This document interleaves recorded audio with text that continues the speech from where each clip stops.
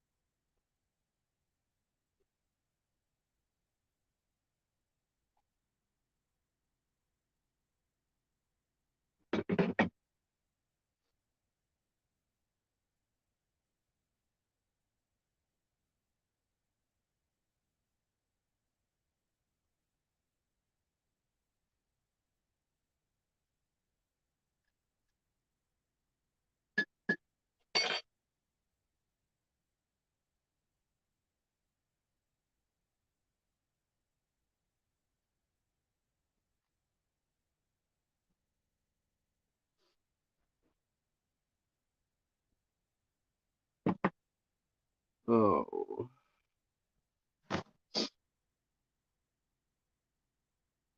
Hmm.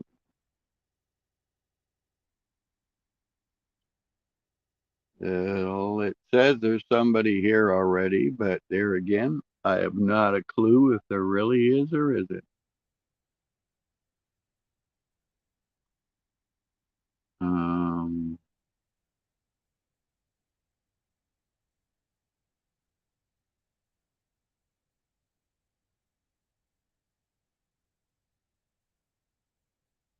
Kind of funny. You can remove yourself or uh. Oh my gosh. Now it says there's two people in here. Is anybody out there? Can you hear me? Do you see me?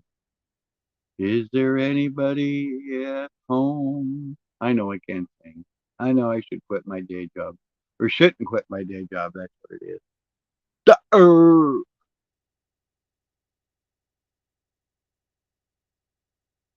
Oh my God.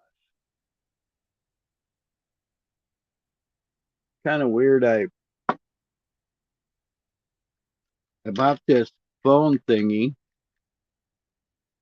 so I wouldn't have to hold my phone, but the damn suction cup don't work. So I have to put my coffee cup on the back side of it here on this little lever that's supposed to make it suction to hold the damn thing down so my phone don't fall over. And I'm drinking my damn coffee right now, so I gotta hold my phone. Damn it.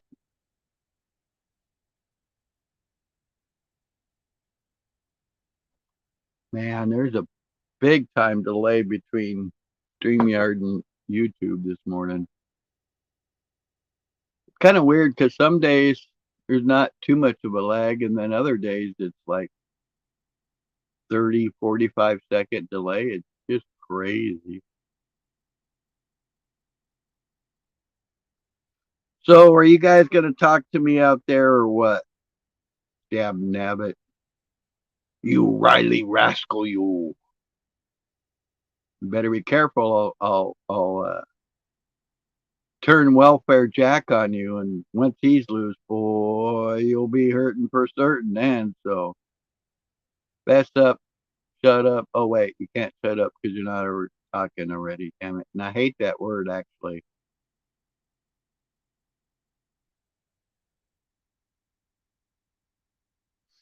Oh, coffee's pretty good this morning.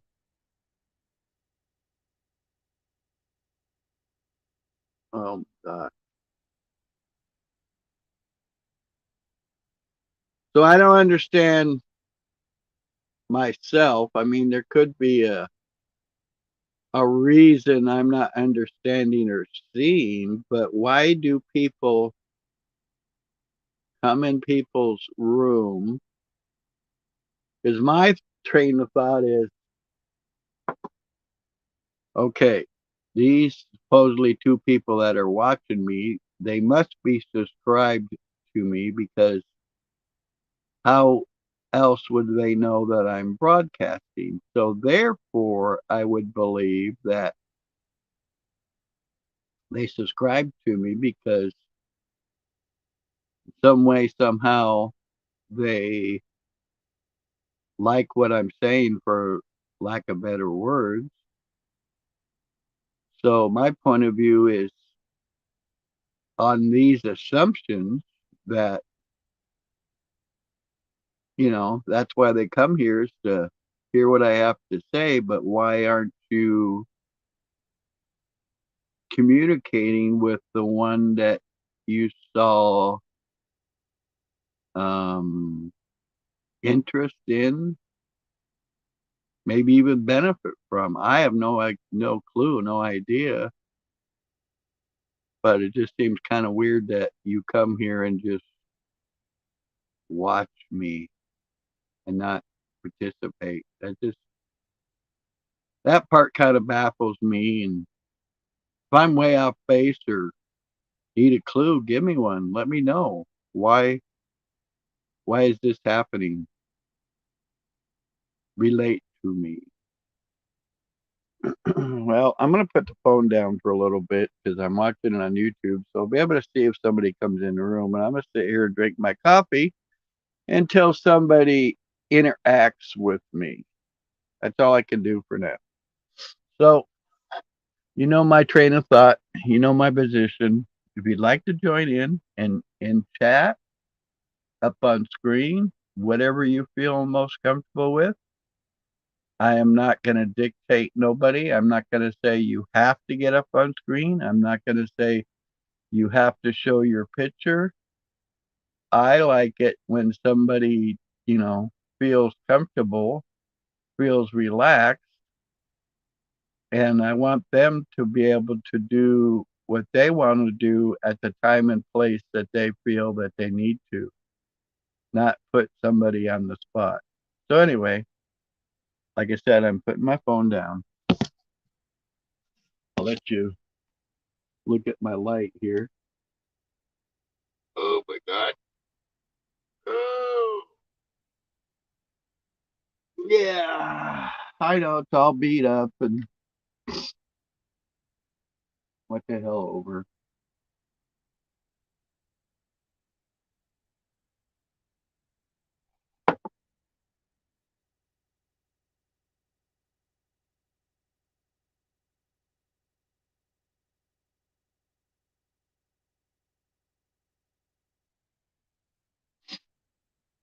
Oh,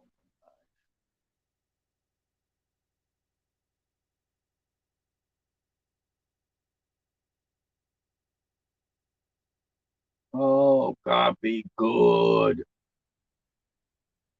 Uh-oh. Now I gotta behave. Hey, you. How you doing this morning? Good to see you.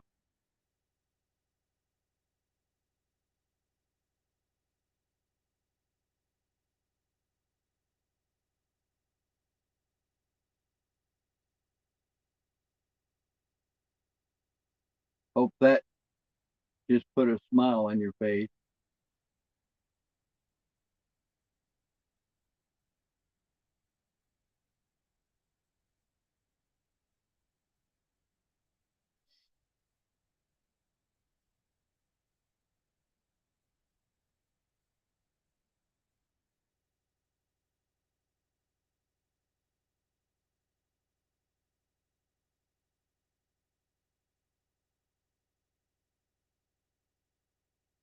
I found out something kind of interesting, and it kind of really, I guess, lack of better words, made me feel good.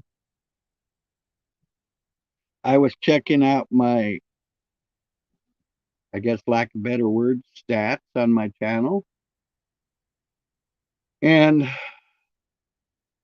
I'm not on screen right now because I'm drinking my coffee, and I had two looky loos in here, so uh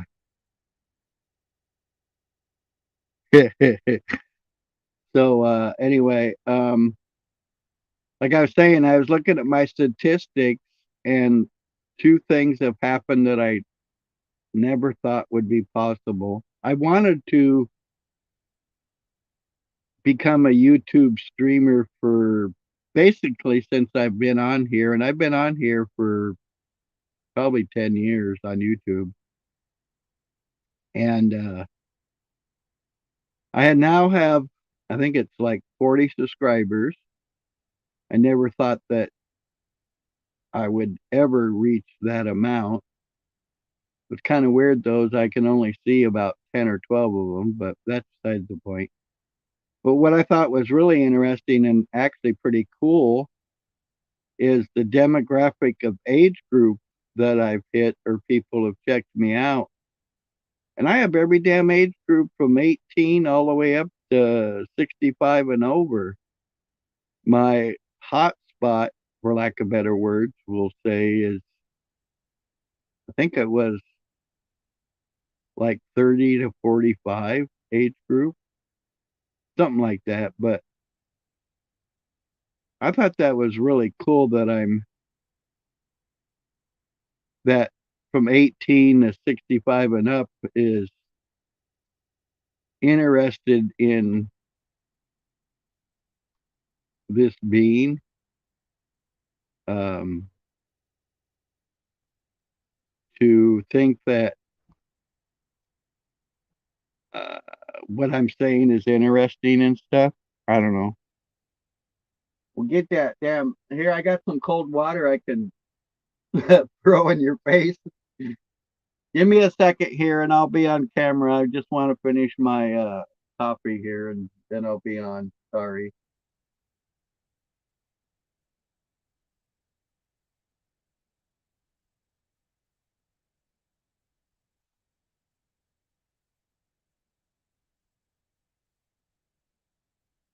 Uh oh, I got somebody here.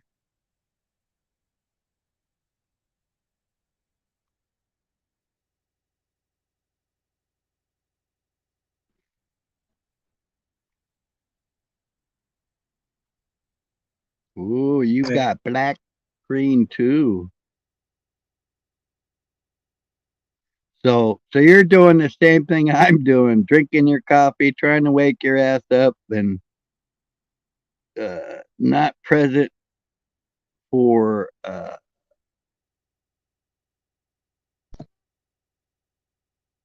everybody to see you at the moment. I had a brain fart.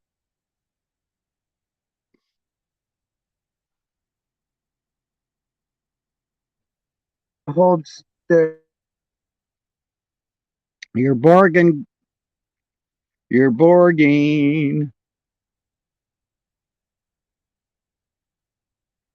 Borg, borg, borg. Borgy, borgy, borg.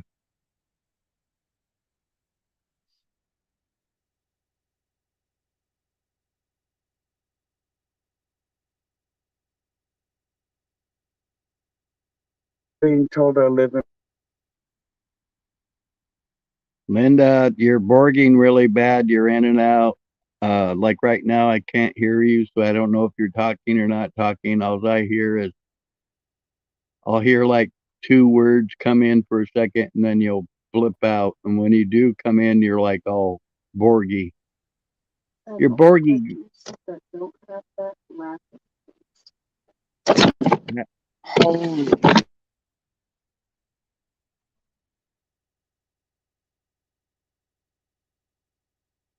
Okay, I heard the rustling pretty good. uh,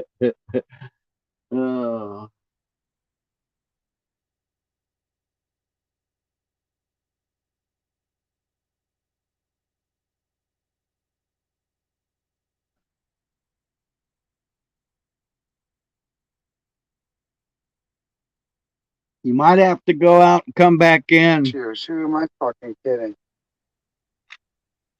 What? Hi, Larry. I'm just complaining about my stupid internet. Oh, okay. Here we go. Da, da, da, It's da, da, da, da, da. it's it's only dark in here because it's dark still.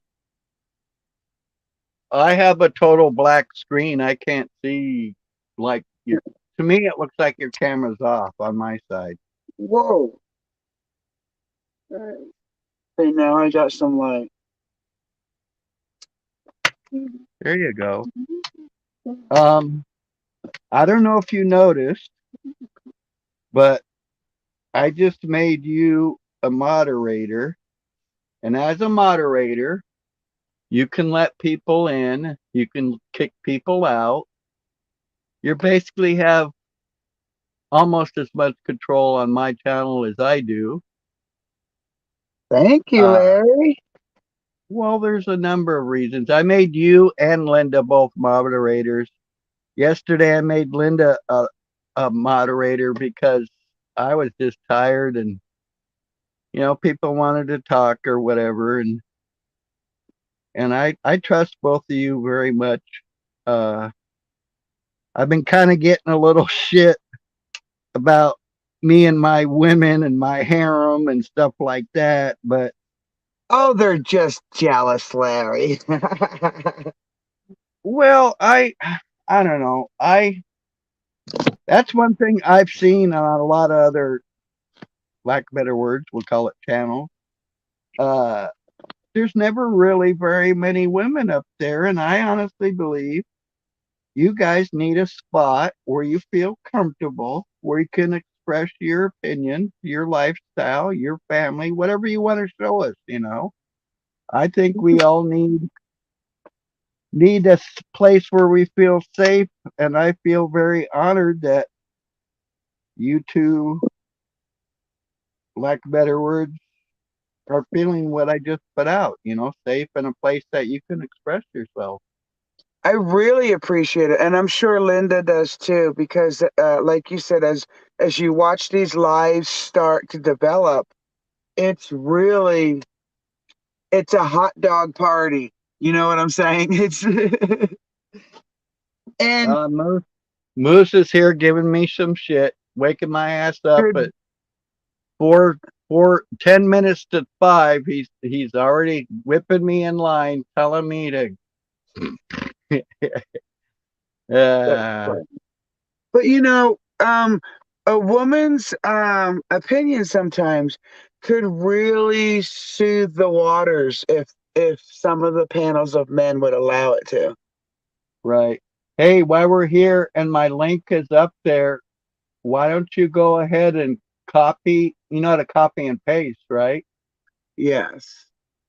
Okay, why don't you go ahead and copy and paste that so, I leave or whatever. And if you guys want to keep broadcasting, then that way you'll have the link and you can bring people into the room or whatever.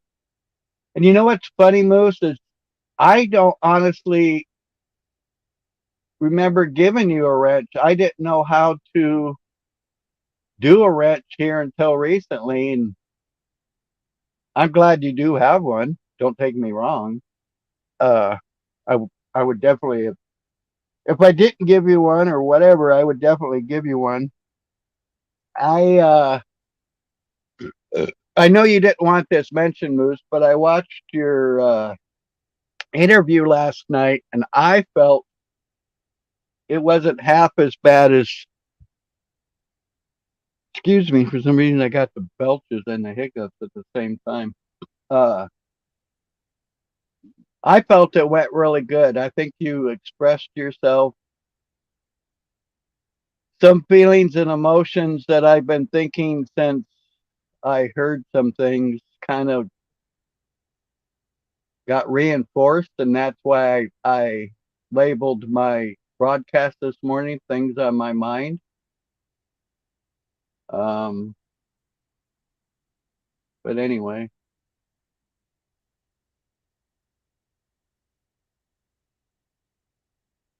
It I is have to. coming to be an interesting group that Moose is developing, right? Oh yeah, Okay, hang on a second, Moose. You're saying I didn't give her administrator. I just made her a moderator, but I need to do that on StreamYard, not YouTube. Is that what you're saying, Moose? For her to be a moderator?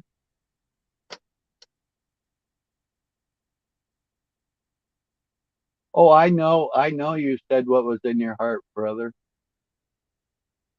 And some of them hit hard to me also.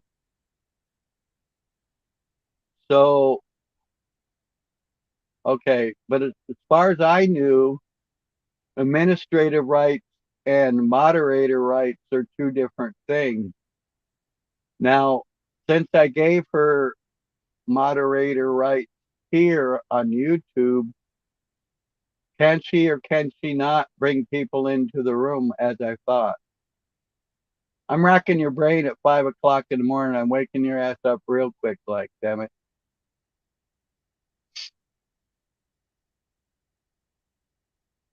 You I'm can't put me. learning the whole time, so I'm loving it.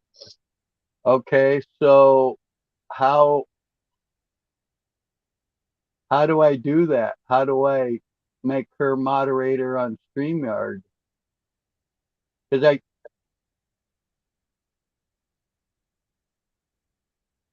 okay, two options. Where do I find those options at? Sorry, I'm such an idiot.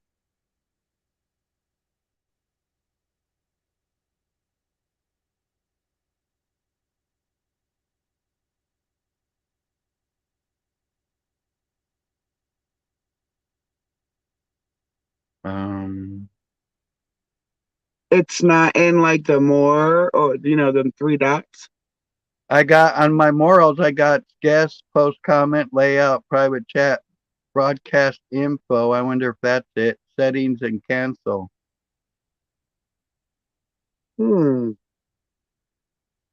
Maybe yeah, I'm thinking like you, broadcast info.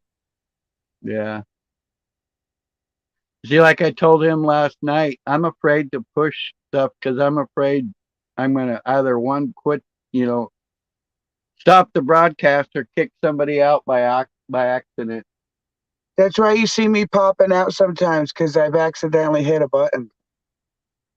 All right, man. Thank you. One computer, go on to StreamYard.com. Now I'm wondering if you have to be on your computer to do this.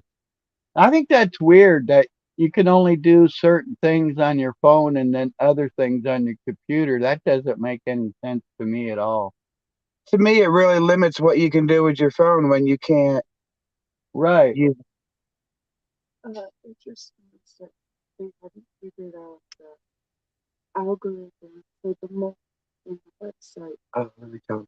My daughter says it just means that they haven't figured out the algorithm into putting those settings into the phone, right? Yeah, that's computer is a bigger head and stuff. So, Right. so Okay, go to StreamYard.com, click on the top right down to members. You will have to have your email address. Okay, and then add co-host. All right. And do you have to do that on your computer or can I do that on my phone? And do I have to do that before I start my broadcast? I'm racking your brain. I'm making you wake your ass up really early here, dude. So Sorry, here you miss, go. but I'm loving it because I need to know these things too. I slapped you around. I'll throw some cold water on your face. Okay, I'll put my email in the private chat. All right.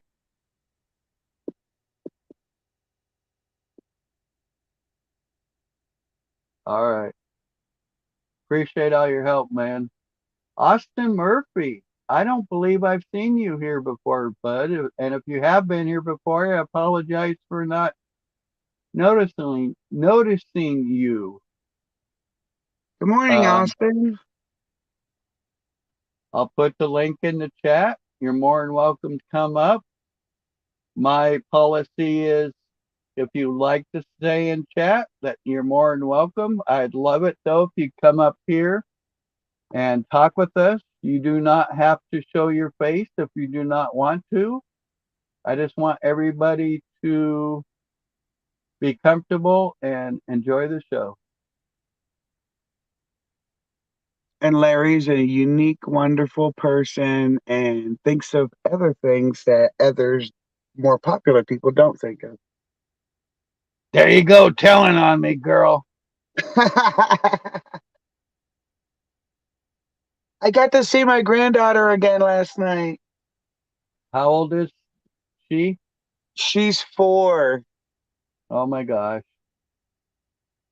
And she's so energetic. It's just great. She sang me a song. Well, that's cool. With Dad with a Just I think laying they're in finally bed. coming around to see and that all parts of the family are valuable, not just mom and dad. There you go. All right, let's see here. Um, top right. Did you say top right? Where are you at, Austin? States or across the pond or Okay. Now I wonder.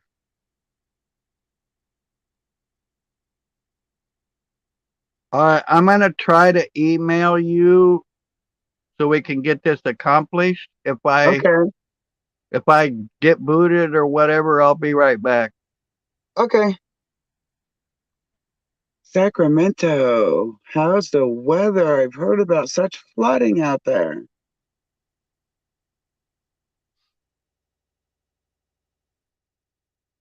new thing. I think the people could switch tabs.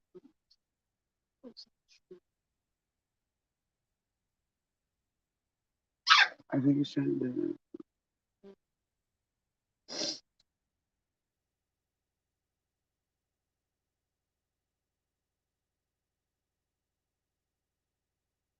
I've never been to California. Only Vince has been to California. When he was young, he was thinking about joining wrestling. Yeah, that would have been cool. Yeah, I did get booted, but I'm back now. There So you are. you should have an email now. So we'll do that first. We'll do one thing at a time so we don't get confused. Okay, let's see.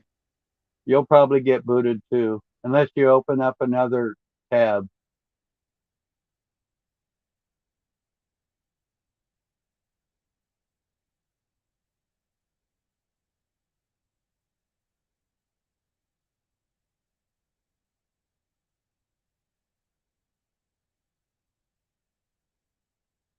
So are you in California, Austin?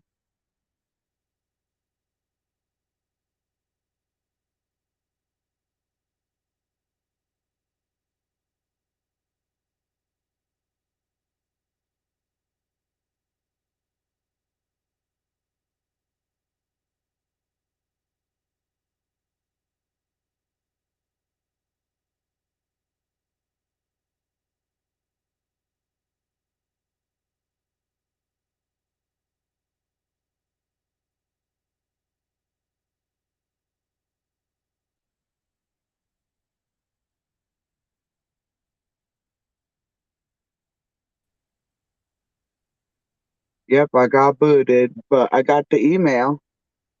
Cool. And you uh authorized it or whatever? It just says mod. It just said mod on it. Let me see if I'm. Yeah, that's my title, but I got to look back at here what I'm supposed to do after I do your email. That's how brain dead I was or am. Okay, so let's see here. So, do co-host. You have to go to my computer, go to StreamYard. Why Uh, you have to email? Pop it on this real quick. A minute. Hmm. Mm.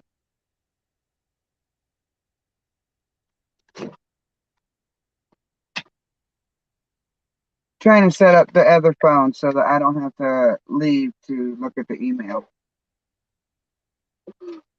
Have to accept the position. So I'm thinking, I think I messed up. I think I was supposed to authorize you before I sent the email. Fuck, I don't know. Bubbles. Yeah, I'm in the same position. Definitely technologically challenged. Well, and I know I make things more difficult on myself sometimes than it should be, but that's just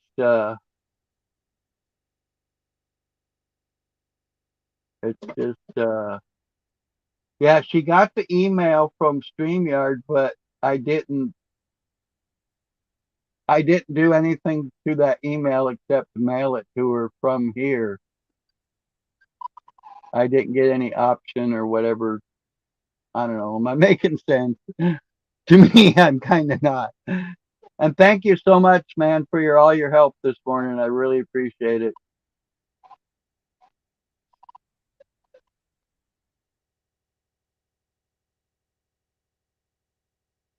I'm gonna log into StreamYard on my other phone and see if it gives me a message or something. All right, that sounds like a good idea. I'm wondering here, maybe. Yeah, I only have three, I guess, so far. You, Mary, and Linda.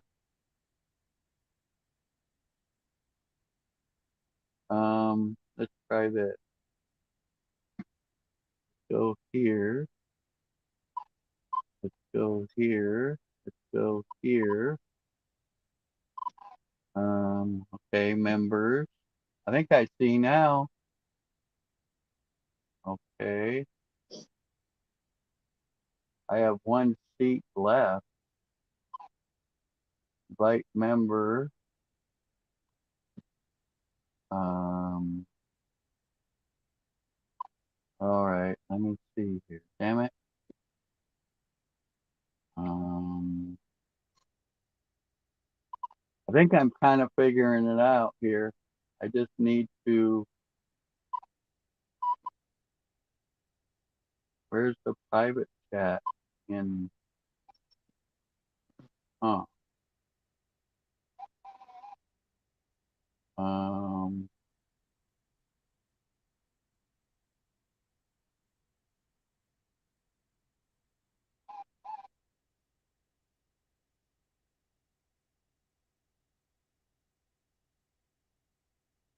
uh, Yeah, I'm looking at it too, and then it's well, it's weird because on StreamYard, I have the option of private chat, but on YouTube, I don't.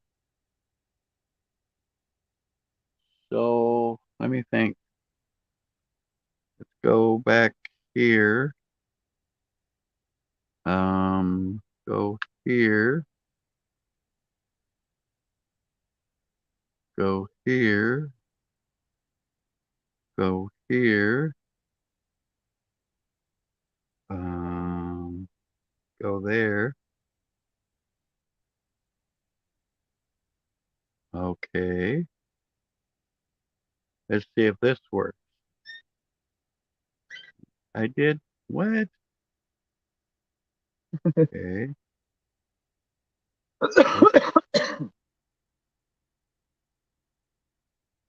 All right. There we go.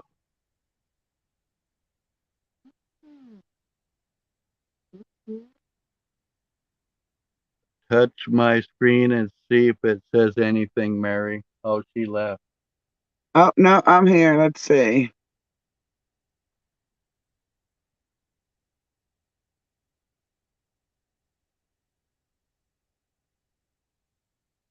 Okay. Okay, let me go back and try and do that. No.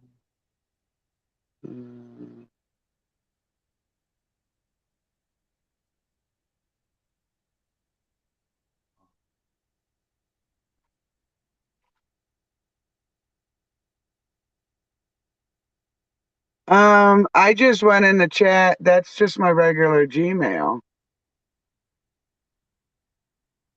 No, I think he's saying put your mouse over his name, probably on the three dots, or and see what you could see. Basically, from my understanding, I could be way off base, though.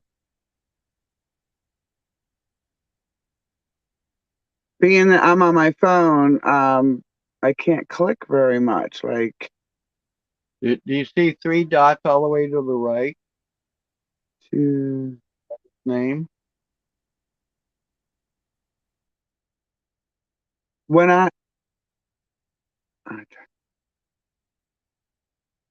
no, see, there's no dots or nothing.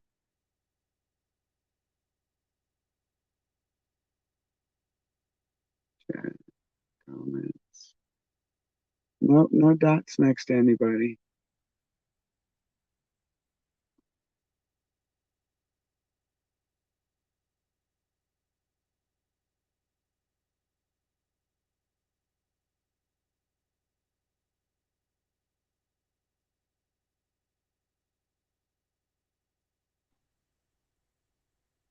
Who's Brian O'Shea? Brian O'Shea's from Paul's channel. Oh, gotcha. Okay. He's here.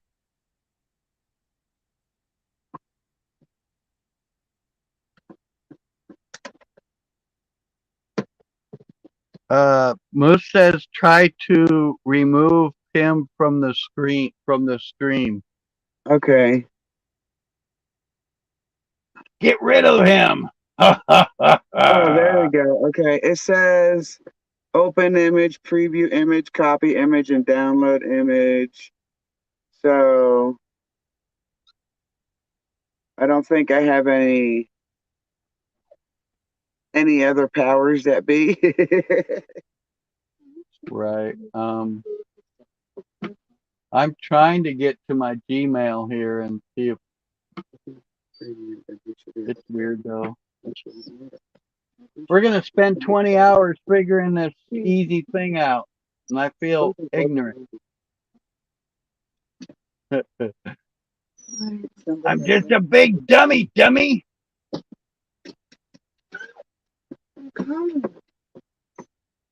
All right, let's do it. Here we go. I wonder. Okay, here we go.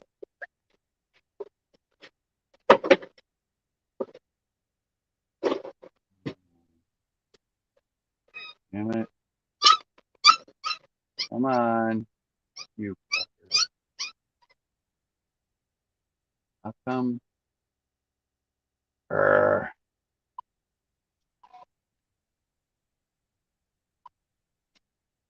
I wonder if there's a tutorial for it. I'm sure there probably is. Now I can't even copy and paste your damn email for some reason.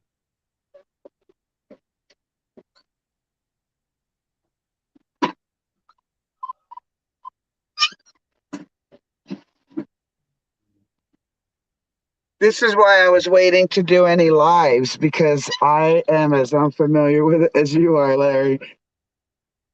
Oh, I'm not familiar with it at all, but I think I'm figuring it out. Okay, I got it now. Co-host. All right, now you should have received an invite. Oh, okay. Let me look. Let me look.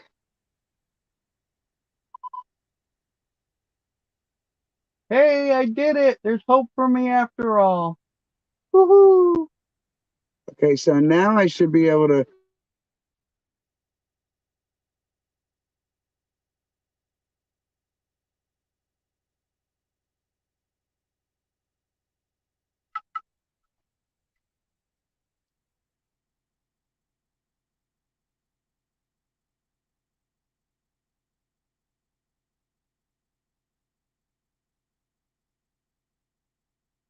I think you have to go to your email and accept. Or you could do here. I'm not sure which, but let's see here. Austin.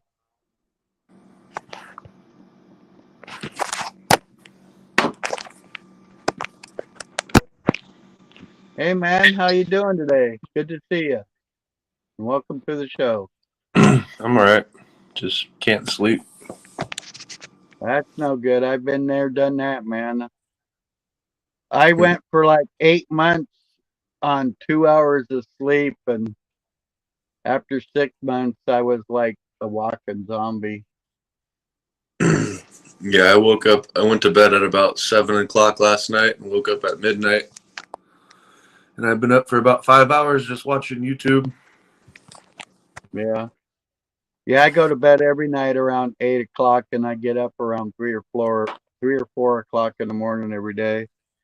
Still got that damn internal work clock going that I can't seem to shut off after however long I haven't been working. Been a long time.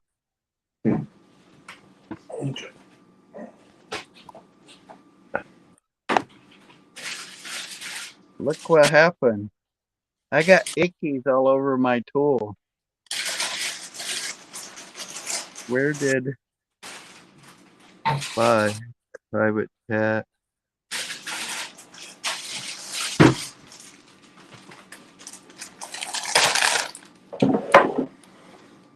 You're backstage.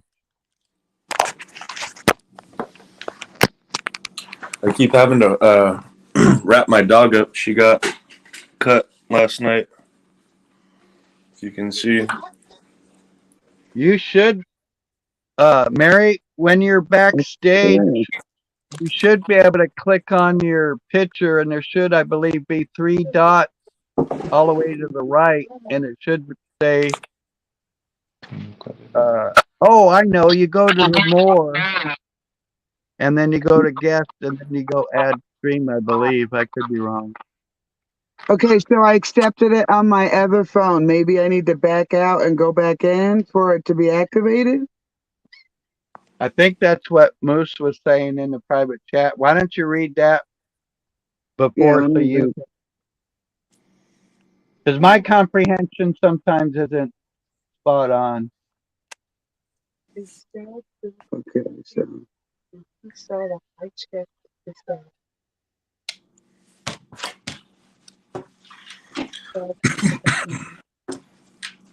there's nothing in it.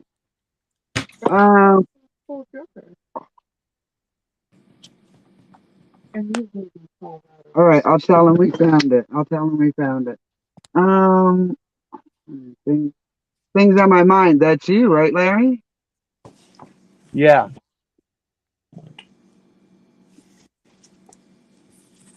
Enter studio, invite guests. See, there you go. See, so you Okay, so should. maybe let's see. Enter studio. Why don't you go ahead and go back out and come back in and see if you can add yourself. All right, I'll do that.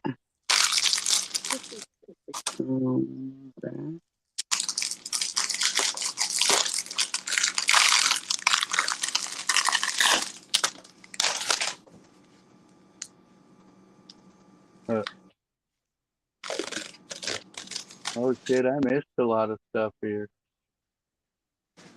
No,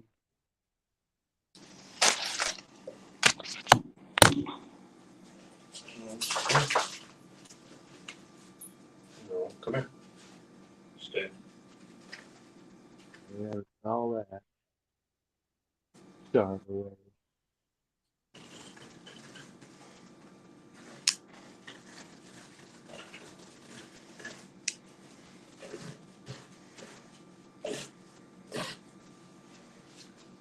Yeah, she's got the free version.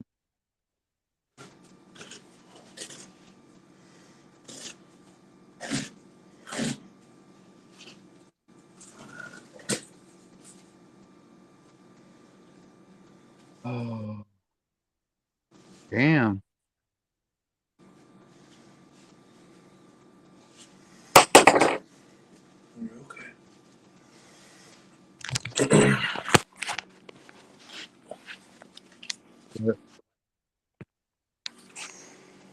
Oh, look, it even looks different now. Ew, some white mom. Whoa, she's Can you got hear the me? power. Oh yeah, I can hear you good. Awesome. Oh shit. Gotta be careful. You know what they say about power. Power corrupts absolutely. Now you got the power. Let's see what happens, huh? Oh, look at that beautiful baby.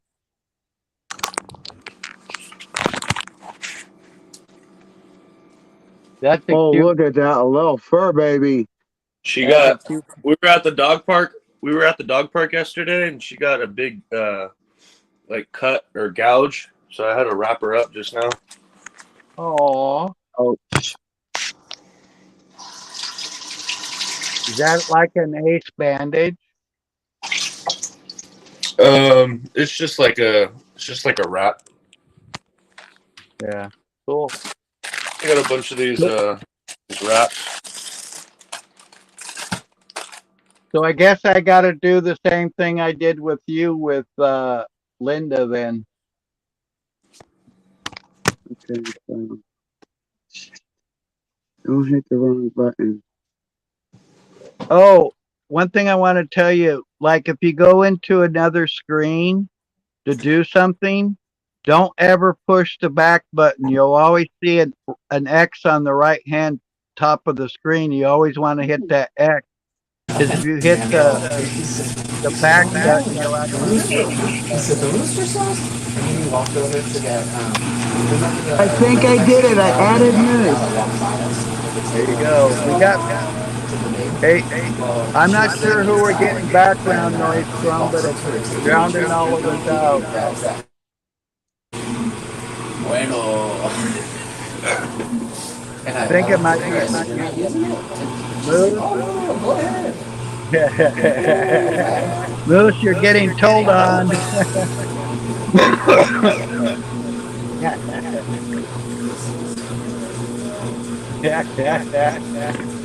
Austin threw you underneath the bus, Moose. I hope you know I'm just giving you a bad time, bud. I understand. Look, we're getting reverb.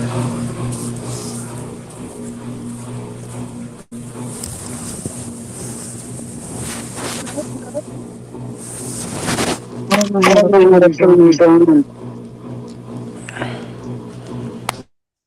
Circle button. Okay, I just gotta look and see what pops up here.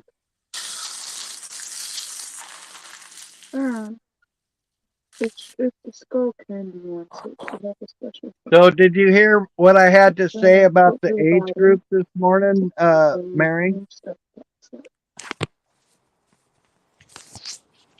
One, it says hash, huh? Be it, yeah. I'm trying to set up some headphones because I was able to do it by getting on this StreamYard.com. Can you hear me? Right, yeah, you're fine. There you I go, don't girl. have It's all enough you. in there. No, I didn't. No, Wow. I can't plug it into my phone. Mhm. No, I can't. I don't have an outlet. Why? Sorry, I'm trying to figure out. So I went through StreamYard by way of Google on StreamYard itself, and that's how it Right. worked. But it's controlling my volume, and I can hardly hear everyone.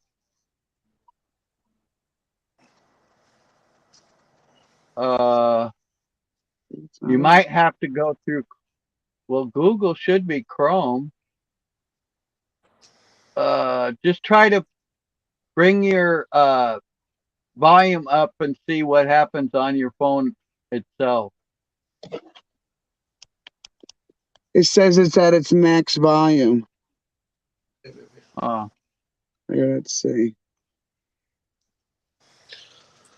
As far as I know, in settings, all you can do is increase your mic volume. I don't think you can increase your listening volume.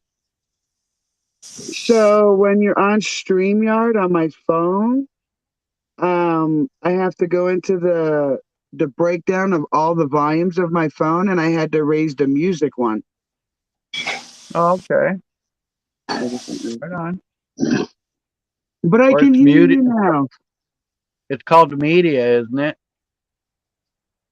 Yes. Okay. But no, my Samsung phone broke it down to notifications, voice, music, touch sounds, and then incoming call sounds. All right. So I'm going to put you to work now. You got 3 and more. You need to figure out what the hell's going on, girl. 3. Okay, let's see. Yeah.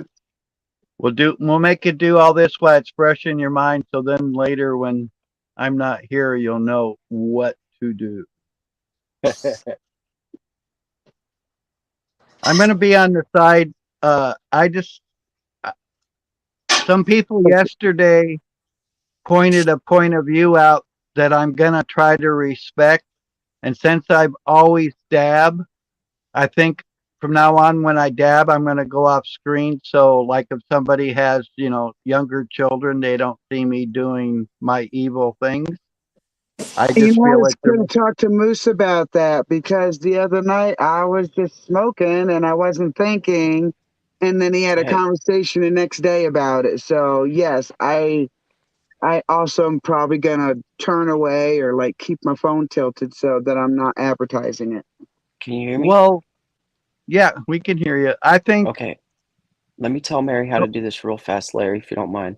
go ahead. Um, No problem. okay, so Mary, click, just touch your picture, and it'll say there should be a little option, settings, and then go to audio, and you can turn your microphone up and down from there. Right. The problem wasn't the microphone. The problem is she couldn't hear me. Yeah, Okay, when I so went that on to StreamYard by way of StreamYard, but when I went on to this, I came by way of StreamYard, not YouTube. okay. So I don't know if it's some kind of I'm gonna have to go into maybe my account and mess Restart with your my phone. settings on StreamYard. You have to restart your phone. You Oh, see it? You can't see my picture. I need to restart my phone for it to work. StreamYard, it'll bug your phone. okay. Okay, So, gotcha. you know, otherwise you'd be able to I have see a my lot to picture right learn now. because a lot has changed since the internet has come in. Yeah, so that's one thing you'll find, guys, is if you lose audio, if you lose video, if something's going wrong, you're gonna have to restart your entire device. You have to just quit this out, just do a full restart of your whole machine, whether it's your computer or your phone, and then when you come back, everything should work properly. And I'm sorry for cutting you off there, Larry. I just wanted to tell her before I forgot. No big reason. No, don't be sorry, dude. You can interrupt me as much as you want until I say otherwise. How's that? Ha ha. Larry, turn away, damn it. I forgot. I'm sorry. I said See, I was gonna do it, and then I spaced. it's no big Damn deal it. to me. With people No, no. smoking, I'm it's just I'm the appearance that other people might see. right. No, you're more than able to slap me upside the head anytime I need so, and I appreciate it. And the same goes for you. I expect you Well, guys that's to. where I don't want to step. I don't want to step on anyone's toes either. So, maybe this bringing us to another point of attention is some lay laws, so to speak. You know, like I'm not a drinker, so if it were my stream, I'd be like, if you drink, please do it to the side. Um, and even if you don't, like, I'm not gonna get butthurt about it. You know what I'm saying? Right, right. But at least people in the crowd understand that, hey, we have rules around here. Someone doesn't follow them, it's their fault, not your fault. You're not promoting that stuff. If there's children watching or whatever, and somebody's Right. smoking a 10-foot bong or whatever on there, then Chuck had to explain to his son. I think it was Chuck. He had to explain to his son why somebody was smoking a 10-foot bong, and that's kind of a hard conversation to have with children, I guess. Well, yeah. Yes. Are you saying I'm not allowed to do heroin on here? Yeah.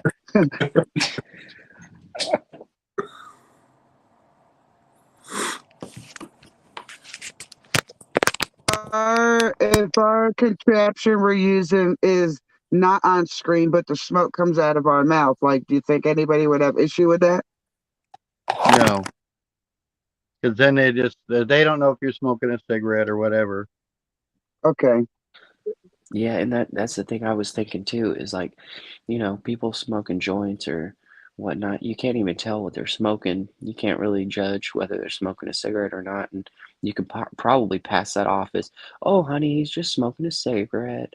You shouldn't do that, kind of thing. Right, right, right. Well, I've always taken an opportunity like what we're talking about as an open window to be able to talk to the kids. So I come at it from a different direction and I don't want to put my stuff on anyone else, you know?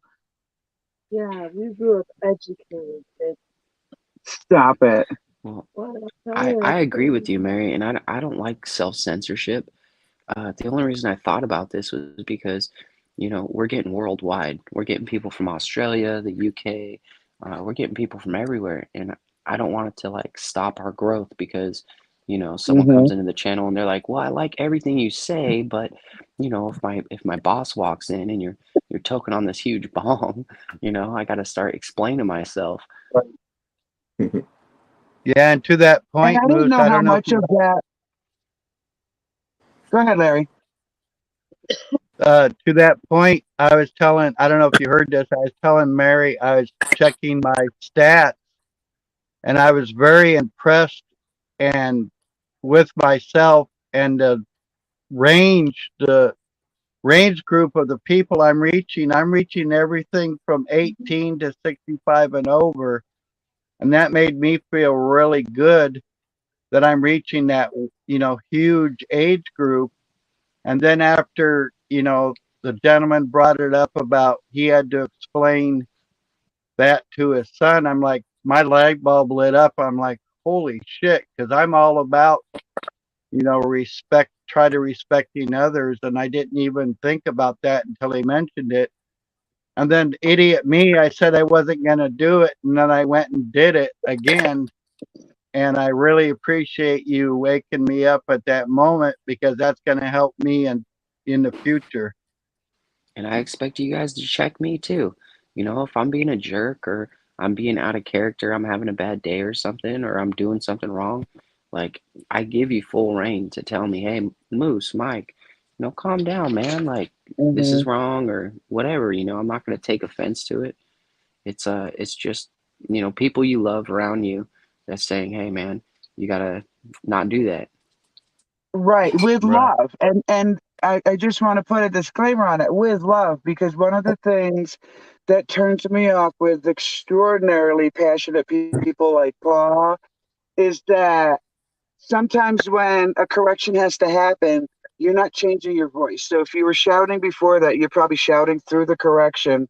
And maybe that offsets people because I don't like a lot of shouting at me. Even if I'm learning something, I don't want my teacher to shout at me.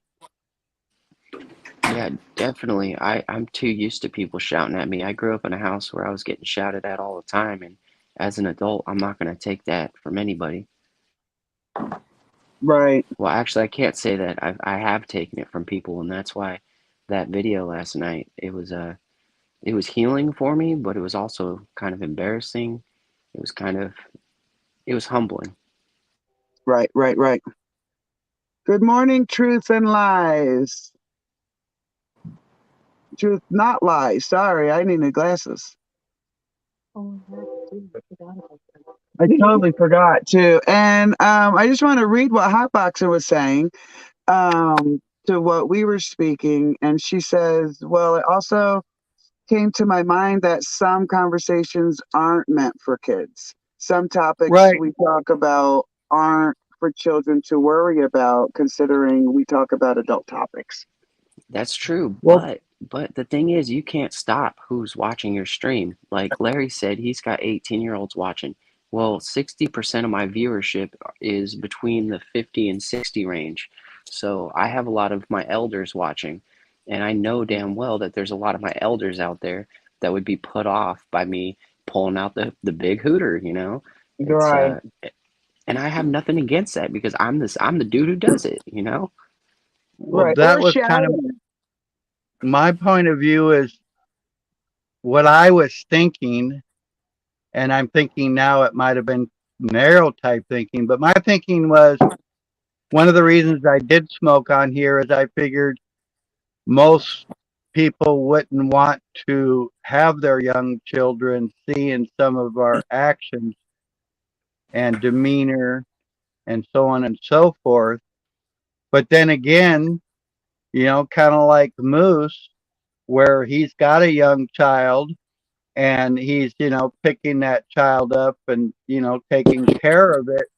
You get put in situations where the kid's exposed to it in a matter of speaking, to begin with. So my point of view is if we can tone that side of us down a little bit, that's going to let the younger generation see us a little better without interjecting our bad habits upon them.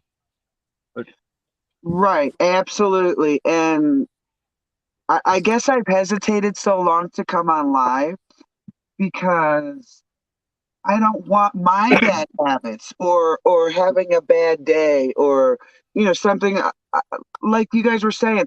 I need more other people to check me, but in a nice way. Like the checking that has been happening on some of these live streams has seriously discolored the truth they had to offer. right, Mary, can you post a link?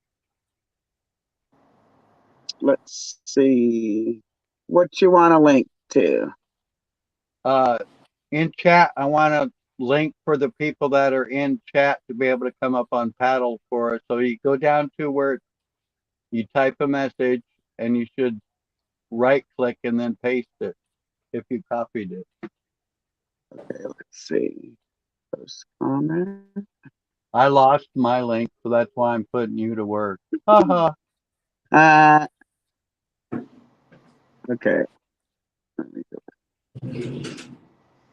Go to the bottom of the page where it says your name, where you chat. Click on it, and then right click on it, and it should say paste. Whoops. We get Drop.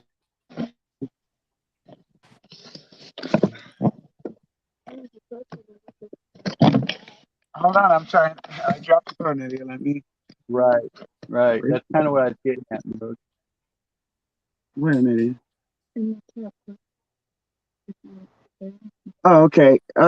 That's what I'm looking for, but Let's put it Okay, not there. you know where you type see, on the there's main nowhere for page? me to put a comment. That's what I lost being on StreamYard is I got Mike Cam guess more. I hit Okay, more. you go to more, and then it'll say post comment. Hit the Yeah. post comment, and then put your mouse on that and right click it. You should be able to post that link, No, go lay down. Go. I See, believe. that's what If I I'm don't have being on StreamYard. I don't have the option. I've hit post comment and it won't. okay, try holding when you go to post comment and there's that type box. Try just pressing and holding with your finger and see if it will say paste. No, it's not letting me. What the heck? I think Moose Oh, is right. I might have to restart my phone. Because it says post comment, layout, private chat. But when I click on it, it does absolutely nothing. There's nowhere to type, nowhere to click. There's Yeah, banners.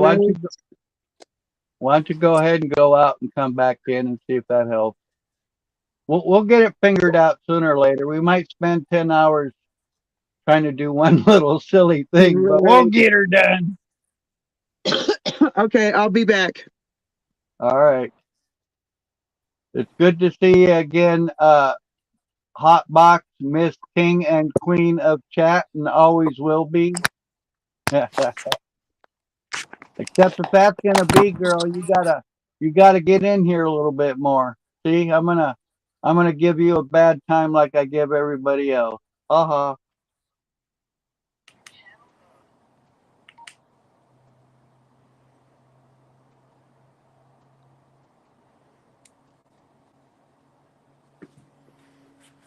Okay, which didn't happen. It's very easy to have negative effects on kids in the long run. Kids don't want to be set up until the dark. Yeah, it's true too.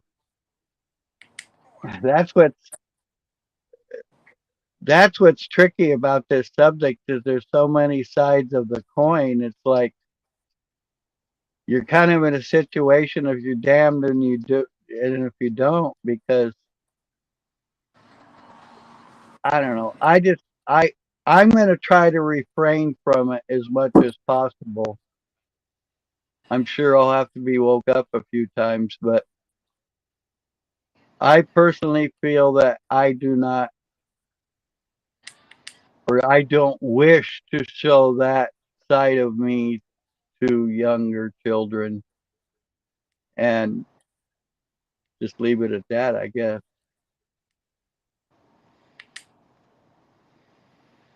Okay, Moose says sometimes StreamYard don't let you post comments for some reason. It's weird how we get bugged.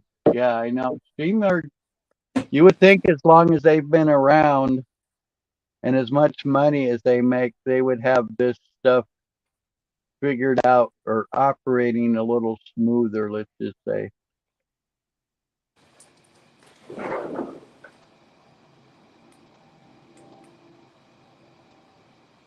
And how do you put people's names up here in our boxes, Moose?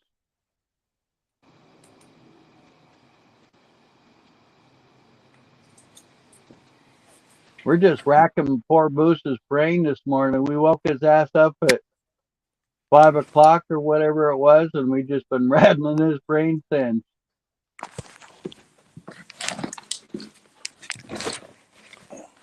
Sorry, we're doing all this, man. We need to figure this out sometime. And you got stuck with the punishment. What do you think?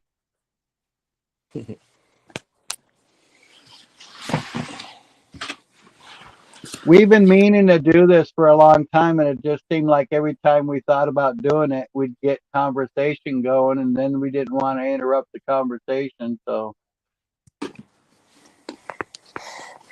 up, he's streaming.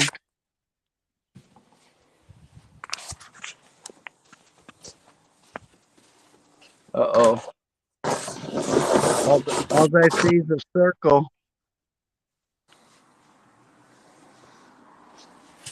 You're in the stream, but you're not. You're for some your connection must be bad, Mary. I don't know if you or yeah. I don't know if you can hear me or not, but I think your connection went out on you because all you're doing is circling now.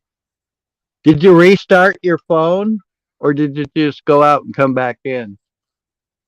Damn. Oh, I'm just giving you a bad time, Moose. The baby woke up. Uh-oh. I hope we didn't wake her up.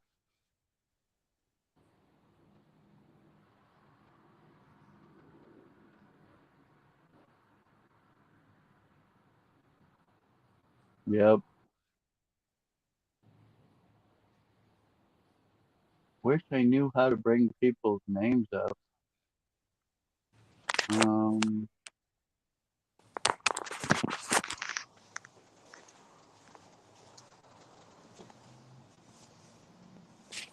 uh,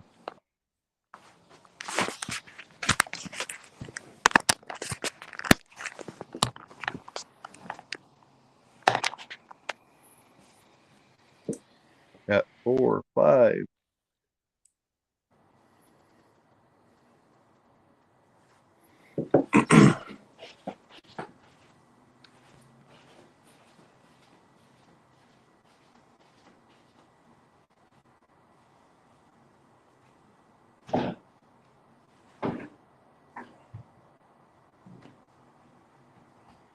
Not on page anymore, but still goes. That's funny.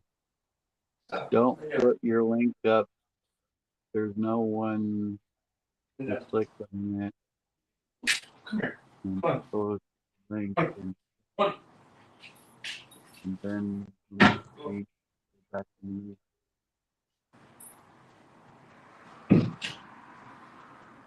That just seems silly that you gotta go out. You gotta come in to go out to come back in. That's just weird.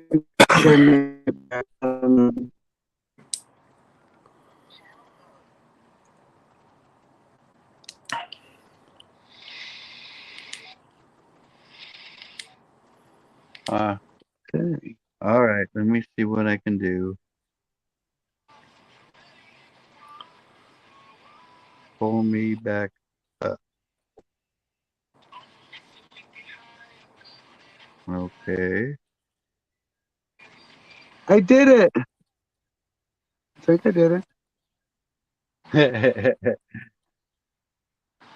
I like the stream. You So- you both did it at the same time. Okay, so here we go, Larry. First off, take that thing off the screen.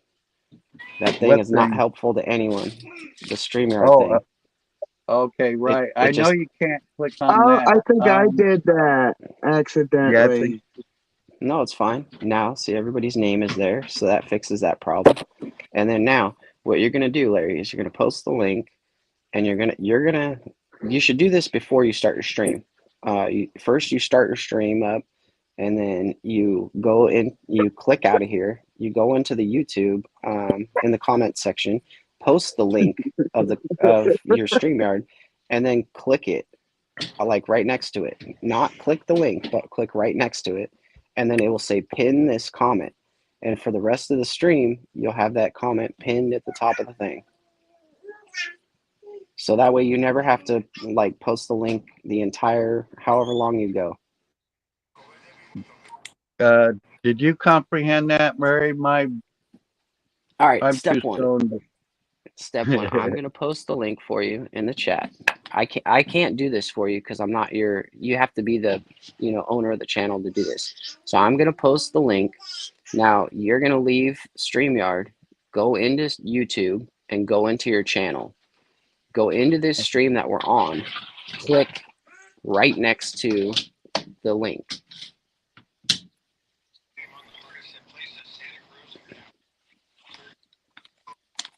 Or actually, I have to leave too to post the link. I'll be right back. All right, man. But just follow me. Follow me, Larry. Follow me into the chat. Go back to being a chat person. We've got creating a homestead up here running your channel. So you don't have to worry about that. All right. So Come you into want the me chat to go? You want me to go to YouTube then? Is that what you're saying? Yes, go to YouTube and you're going to Okay, go I'm into your, and I'm going to post the link for you. And then when I post the link, you go to the link and it will give you the option to pin it. If you pin it, everybody will always have the link. And it will be at the top in that shaded like you do. You know what I'm saying?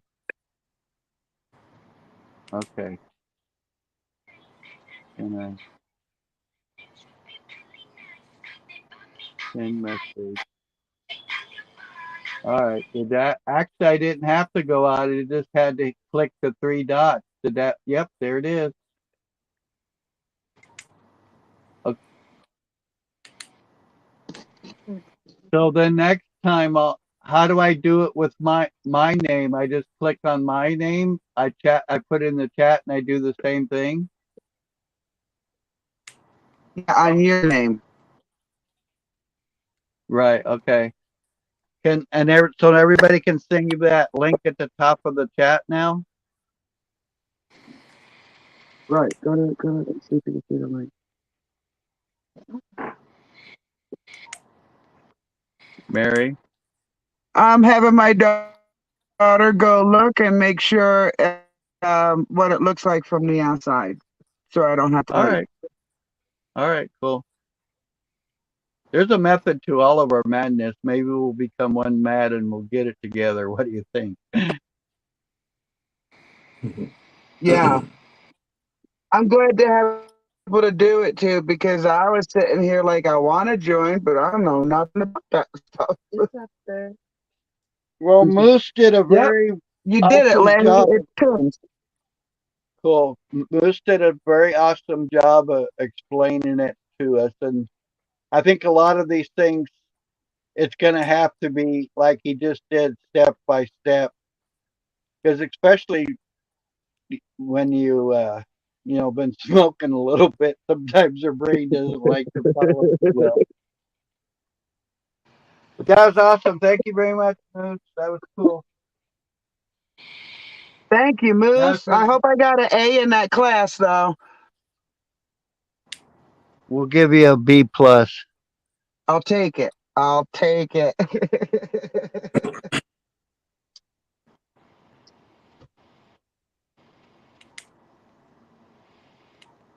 Hey, we But have the two irony, mooses. We have a moose backstage and a moose on panel. yeah. The funny thing though is I think I'm going to give myself a C. Now there's three mooses up there. What do you call three mooses? Meese? We got a herd of meese. We do. That's funny. Okay, hold on. Contain of smokers block. This one, remove, and add that one. Is that the one you want me to pick, Moose?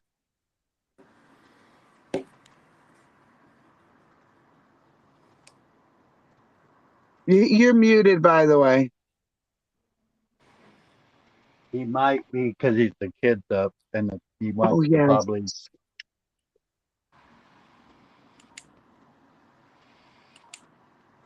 He said you So, could what do kick you want the to talk?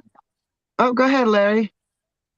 Oh, I was just saying, I came back in. He said, did you already kick the moose that isn't here? Yeah, I kicked the one out, but there were other mooses in the backstage. This sounds so weird. Yeah, I got one that's flashing and one that's not. So I'm thinking the one that's flashing isn't him. Now it's not flashing. I don't know how he's up there 3 times. Like, Okay, I see the black screen. So this one, let's try this. Oh,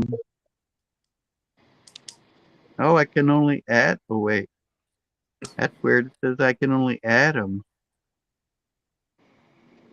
Okay, here we go. Kick from studio. Kick guest. oh, pick me. It says pick me. Oh, shit. Oh, you're Okay.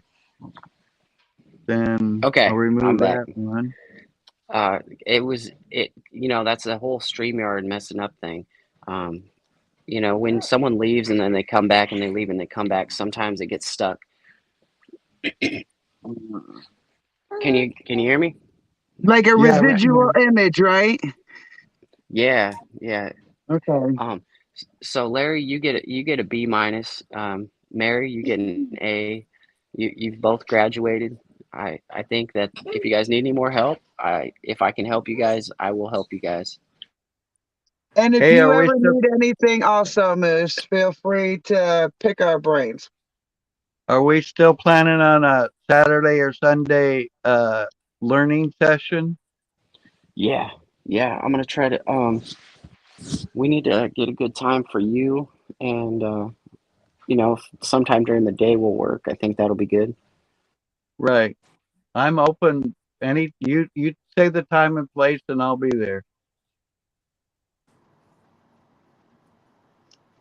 Yeah, I would like to learn too. The one thing I noticed about learning computers is the newer generation that knows more of it wants us older generation to think faster, and we just can't because we didn't grow up with computers. It's no problem at all, guys. Sorry, Austin. Didn't mean to cut you off. No, you're not cutting nothing off. I'm just hanging out. Did you do a tour, Austin? Just I just went to Korea. I guess it's considered a tour because we're still at war times with Korea because Right. Yeah. there was never actually a peace treaty signed, so technically we're still at war. Isn't that funny how that works? Yeah, since 1953. When I was there in like 2016. That's crazy. And when I was there, we were doing. I was at the. So South Korea split up into 5 different zones. I was at the zone that's closest to the DMZ, which is the demilitarized zone, which is like the border between North Korea and South Korea. Mhm. Right. And when I was there, we were doing an annual training that we do every November. And we had our helicopters that were shooting at like the mountain range, just like doing target practice. And we were really close to the border. And the North Korean soldiers, they heard like all the shots going off. And so they took it as a threat of war. They thought we were going to attack them when we were just doing training. And so they shot a missile over at us. Nobody died or anything, but they shot a missile over, and then we returned fire with 24 missiles back. Imagine. Yeah. So, yeah, I remember staying up all night, looking up in the sky, because we were all sleeping outside, and I just remember looking up in the sky, looking to see if a missile's coming, you know. Right. That's got to be a terrible feeling. I live next to a training base, a very large training base, and Where at? in Colorado, southern Colorado. Oh, okay. My mom lives in Colorado. Oh, okay. And my grandpa. If you see my hat that I'm wearing, What's that say? it's the Colorado. It has like the Colorado flag. Oh, yeah, I see that. I never seen it in gray, kind of black like that. That's pretty cool. Yeah, my mom got me this hat for Christmas. Nice. I go through a lot with the training base. Like, I've really had to adjust my life and expectations because the realtor never told me how close the base was. And it's like 2 acres to the east. Well, actually, it kind of surrounds the whole ranch subdivision. What's the base called? Uh, Pinyon Canyon Maneuver Site. I've never heard of it. 250,000 acres. Oh, geez.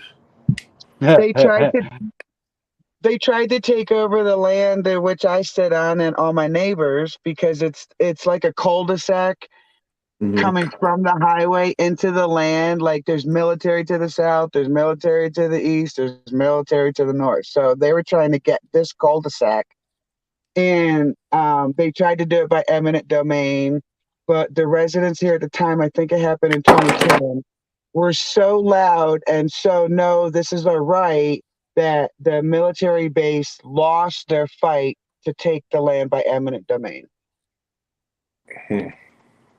So now we get harassed. Like I had one year, I had a helicopter spiral all the way down until it hovered over my house for about 15 seconds. Mm-hmm. Yeah, I used to live down in Southern California in the Mojave Desert. Oh.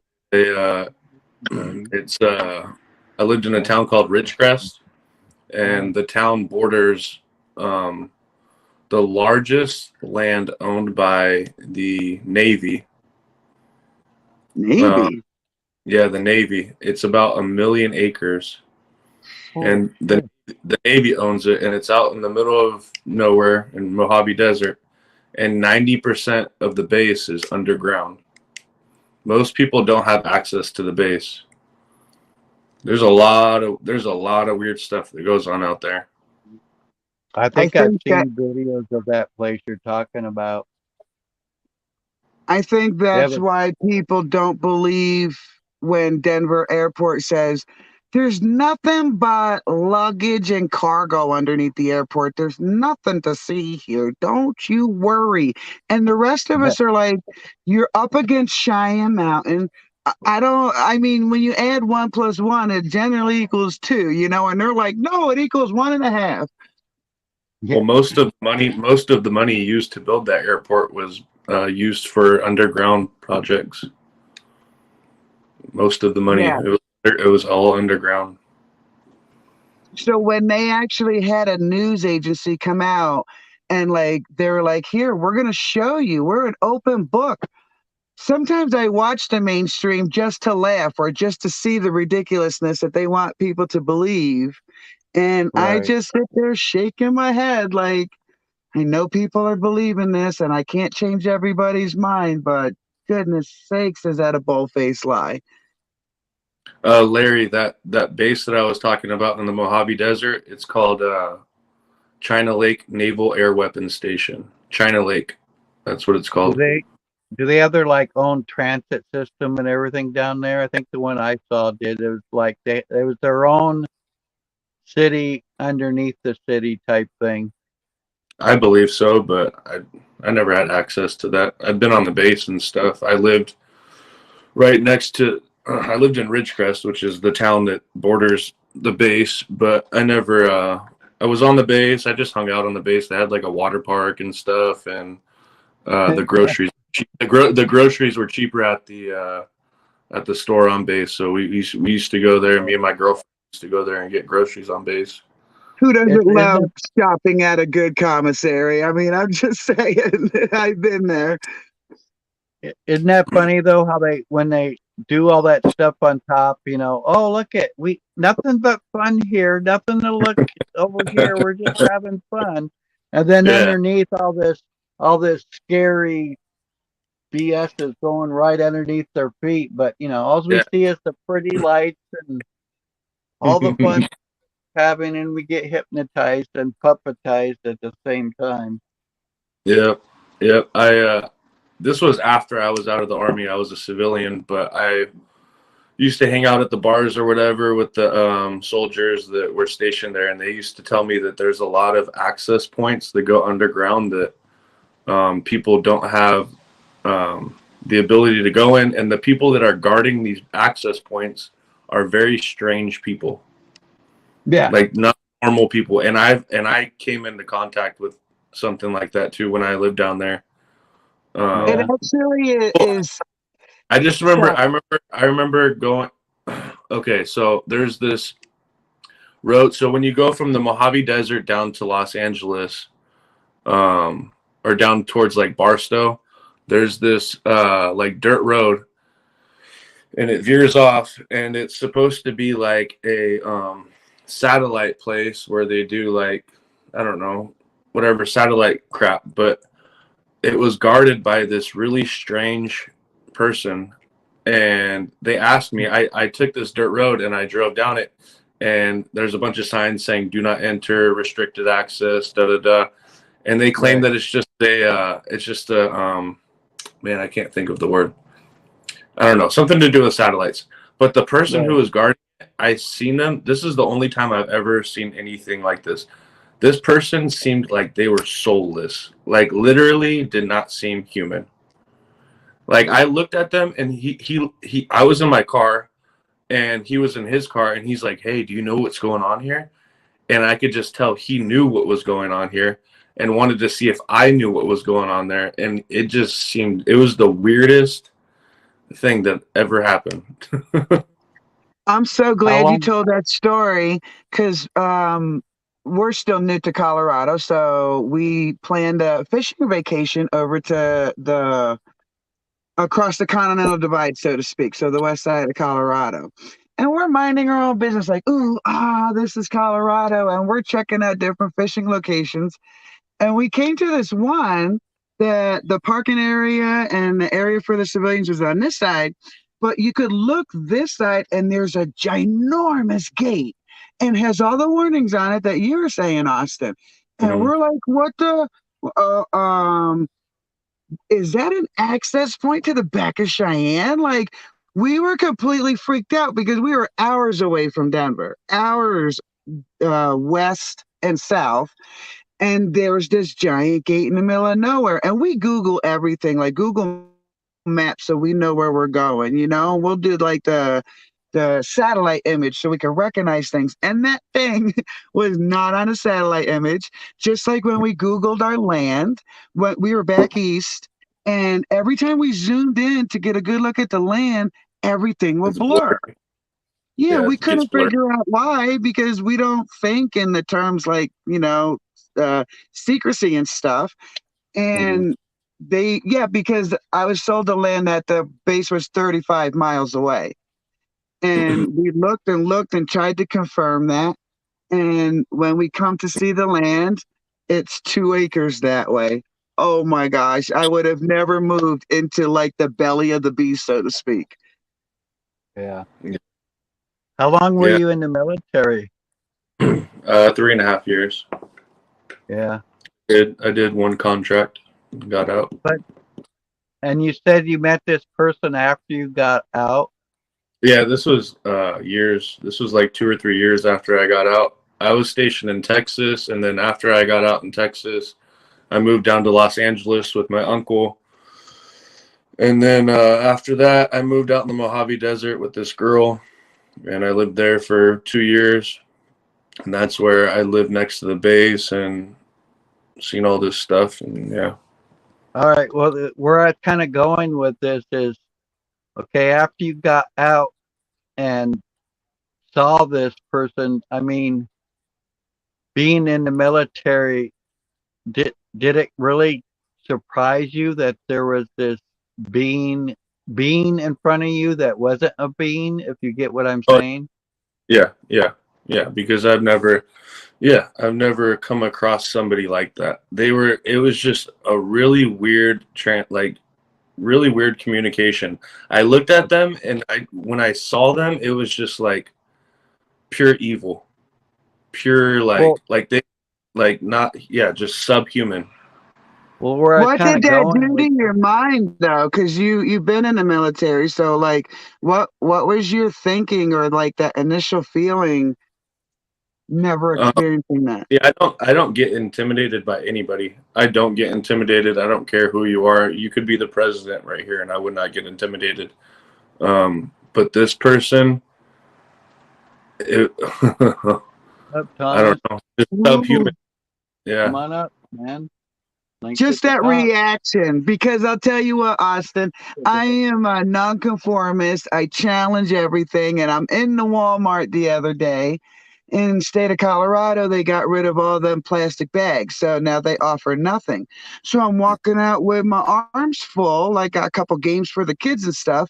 I have the receipt in my hand, like with my stuff, and he's like, receipt, and I'm like, whatever. I really have no respect for that philosophy that they do. That's how And I his am. hand immediately went to his chest like he was a cop, went to go hit a button like we don't play those games here. And I had that same like notion that you were feeling like, I'm not dealing with the average person here. Yeah.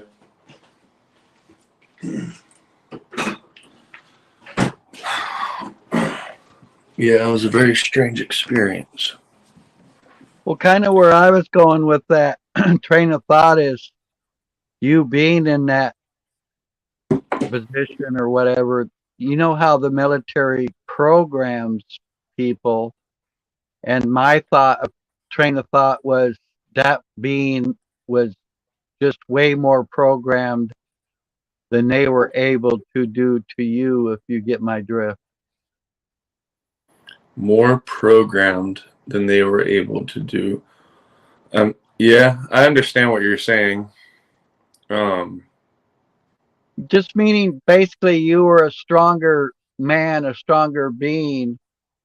And we all get programmed a little bit, but some of us are more weaker, I guess, Susceptible for to it. lack of better words, to be able to be a puppet, I guess. Did that make sense?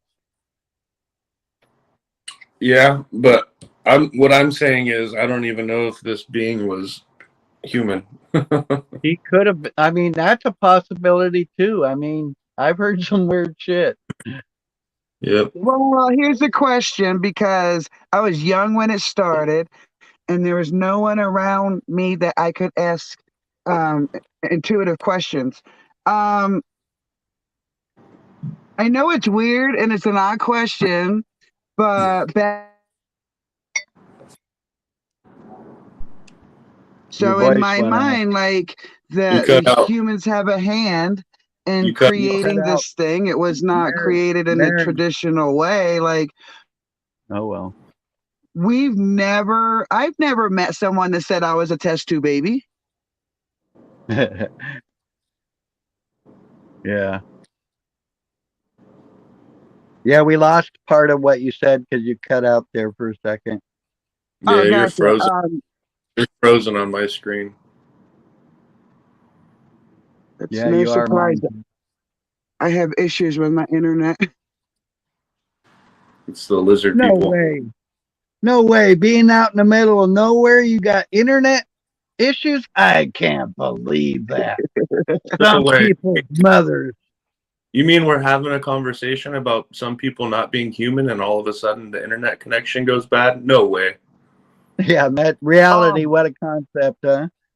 No way. that has happened to me. I've literally had phone calls with full bars just literally drop if I'm talking about the wrong thing. I'm shit. Yep. Yep. I had a Reality. girl. I met this girl here, and Larry's heard me talk about her because it's someone I tried to befriend but wound up couldn't. She told me that when she was younger, she's in her 30s. So when she was younger, like 15, 16, she met someone that had a masonry book. So she was curious and took up, there's a bot in the chat. She was curious, took pictures and put it on her MySpace.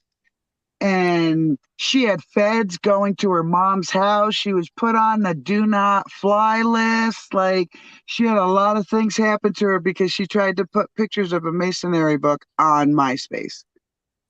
Wait, so you're so you're losing connection and now we have a bot in the chat all of a sudden. That is so creepy. Oh my goodness. all at the same time, right? Just a coincidence. Yeah. Just Oh, a yeah. Lydia, go in with the YouTube and sign in as me so you can get the bot out of the chat. Please. Thank you. So she's using my other phone, so she gets a new one. So that's usually what I chat on is my other phone. How come? Usually I can block them, but I can't block this, so I can only remove and report them. Report them. YouTube will remove I it. did. Hey, if But YouTube didn't want that on there, we wouldn't be able to see it right now. So I don't like that report button because I don't believe that they would No, get them off. They email you. What's up, Thomas? yeah, I tried to get Thomas to come up, but I don't know if he's just popped in to say hi or what. Did I not turn it back on after I turned the phone off? No, I thought you did, but then it was cutting out, so I thought you turned it off. That's weird. And it shut my hotspot off, Austin. Nothing surprises me anymore. Wow. So maybe we hit a little too close to the truth on that last one. Yeah. I'm canceled from pretty much all social media, so It was just a big coinkydink. I don't know what the hell all you guys are talking about. yeah, I can't So even I've been in Facebook jail and YouTube jail, but you've been canceled? I'm not allowed to have Instagram. I can't really have Facebook. I make Facebook accounts, but they always get banned. I'm banned from Twitter. I'm banned from money apps like Apple Pay, Venmo. What? Yeah, Yeah. Wow. And even if I So, change, when you make a new account, all you have to do is make a new email and then sign in with that email. I can't right. even. I make new emails and then I try to go to whatever app it is, and I can't even make. Like, I can't make a new Instagram. What it tells me is it says check your internet service, and then it doesn't. It never lets me make new accounts. Okay, So if we it get sounds like they interrupted got after the your next question, you know why. I used they to got have. Well, I used to go have a ahead, Larry. bunch of. I used to have a bunch of like conspiracy pages on Instagram, and Mm. they always just get deleted and banned, and now I'm just permanently banned. that means they got your IP address, and the only way to get around that is to use a VPN. But I the was Or a new. problem about is, to ask that. Like, have you ever tried to go to a library and create an email and stuff there? I think I have to get a new phone. I think it's going. I think it's going. It's either going by my VPN, or it's going by my phone number. It's probably VPN. I'd have to get a new. so you were going through a VPN, and that was still happening. Is that what you were saying? No, I actually haven't tried it with a VPN. With the new VPN, I Okay. haven't. There is a free one that I use that seems to work really good. And one thing I really like about it is they don't have a data cap. What's the app called? Let me look here. There's only a few free VPN apps that you can get. Oh, Most of it took me many years to find this one, and I found it just by accident. Yeah, most of them you have to pay. I was going to say, I've never heard of a free VPN. I've always wanted one, but I've never heard of a free one. Well, they have quite a few free ones, but the problem is I found is they all had like a 500 megabyte limit. This is the only one I found that you can actually, unlimited data or whatever. How long you been using it, Larry? Oh shoot, probably good 6-8 months at least, if not longer. Okay, all right. And you didn't find any loose screws in there? Not yet. There's this one site I used. I didn't have cable TV for a long time, so I had to find TV, on the internet, and it's called ustv.go. And there's some channels. You used to be able to get every channel on there, and there was quite a few, but there's some channels now you can't get unless you got a VPN. And one of them was Discovery, which I like watching, like Street Outlaws and stuff like that. So that's one of the reasons why I searched for this VPN. Of course, Hey, now Chris, you're still frozen on my screen. By Am the I way, really? yeah, you're frozen on my screen. Hey, go. Oh, you took the Dutch? Wi-Fi is, I turned it off, right? Okay, so go turn it on. You should have some battery in it. Okay, I'm gonna. Here, what if I do that? A VPN is called Proton, Proton VPN. Oh, okay. Proton. I need to write that down somewhere. One thing I have noticed, say like if you do a out of the country server, hmm it will always bring you back to that country until like you change it to some other country. That's about the only bad thing I've kind of found so far. If I remember right, though, YouTube wouldn't let me use the VPN and log into my account. So that was about the only thing I thought was kind of weird. But that just shows you that they want to keep track of you, that much more or whatever. From what I know, Proton, the government can't see that. Like a lot of like certain militias and stuff in America, they use Proton Mail because the government can't hack into it. I don't know. I don't know exactly how it works, but I know with Proton, you're basically hidden from the government. Right. Yeah, I never heard of that. I never even heard of that, thing. I found it by accident, and I don't honestly remember how I found it, but like I said, overall it works pretty good because actually paid for a VPN a long time ago, and my speeds drastically were reduced. And I thought about it for like a month. And I'm like, dude, I just want my money back. This shit ain't working. And this one hasn't seemed to slow me down at all, which I thought was kind of weird. I really wanted one because the military base next to me will cut our cell service. Doesn't matter what company you have, they will cut it. They'll cut it for hours, sometimes minutes. A lot of time. One day it was 7 hours. So I was looking more for some type of protection from them. Well, if they're cutting your internet totally out, I don't think there's really too much you could do about that because your VPN, I believe, can only work once you're, hooked up to the internet. You can't hook up to you can't hook up to your VPN, or at least this one. You could probably set up like a real virtual machine and do it that way. And then when you do the real virtual machine, you're a lot more hidden to begin with. And then if you use your virtual machine alongside of a VPN, that's, from what I understand, the best way to go about it. And that's how all these people track these scammers down, is they always use a VPN so they can't know where that person's at, and a virtual machine. Gotcha. Is that a UHF? Yeah, it has UHF and VHF. Yeah, very high frequency and ultra high frequency. Yeah.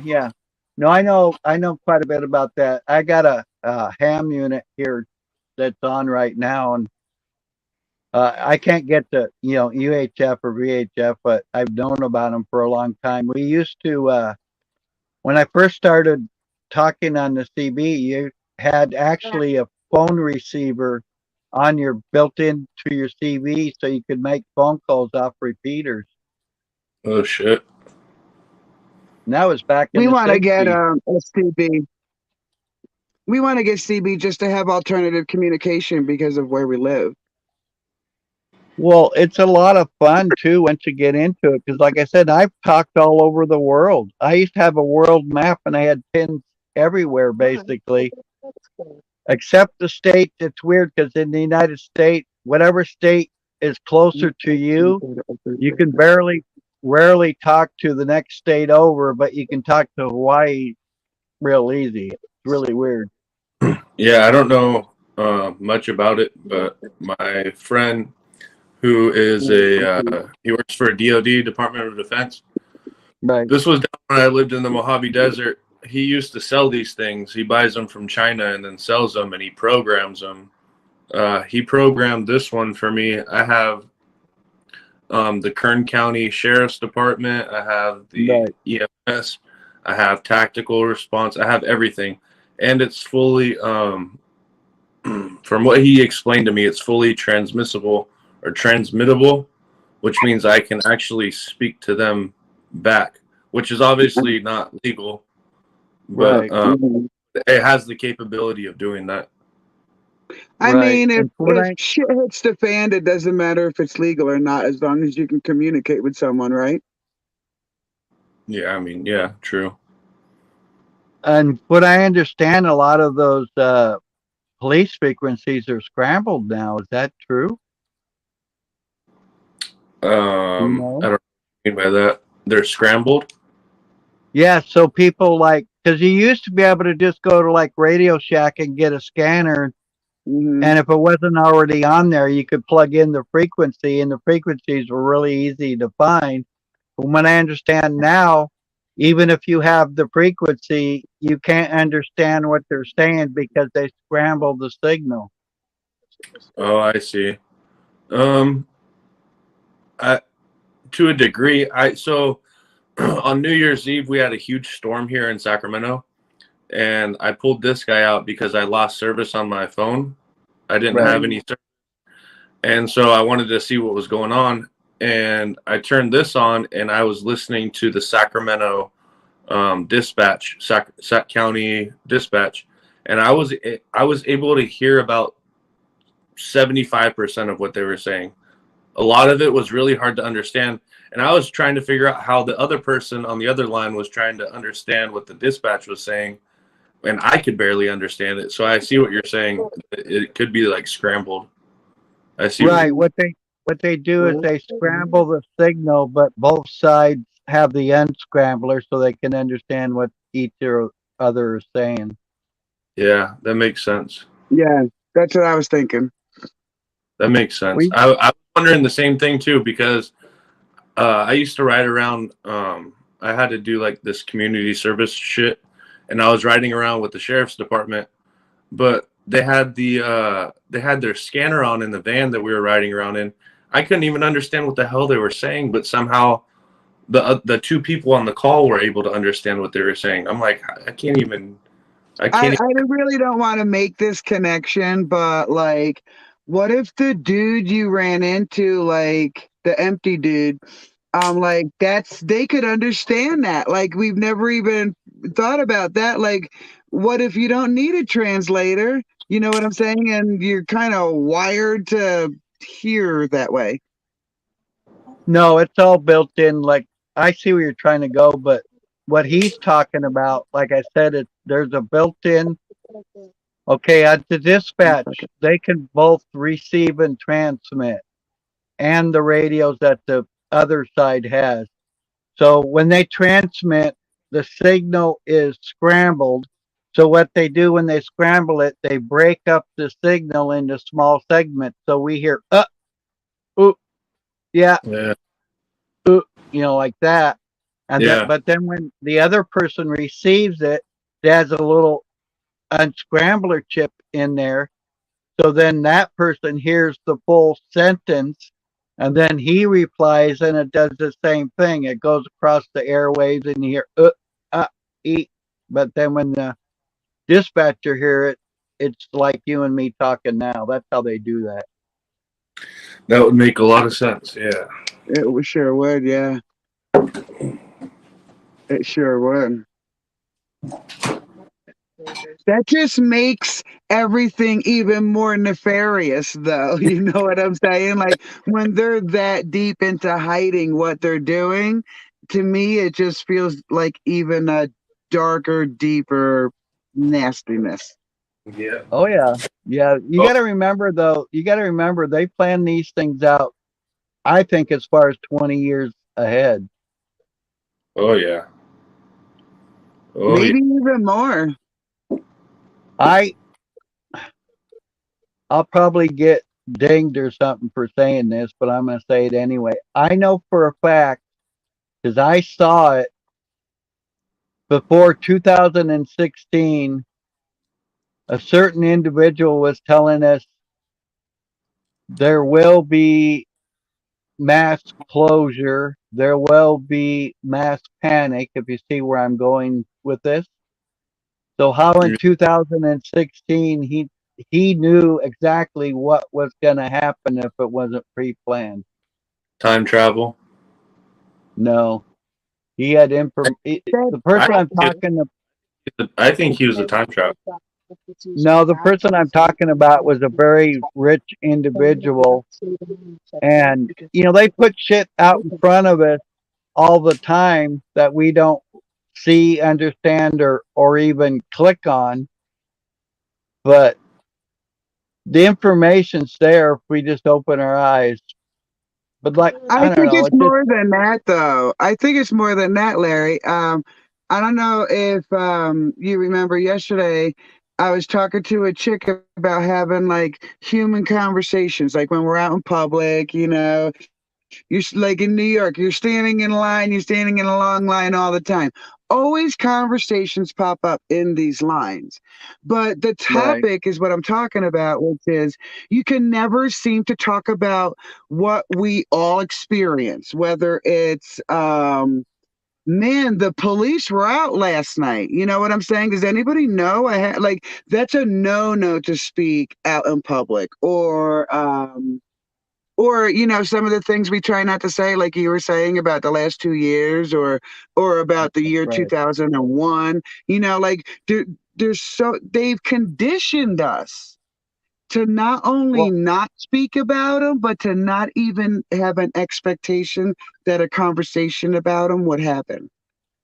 well, I'll show you a really easy way how they program us. And I'm 60. I'll be 66 here real soon.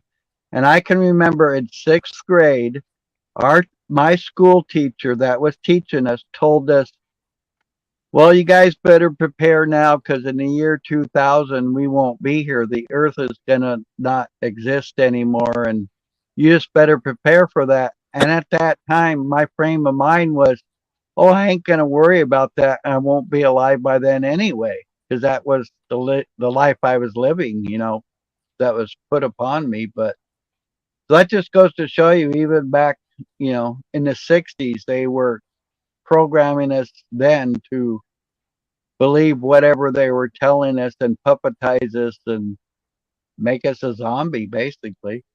You're saying control by fear. Correct. Oh, yeah, they do it all the time.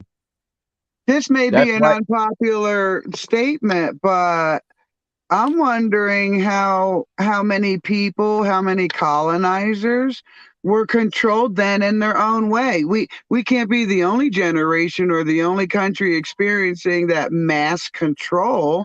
And it sickens me to say that because I am ethnic. I don't care for Christopher Columbus, you know what I'm saying? But what if they were also controlled like what we Oh, see yeah. going on now?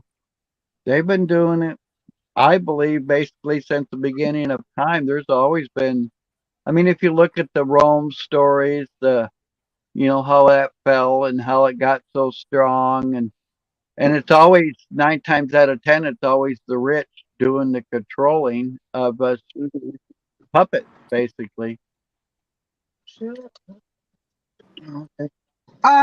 Well, here's a question. I do a lot of thinking, guys, like, especially out here in the middle of nowhere with no services. I just do my own thing. Yeah. Well, Um, there's very few of you left, so good for you for thinking, because a lot of people don't. right. I kind of make myself crazy a little bit with some of my thoughts. One of the questions I posed to my husband Vince the other day was, hey, and these things pop out of nowhere. So are Israelites Hebrews, or are Israelites different? Or when did Jews go from Israelites to Jewish or Hebrew? And I think it boggled him, but I think I ask in a sense because of the whole Mandela thing and how things are changed to me create a crazy feeling with it as humans, like we've lost our minds because we're not remembering it right or something. There's some kind of motive behind the Mandela effect. That's the crazy shit you could have said right now. That's freaking crazy. You just said that. Really? I Yeah, personally, I noticed a Mandela effect for myself last night, Mm. and I've been thinking about it all freaking night. That's crazy. Have you guys heard of the artist Tom McDonald? no. Okay, Vaguely. he's like a rapper, rock, whatever. His name's Tom McDonald. He has millions and millions of views on that. And his name, I noticed yesterday, I was on YouTube, and I noticed that his name was spelt differently. And I was like, hold on, it's not MacDonald. I thought it was McDonald, McDonald. And then all of a sudden I noticed there's an A in it. And then I went on Google and I Googled it, and there's all of a sudden an A between MAC, MacDonald. And I'm like, this is not how it was spelt before. This is not how it was spelt. Yes, exactly. It's His crazy. name changed? Bro, do you know Tom McDonald? Yes, that's why it came up. Okay. Wasn't his name spelled McDonald? McDonald. Tom McDonald. Like You know, McDonald's. it's kind of like interesting you say that because I'm actually not sure because I think there was a point where it went from MC to MAC. Bro, I just noticed this last night. It happened, like it just happened all of a sudden out of nowhere. Mom. Before I knew about Mandela effect, though, while I was researching Crazy. religions and Christianity, um, I knew there was a scripture in the Bible. I knew it, like I was telling Larry. I read it. I read the Bible front to back. I made myself, and this scripture stuck in my mind. And the scripture went, so I'm like, what man has touched has error, or something very similar to that. I spent years looking at different Bibles, different versions. Like I cannot find that in the, but I know back in 2001, my eyes read those. I wrote down the scripture they were in. Someone had taken my Bible from me years later. So I no longer have the reference point, but I can also no longer find that statement. It's trippy. It's I trippy, for sure. I personally don't know much about this Mandela effect, but my kind of feeling is I honestly feel I don't care where we come from, we are all in a roundabout the same. I think though that the powers above want us to believe that the Muslims are different than you are, the Catholics are different. I mean, yes, they all have different beliefs, but they make us uh, fight against other. Oh, that Yes. religion's evil or this religion's evil, and create that conflict to begin with, and that can create other things. False promise. Heaven. You see Well, what I'm that's trying to? my, even the younger generation feels like that the story around the Bible, let me just say it this way. The narrative around the Bible has Right. led them to feel that heaven doesn't even exist, that it's a fake promise. It's a promise to get you to behave. It's like, hey, I'm going to take you to the amusement park, Sally, and you never, ever, ever do it. So I'm just giving you that from the youth, and where, where their thinking is. Yes, I that's timing. I have always believed that God is us and we are God because Mhm. I think the Bible was created to give us something to believe in because we are a weak being and we think we need some higher power that is guiding us because we are so weak. And there again is that puppet effect. But I believe that we are all spiritually all powerful. We just got to accept it and learn how to process Embrace it. Yeah. each of those powers that we have that we don't even realize that we have. 'Cause like I said, Mhm.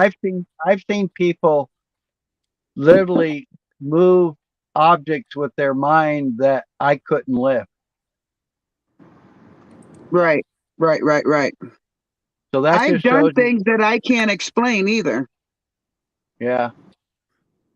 One night I was living in Oregon and I went to Washington to go see my daughter that isn't my daughter but is my daughter, if that makes any sense. I absolutely Uh, got that. we were sitting there talking about my mom one night, and then all of a sudden, this picture that my mom drew, it came directly straight out of the wall about 10, 15 feet, did some fucking spins, and then fell to the ground. And we all looked at it and go, Mom, cut that shit out. Mhm. It's Mhm. But it was, I mean, and you had this just weird feeling over you. And it was like, holy fuck. Hey, so my daughter was wearing the wrong shoes one day while we were moving a chicken coop, which, you know, you can yell at your kids 100 times, doesn't make them listen, right? Um, so I'm telling her, you get on this side of the truck and I'll come around. Well, as she got up there, of course, wrong shoes, she starts slipping. But what's beneath her and around me is wood, broken down wood. We had to break down the old thing to put in a new thing. And you know, there were screws and nails I couldn't get out. So as she's falling, I'm thinking, oh my God, I cannot let her land on this wood. You know, I mean, it was all not even in a pile like this. It was all like, you know, all like this. So I grab her back. I am disabled from neck to tailbone. I'm disabled. I grab her and somehow like she's flying over my head. And I just did a little flingy, you know, a little movement when my arms are so. I mean, she lands in the only spot she could absolutely land to be safe, and I stood there like, how did my back didn't even hurt? It was so weird. Like I still can't even like logically, you know, like okay, like Right. the angle of this and the motion, I still cannot even make sense of how I was able. She's a full grown person, even at Right. 16, over my head on the ground and not hurt myself. Right. That And just I shows you how much power we really have. Hey Larry, Huh? I'm gonna step out and send this link to my friend who also he has a YouTube channel. No, I'm gonna come right Right. back. I'm gonna come right Not a back. problem. I'm just Not a gonna send problem. him the link and hopefully he can come up because he's a very fun person to listen to. So I'll be right back. All Sounds right. awesome. Thank you. Hey, that gives me a chance to talk to Truth Not Lies real quick, if they're still here. They said, what Just if their Mary, intent? Yeah. Mary, if you could just call him Scott. That's Scott. That's Scott. Oh my gosh. Yeah, when he comes in here with the truth not lies thing, I was so confused for months, and then I was like, "That's Scott." Good one, Scott. You got me on that one. Okay, he said, what if their intent was always to just come and dominate the people of this land because the land was populated before Christopher Columbus got here? Well, that's really what I'm saying is, what if Christopher Columbus or the Nina, the Santa, the Pinta, and the Santa Maria, what if all of those were just tools of the same manipulation that we currently are experiencing? I'm sure it was. evil shit. Hey, I have a question for you guys. Do you Sure. think that when they came to colonize this continent, do you think that some of those buildings were already there, and perhaps that the savages that they found were actually sophisticated beings, and they actually already had cities? Actually, I'm so glad you asked that question.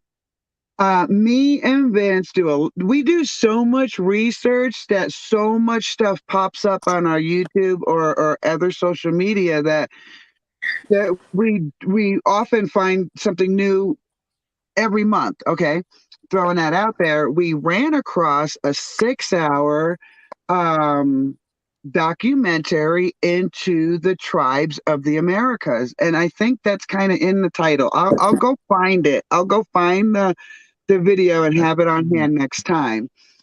And what they said was absolutely there were tribes specifically on the East Coast that were more stationary that built the community up ar-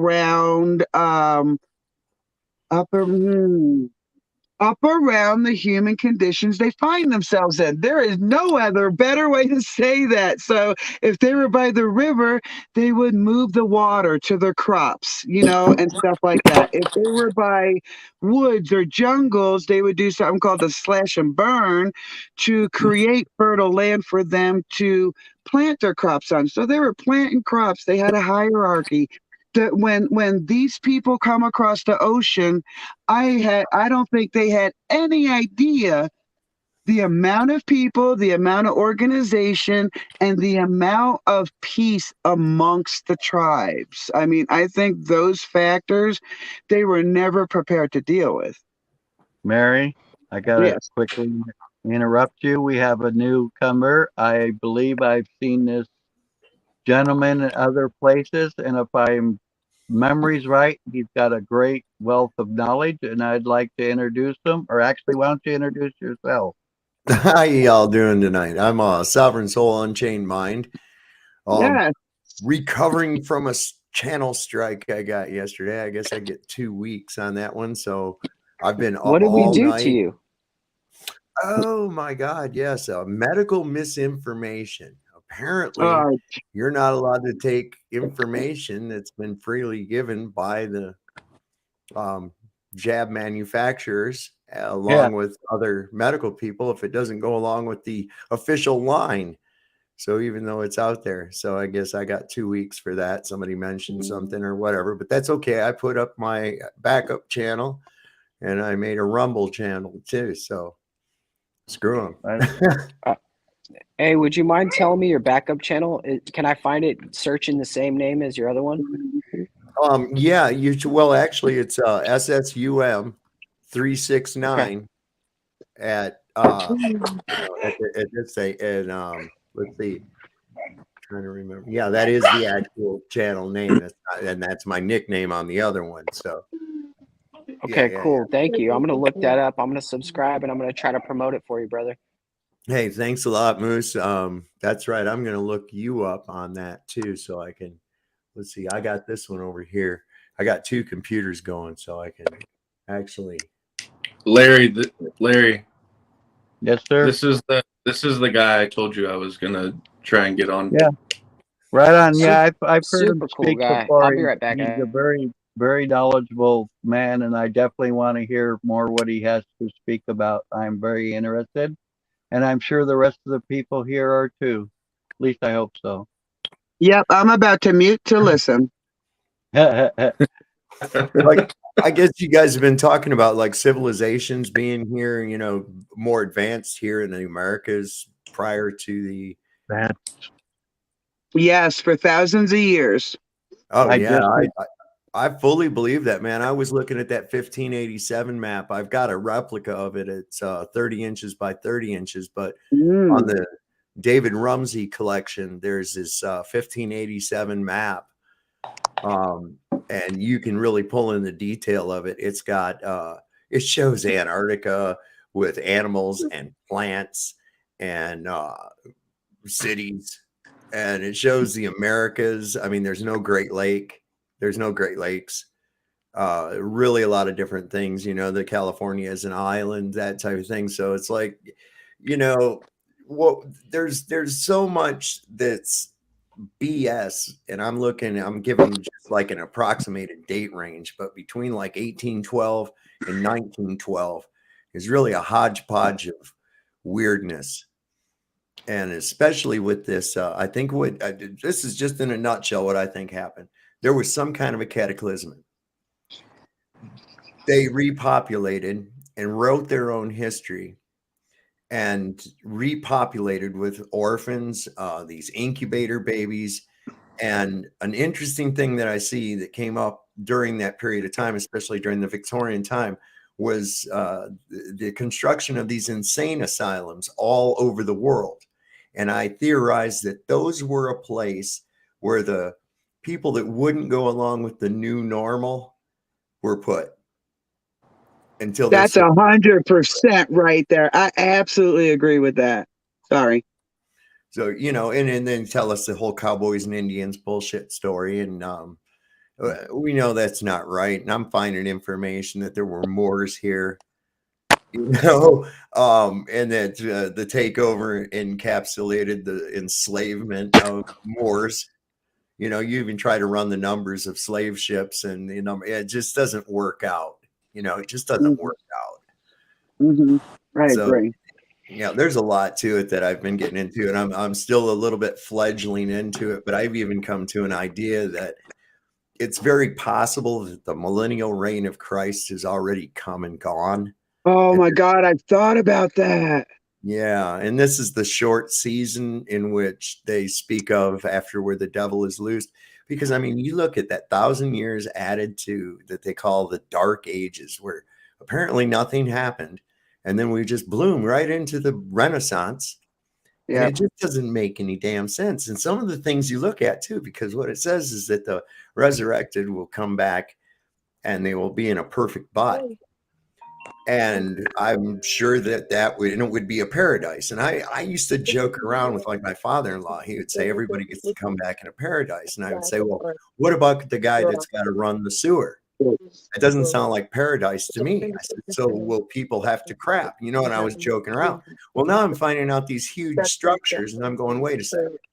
You're the grand poobah of the area, and you live in this big stone, hard to heat place with no chitter in it. There's no place to go to the bathroom, man. You have to run down 5 flights of stairs and go outside to an outhouse or something. The Romans knew how to do it. And so I look at that and I go, wait a second. Found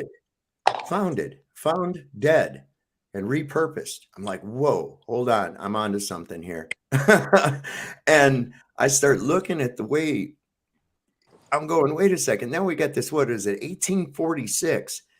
We had this event called the Great Stink of Europe. All of a sudden, Europe is like, they don't know what to do with the poo. And I'm like, wait a second. Yeah. The Romans knew what to do with it. Right? So I think it was like the repopulation refurbished what was left of a society that didn't go to the bathroom. They didn't have to. They were in their perfect body in that millennial reign of Christ. So I don't know. I just kind of, I theorizing along that. I'm playing with it and the dates kind of work out. But, you know, the fall of the Roman Empire, that wasn't 100 years. That was fast. Look at that shit. It looks blowed up, man. Yes, it does. Yeah. You know, and how do you lose Luxor under 40 feet of sand? Did they run out of brooms? Right. You know, I'm like, this doesn't make any damn sense to me. So it points to like the Armageddon thing having already happened. Mm-hmm. These destroyed ruins all over the earth. And I'm going, And they could only find comfort in places like cities. I mean, it really, if you allow your brain to think outside the box they tried to put us in, it can take you to places that, if the assumptions we have to make actually feel more right than the fake truth they tried to feed us. It is. You know, something I found that I figured that was kind of real. I don't know how old everybody is on the panel here. I know that Moose and Austin are rather young. Dirty Larry looks to be about around in my age group and I'm stuff. 52. Okay, so you can remember back when we were kids in the cartoons, how would they denote somebody that was crazy? They would show them like they thought they were Napoleon. Oh, and this shit yeah. comes around the time of Napoleon and goes up for about like 100-year period or so. We're told this is what I'm seeing about between 1812 and 1912. This is where all the fuckery happens, you know? Yeah. So let me just put real quick that what's the next significant thing, like not financially or anything, but worldwide, happened after 1912? Because we just experienced something similar to that the last 2 years. well, right after that, you know, you look at there started, and this is another thing that doesn't make sense. And tell me this wasn't planned. Nobody can really concretely, and I've looked, there's 3 different schools of thought. What the hell was World War I really about? Over the assassination of some archduke? And this is an interesting little point. The armistice was on 11/11/1918. The date armistice 11/11/18. Did you know the license plate on Archduke Ferdinand's car is A111118? You know, so I'm wondering what the hell was that all really about? And here they got the United States involved with a fresh open-ended credit card with fluctuating interest rate, never been really used yet. Yeah, and I've thought about that. I haven't let my mind venture there often, but because really trying, if you've ever watched Criminal Minds, trying to put yourself in the shoes of a perpetrator is not only difficult but sometimes personally damaging, so sometimes I let my brain go there, and then other times I'm like, nope, that might be a little too dark, for me to understand. Well, let's take a look at something. The Rothschilds, when they adopted their new bank and name, Rothschild, from Meyer, they incorporated a hexagram in their Hmm. sign. Okay. He made his first big, huge amount of wealth off of the Napoleonic War. There again, the Napoleonic connection to this. Yeah. He did it by shorting stocks, basically. He went and made it look like he'd got the news that Wellington had lost, Napoleon had won. He started selling off his stocks really cheap, selling them off as quickly as he could. Everybody's going, "Ooh, E.F. Hutton," right? So they turn around and they start selling off their stocks because they think that it's going to be worthless, right? So they try to sell them. Meanwhile, Rothschild's got his agents buying them for pennies on the pound.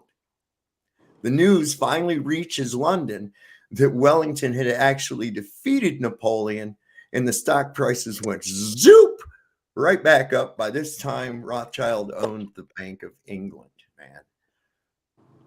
And I heard a story in Canada.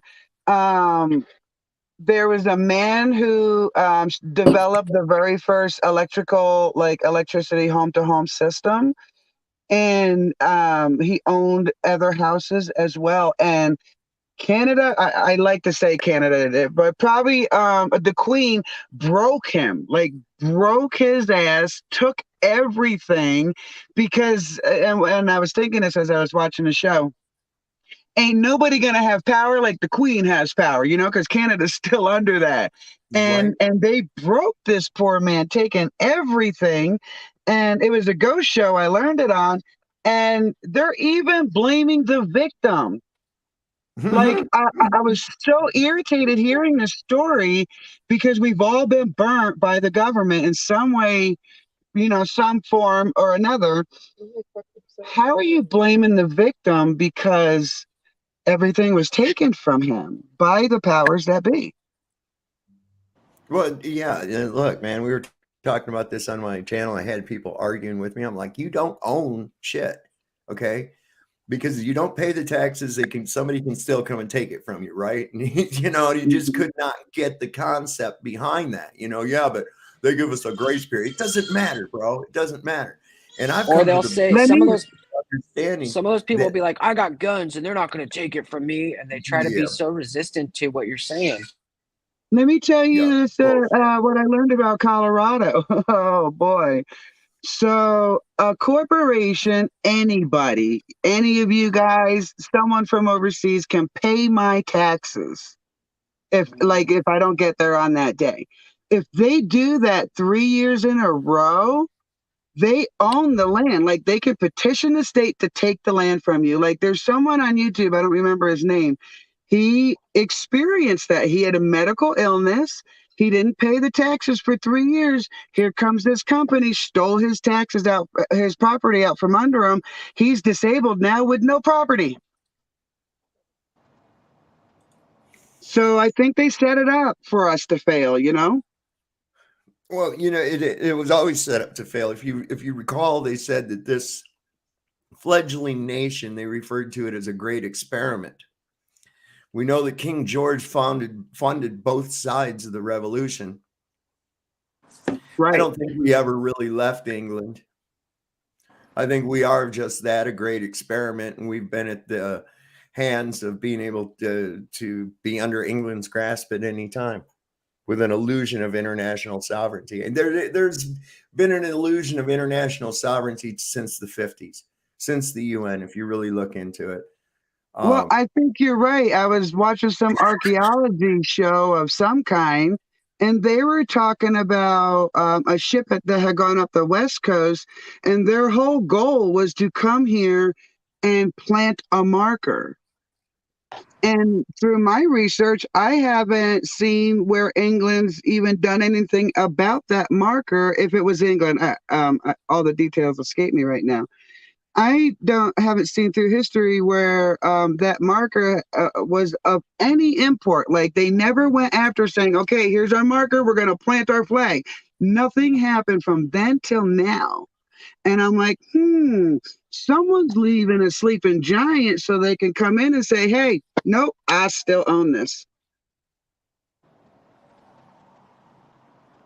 That's one of the things that the CFR has always been. That's one of its main goals, has been the disarmament, the steady disarmament of the Americans. And for that very reason, people are saying, "Oh, wait till they implement this Great Reset." What do you mean, wait? They're doing it. Mm-hmm. It's happening right now. We had the Fed just announce the release of CBDC in May.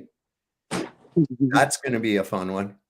And you're going to really have the chains put on you. Mm-hmm. You see, this whole thing, the president of the St. Louis Fed, I think his name is Frank Ballard, or was at that time, in March of 2020, announced that this was a planned shutdown of the American economy in the third quarter. Yeah. You go and look at certain simulations that were run in October of 2019, and then the events that took place right shortly after that are, I mean, if you can't see it, I don't know. I live near a tourist town, and everyone in that town swears by crap hitting the fan in October of 2019. Yep. Event 201. Yeah, absolutely. Event 201. And if you recall, Trump was at the podium during one of his press briefings, and he called Mike Pompeo up to the podium, and he started talking, and he said, we are in a live exercise. Those are the words that creep me out, not the other one. It was those two words, live exercise. And then I remember that day. You heard Trump say off camera, he said, "You should have told us." Yes. I remember how the social media was up in arms about that statement, but never said what the gentleman said prior to his statement. Yep. It was, well, he was talking about the measures being taken for the things that were going on. It sucks so bad having to tiptoe around shit, around the event. Right. Can we say Holocaust? I don't know. We said something earlier and things started popping up in that instant, right, guys? Yeah, I started talking about China Lake, and I told Sauger about this being that I didn't think was actually human. Anyways, we started talking about this, and all of a sudden she froze up. We started getting spam bots in the chat, everything shit. Listen, that China Lake Naval Air Weapons Station is a hotbed of shit. I'm not kidding you, man. I was looking into it because it was so mysterious, and I lived near it. And it was so mysterious, I started digging deep into the web about the shit, and I started finding stuff about Operation Paperclip, the MK Ultra program, hundreds of or thousands of children in electrified cages underneath the place. And it's like I'm getting these different pieces of information from different places. And then my son, he's got Burn the Corporate Fiction is his channel. He's launching it this weekend. Yeah. He said, me and him, we met this guy, this kid. and he was really, really strange. It's really weird. Ridgecrest is the town right by That's this, yep, Ridgecrest, and where I lived. Yep. it's like nobody's really from there. Everybody's like from somewhere else, almost like the town was manufactured by the base, you know? Mhm. And we met this kid, and he was really freaky, man. And he says, yeah, he says, I was in the hospital. And he said, what was he in the hospital for? He says, oh, I had to have a GPS put in my chest. And I said, what? A GPS? You mean a defibrillator? He says, no, a GPS. He says, it's right here. And he showed this lump, and there was like fresh stitches, man. And he goes, they took me over to the base. And I said, they took you over to the base? He said, yeah, there's a tunnel. They took me in a tunnel from the hospital to the base. And he says, my mom works at the base. She's not a bad person, though, you know, like that. And I was like, well, you know, nobody said she was. Yeah. And then he's like, would trail off into some other shit. And every once in a while, he'd say, Einstein broke my pencil. And so I was like, dude, I wonder if he's one of these MK dudes, man. So a little while later, I says, Einstein broke your pencil. And he just tranced out. Like that Al Roker video, man, where he just fucking glitched right out, man. And I was like, oh boy. Ho, ho, ho, ho. Wait. You saw someone glitch out with your own eyes? Yeah, man. Oh my Yeah, God. he was ready for instruction, man. It was like, oh shit, we shouldn't probably fuck with this guy, man. Like Jack Harlow. That is, I mean, to add everything together, to think that these things exist, you know, with the circumstantial proof they allow us to have, but Mhm. to actually confront one, you know what I'm saying? Like that, that had to have bothered you. Listen, there's a lot of crazy shit around that whole area, because that's right there by Death Valley. And within the base confines is the Panamint Mountains, part of the Panamint Mountain Range. And in that particular part of the Panamint Mountain Range, it is said by the Paiutes is a city of the giants. And if you go to, I think it's at Furnace Creek, it might be Stovepipe Wells. There are a couple of little resorts along California 190. One of those two, you can look up with binoculars at the side of the mountain, and you can see an entrance, and it's been bolted, like shut with an iron door and shit all on it to keep. You can't, if you could get to it, you can't get into it. This is what we were talking about earlier. We were talking about the same shit earlier. Yeah, it's amazing. And when you talk to the Paiutes, as I have, especially elders, man, that's not tales. That's their history. They talk about going to war with these things. They said they had double rows of teeth and red hair. They could actually pick up a buffalo under one arm like a small dog, and that they would run through a village and bite the heads off of villagers and throw the bodies to the side so they could come back and collect up what they'd killed.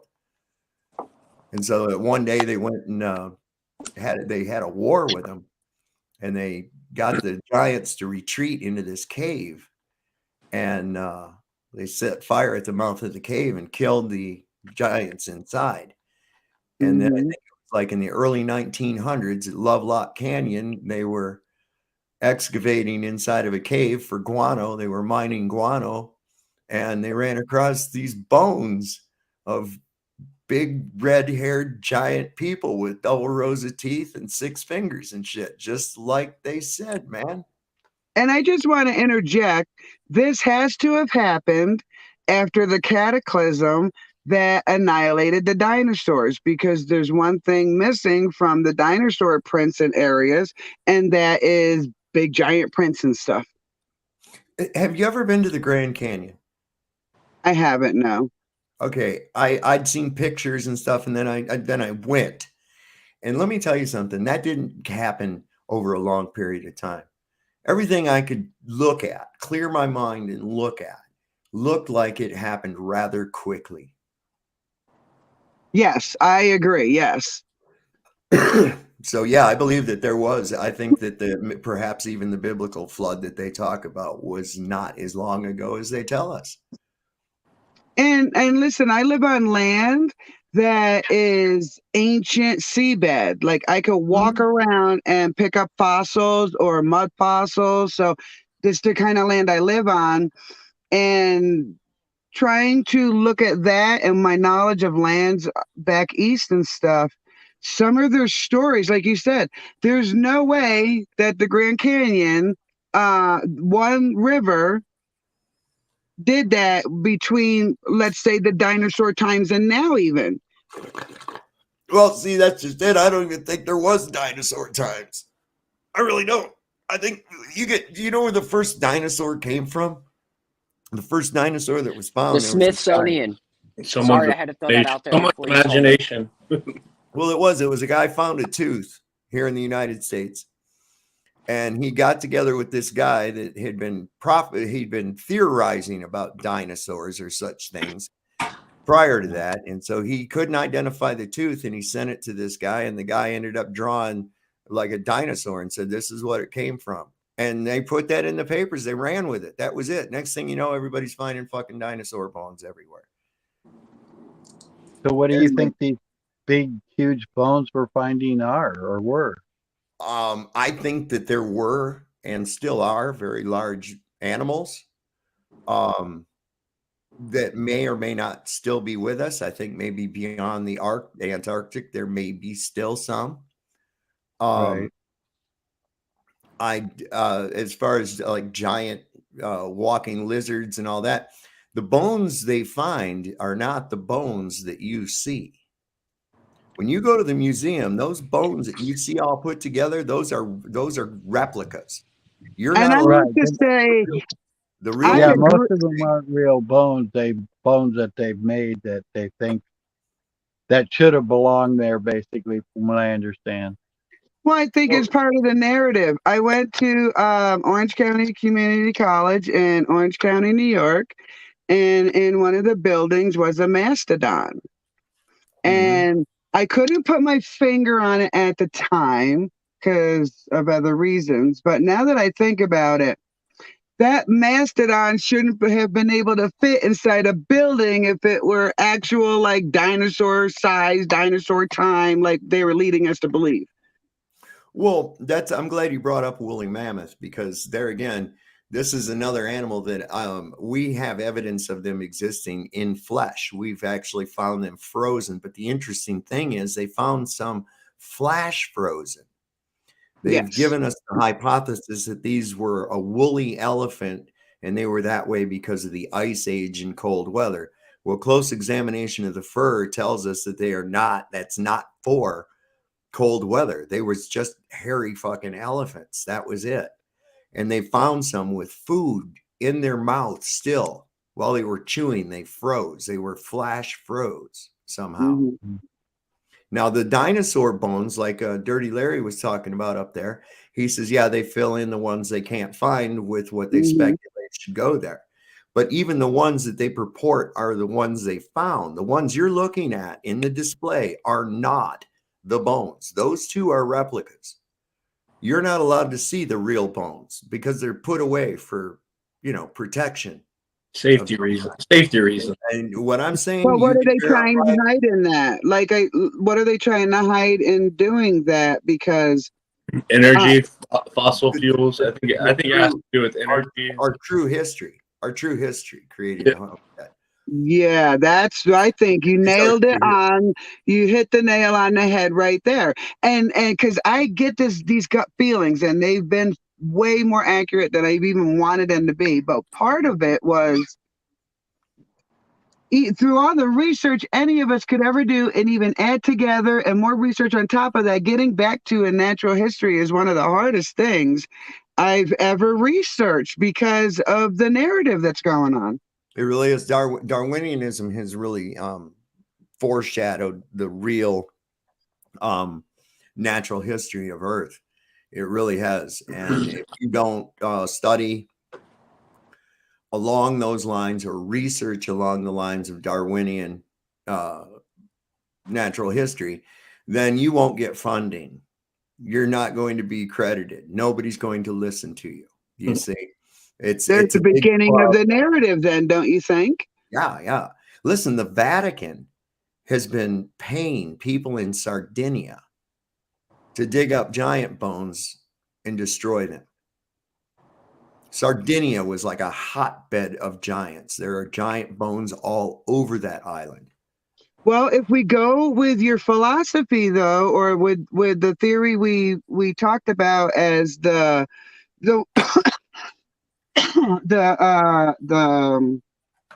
sorry, losing my thoughts. Let me slow down.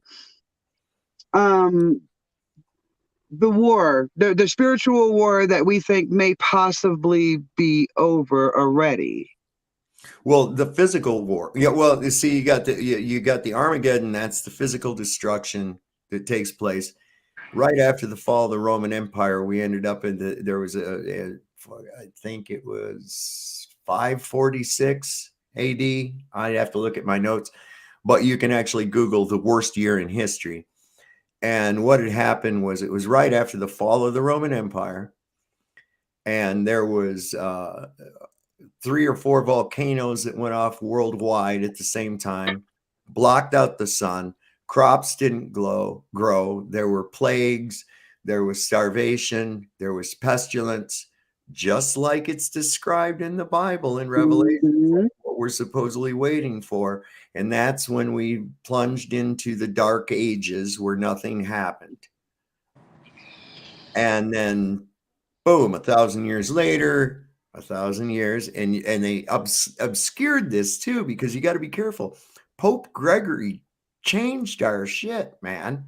Yes. He changed our calendar. He changed our date. In all reality, we're really only in about 1022. That's the actual date, is like 1022. And they added that 1,000 years to us. I'm glad you brought to hold your thought real quick. I'm glad you brought the date thing up because I was asking questions about it, and someone in chat said the where recorded time started was in the Sumerians, like 5,400 yada yada years. And I'm like, well, the Hebrew year is like 54 something right now. right. So I definitely agree with what you're saying. Like they don't want us to know where we're at in natural time. That's right. And they've actually made it so it's harder for you to calculate as well. You've got we have 12 months right now. You think about this. We've got September, October, November, and December, right? Those mean 7, 8, 9, and 10. Sept is 7, Oct is 8, Nova 9, Deca 10, right? So what the heck is going on there? So let's go back a little bit. What are the months before that are known as July and August? Those are both named after Roman emperors, but what were they prior to that? They were called Sextilis and Quintilis, 5 and 6. So you can see quite quickly that something strange has gone on. Mm-hmm. Can I interrupt? Yeah. Can I interrupt for a second, Sovereign? Yeah, sure. So I got my radio. It's UHF and it's VHF. It's ultra high frequency and very high frequency. I don't know much about these radios, but so I'm on this channel. It's an FM channel. When I take it away from my head, it goes static. When I bring it next to my head, I can hear it clearly. I swear to God. Hold on. I hear that. Can you hear? Can you hear? Yeah. Okay, watch. Static.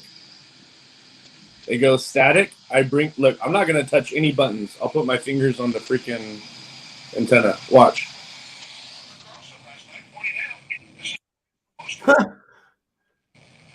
Ooh. I mean, I know we're electrical beings, but antennas? Yeah. Oh, listen, by all means, why do you think everybody's getting sick? Your DNA is not only what builds you. That's some scary shit. It's not only a sacred geometry design from looking down at the helix, but it's also a transmitter receiver. We all transmit on our own. Yeah, but if I took his radio and did that to my head, I don't think it would do the same thing. That doesn't make we'd have to test that out. We'd have to test that out, but that is pretty crazy. So it means that you're acting as an extension of the antenna, Austin. Yeah. Yeah. Look, static. Can you hear the static? Mhm. Yes. Okay, watch.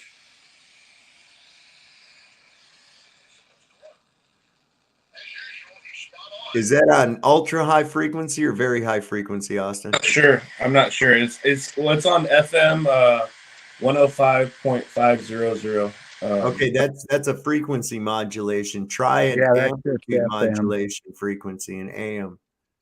Yeah, that's just FM. Yeah, it's FM. I don't know much about this. I just noticed that, and it's fucking creeping me out. Were you ever injured in the military? You got a plate in your head, Austin. God damn it! I knew it. I knew it, Austin. I know you got a fucking metal plate. They run the microwave and you piss yourself, right? I know it. Oh, fuck if I know at this point. You know what I wanted to bring up? When you were talking about Darwin, it reminded me something I heard about Einstein, and I just don't know what to believe. So I watched a documentary about it. You know how smart he is. Doesn't pass math.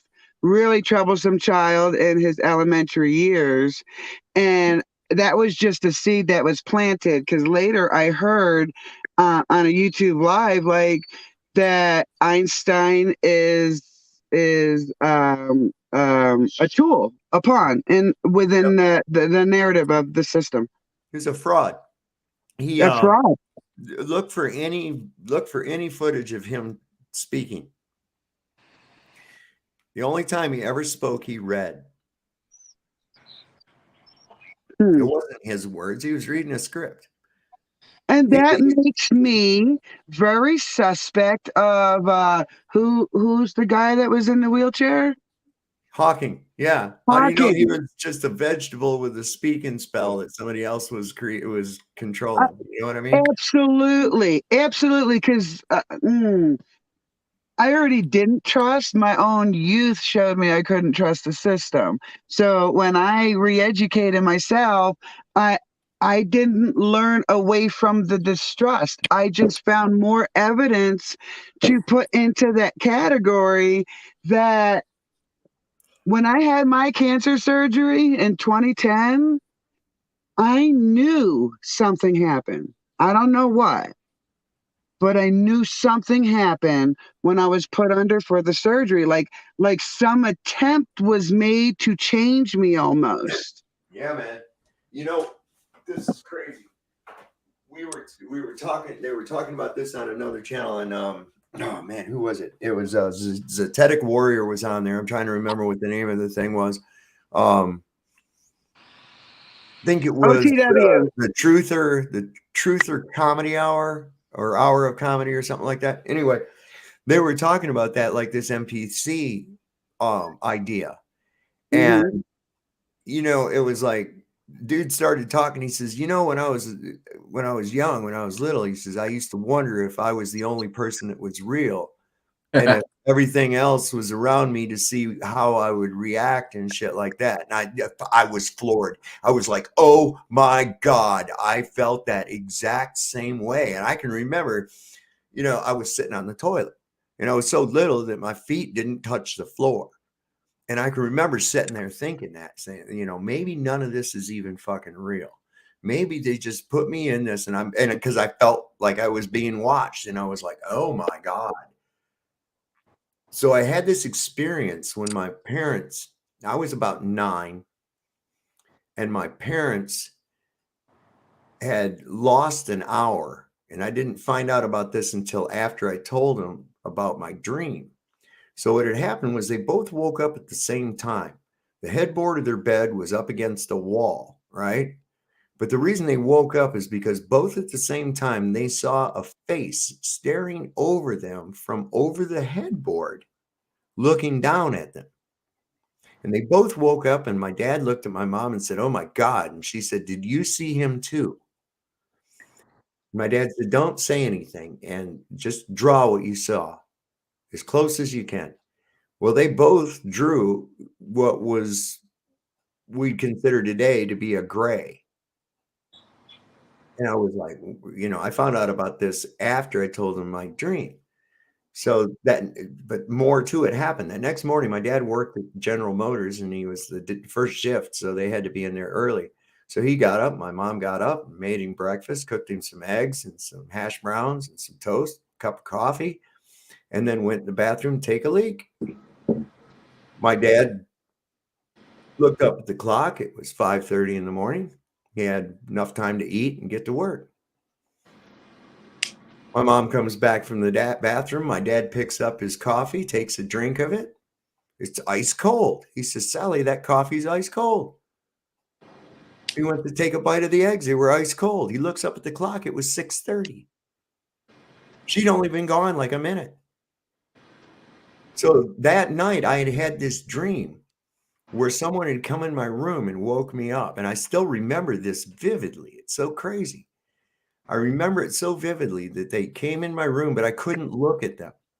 And they were on either side of me and somehow communicated to me that if I stood up and tucked my arms and lifted my legs at the knees, I would float. And for some reason, I believed them and it worked. And so they kind of guided me up the stairs, which seemed like there were way more stairs than what there is in our house. But they guided me up these stairs, down the hallway, into the bathroom where they had me kneel into the tub. And then, although I couldn't see them, I could tell that they were cutting straight across here and up over the top of my head like this and removed a portion of my head. I could see it. And then I could feel them dicking around in my brain. And then all of a sudden I woke up. And so when I told my mom the next day about that dream, she just got ashen white. She was like, oh my God, what a weird night that was, huh? And then we didn't really put that together until later on. I started finding out about more and more of other people's experiences, like you're talking, some of the things you felt and, like they were trying to change you, that kind of thing. Mm-hmm. The next time I had another vivid dream like that, I was about 13 years old. And I was taken into a room, made to remove all of my clothes. And I was there all alone. It was just like a nondescript room. And then all of a sudden there was this naked Chinese girl about my age came in. And it was so weird because we just fell in love. And, you can blame it on being 13, but I mean, we actually had sex in the dream. I remember everything about it. And it's so fucking bad. I still miss her. That's what's so crazy about that. And I was only like 13 years old, but I remember this so vividly. And then I never had that dream again, or one as vivid as that I can recall as though it were a real experience. Really quite strange. And I'm wondering, is there like a switch? Mm-hmm. They can come and click us off. I don't know, but some of the I've worked hard to not remember my dreams. They've been so traumatic. So I've even had conversations with my great and ever loving, if you're going to talk to me, please don't do it through my dreams, because I've died in my dreams before. And I don't know if it's a precursor or a warning, but the one dream I died in some type of gun battle, in some type of city loft type ghetto scenario, which was so far from my life, that I had to stop that line of communication, literally. I have crazy dreams every fucking night. Do you think that could have been a past life dream? I do, and I've had my past lives read. I'm sure we're all an asshole at some point, but I was, I guess, a super asshole. I didn't know the meaning of what this person told me until later in life. So she had told me that I was basically a ghetto landlord type of person in the 1800s. Yeah. And I was in my early 20s, so I didn't even understand the meaning of that. Okay, let's fast forward till now. Ask me how many times I've moved in my life. Uh, 33.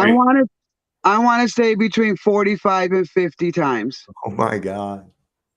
wow. So now, later in life, that earlier information completely makes sense. I mean, if that's the karma I gave myself in a previous life, I totally get why I had to move so much.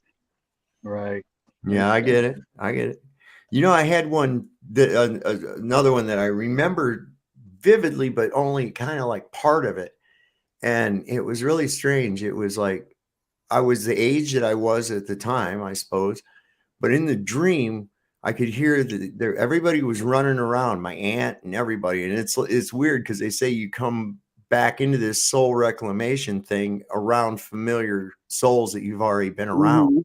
I've heard that. And it was really weird because I could remember that it was my aunt was there, my mom, a bunch of people that I knew, and they were scurrying around panicking.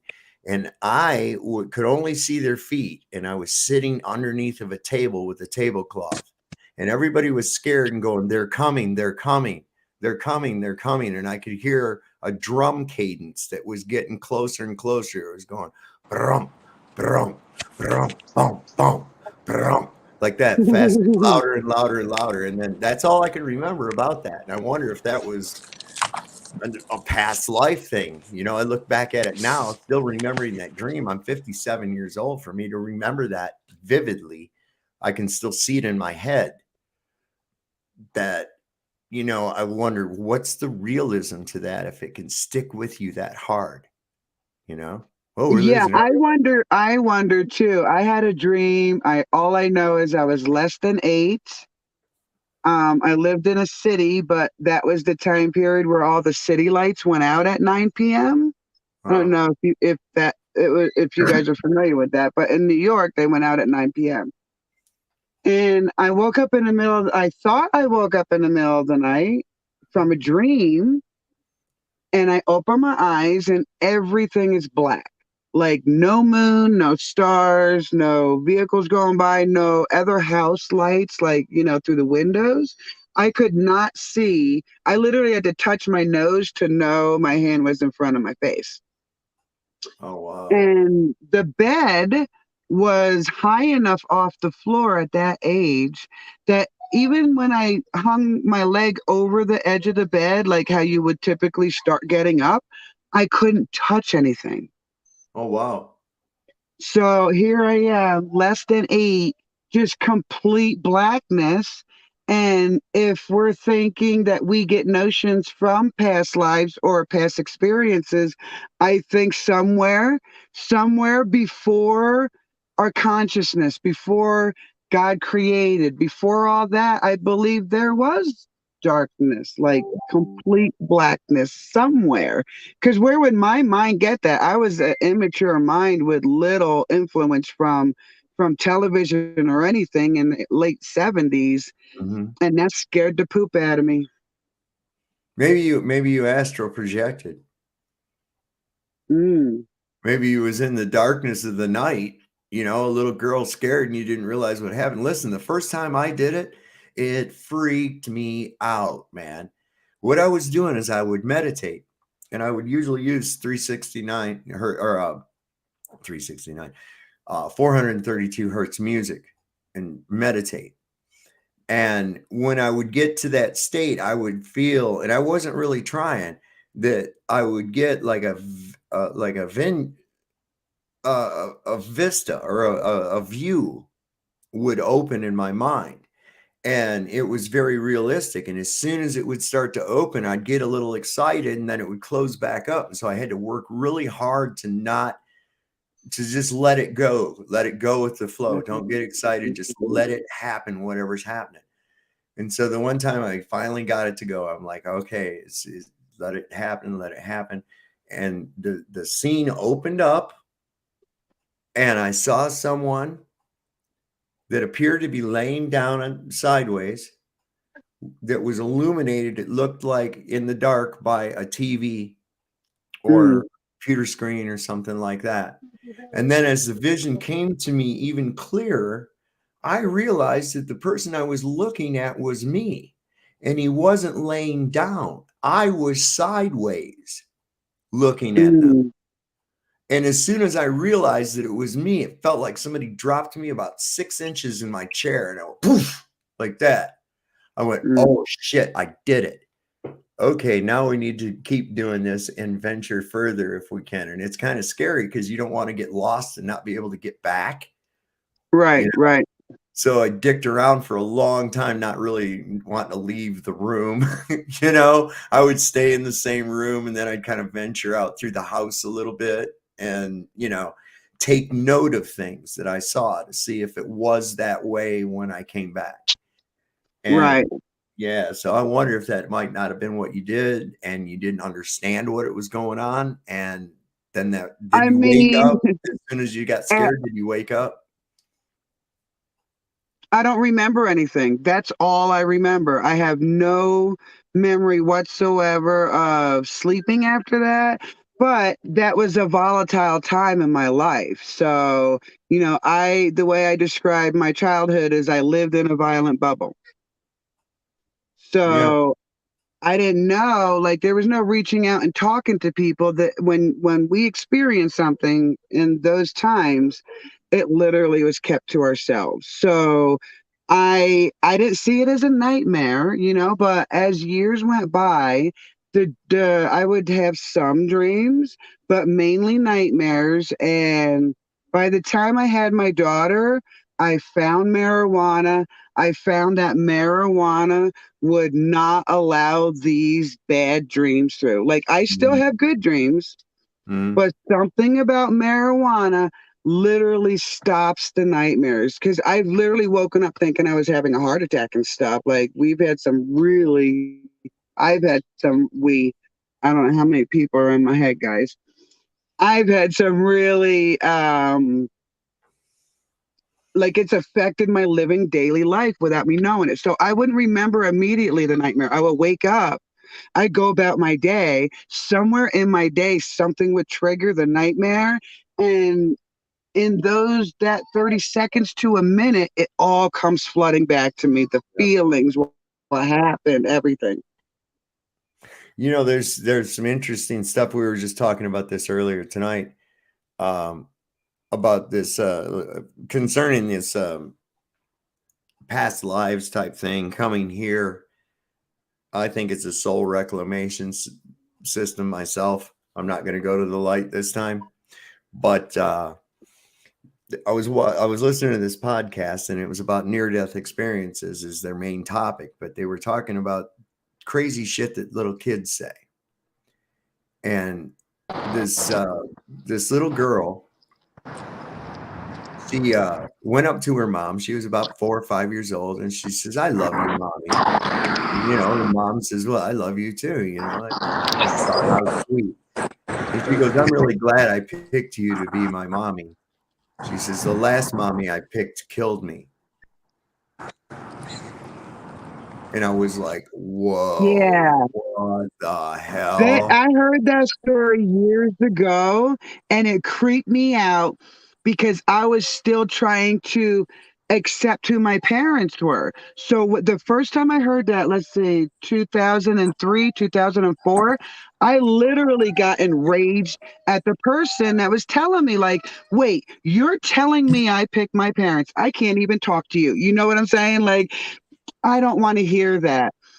But as all these years have passed since then, and me absorbing that and trying to analyze my own feeling in that, I can definitely see it. I can definitely see the challenge in being raised a certain way and how to overcome it in a way that's not damaging to me or to other people. So I can see the philosophy of picking your own parents, and that's just my opinion. Yeah, I mean, it does make sense.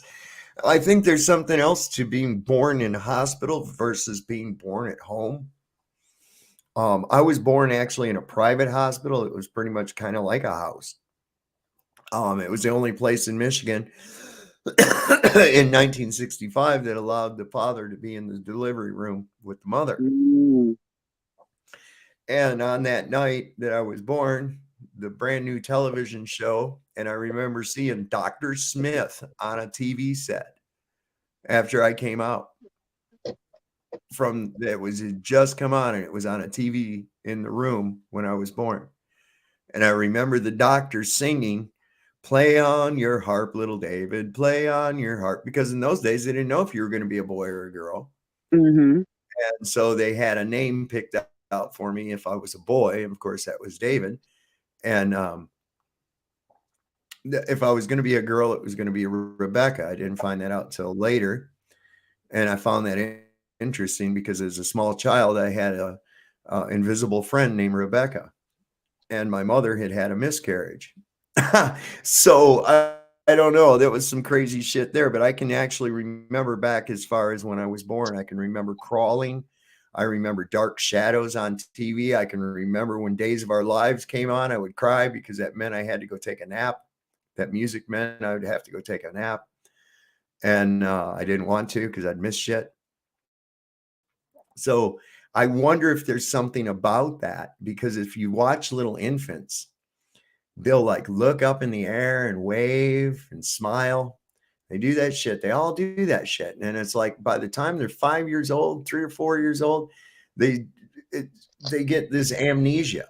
They get this amnesia. I mean, don't you think it's odd that so many people can't remember back before they were like 3 or 4 years old? What's up, Well, I Dirty think Larry? you're onto something with the birth too. So I insisted on getting the baby, except my special needs boy, because he needed medical attention. I insist on getting the baby before they took the baby over to be cleaned. And I think there's something in the fact that by now in the 2020 in the 20th century, we're 21st century, we know the connection between newborn and mother is very, very important. So why do the nurses and doctors continue to take the baby over to be measured before they let the baby meet its mommy? But that connection to me is so, I mean, as a mom, you've been talking to your child for 9 months, you know? I don't want the doctor saying, "Hey, my child." No, that's not your child to say hi to. Give me my baby. It's trauma-based. It's trauma. Oh, go ahead, Larry. I got a question for you. Do you know when you were birthed if they chopped the umbilical cord or did they let it dry up and then get rid? No, they left it. They left it connected. And that's my point, is I believe that's why you have those memories. Maybe so. That- Yeah. Holy crap, because no, I'm from the East Coast where the doctor did it their way and not your way, and everybody is chopped. Yeah. Right. So Right. And that's what I'm saying is, from what I understand, when they chop it, instead of just leaving it let dry up like all other animals that birth like we do, they just let that, wither up, and then they take care of it after that part of them is already passed on, basically. well, And you can see I that was in nature. Don't you I- guys That's what I'm agree? saying. yeah. Yeah, that's I what I'm saying. was delivered by an osteopathic doctor, a doctor of osteopathy, and my mother was on board with that as well. That's why I was breastfed. Was the fact that of course they didn't leave it on there till it like rotted off or anything. They left it on there for like an hour or hour and a half, something like that, because you're still absorbing, you're still taking in nutrients and shit from your mother during that time. And they snip it fast, like Dirty Larry said, and that's one of the reasons. But if you look at the entire birthing process, it's indicative of trauma-based mind control.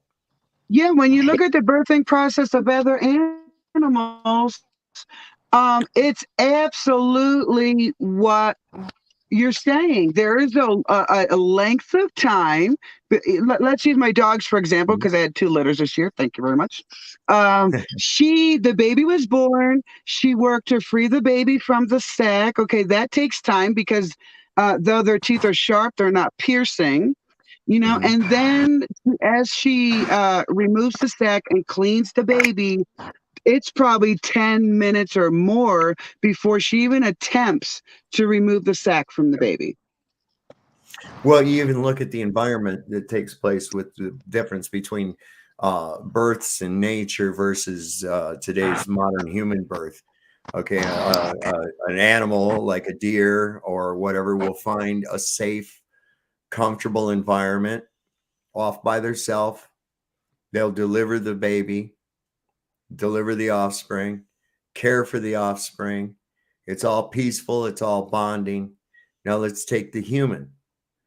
The water breaks. Now we have a sense of urgency because we have a medical emergency. Now, let's not forget the baby's in water and has been in water. He's picking up vibrations and moods. So everybody's got a panic sense of urgency. This is in the fear realm. So he's feeling that. Now they take them into this hospital, which is a hotbed of negative human psychic emotional energy. You got people in there dying. You got people there in pain. You got all kinds of crap going on in that place. It's just a bad environment for something like that. It's chaotic. So then the mother's being poked and prodded by a stranger in gloved hands. Finally, the moment comes. They put the woman in about the worst position they can on her back to deliver the baby. And then they go through all this whole struggle.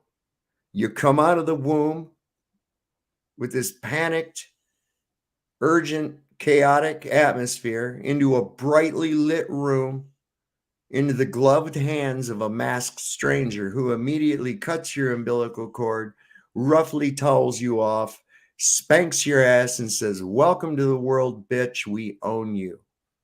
And then put you under a heat lamp to measure you and do the APGAR scores. Yep.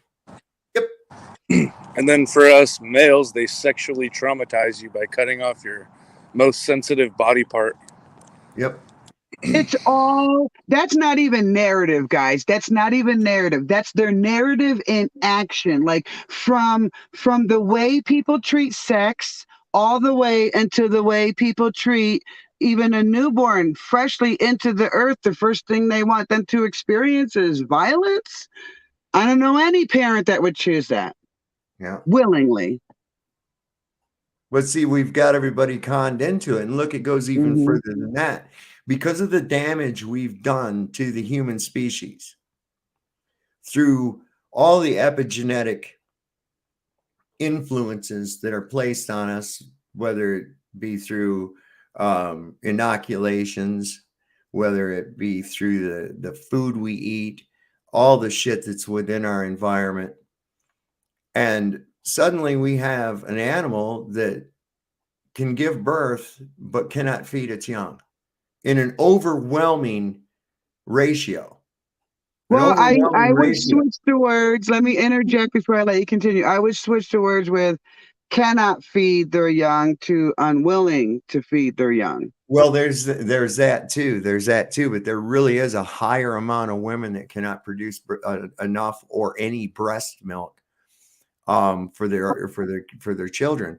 That is true. So yeah. they're forced to rely on a thing called formula, which is not what that baby needs. What that baby needs comes from the mother that it came from. Some movies. That's how nature's supposed to work. But there again, man trying to play God, man trying to play creator, and gloriously fucking it up every step of the way. Amen. Yes, absolutely. You know, I mean, good Lord, they started screwing. We're gonna recreate corn.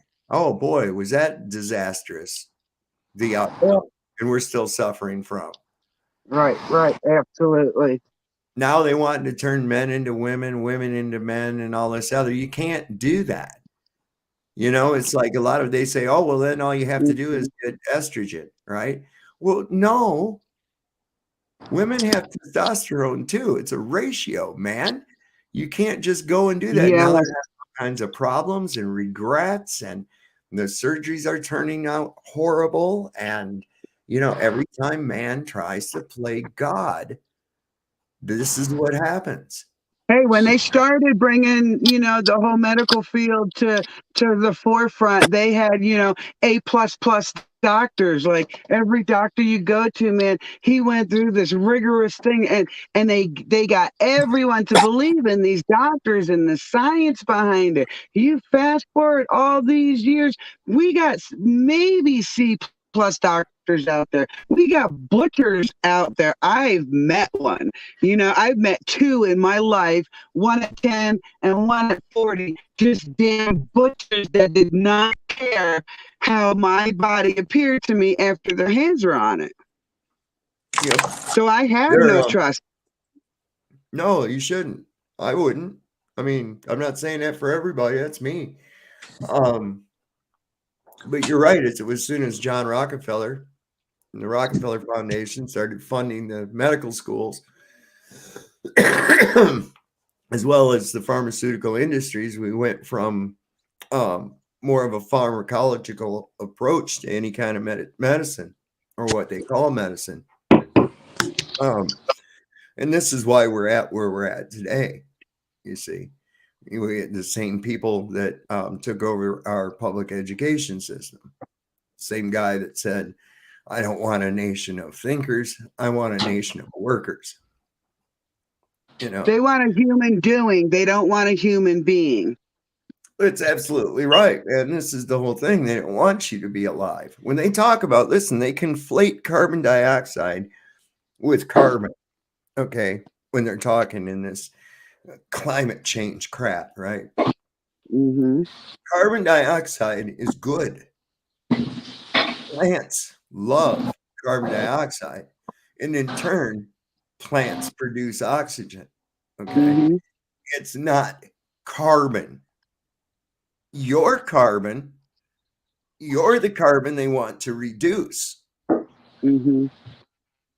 That's what it's really oh about. my God, think about it.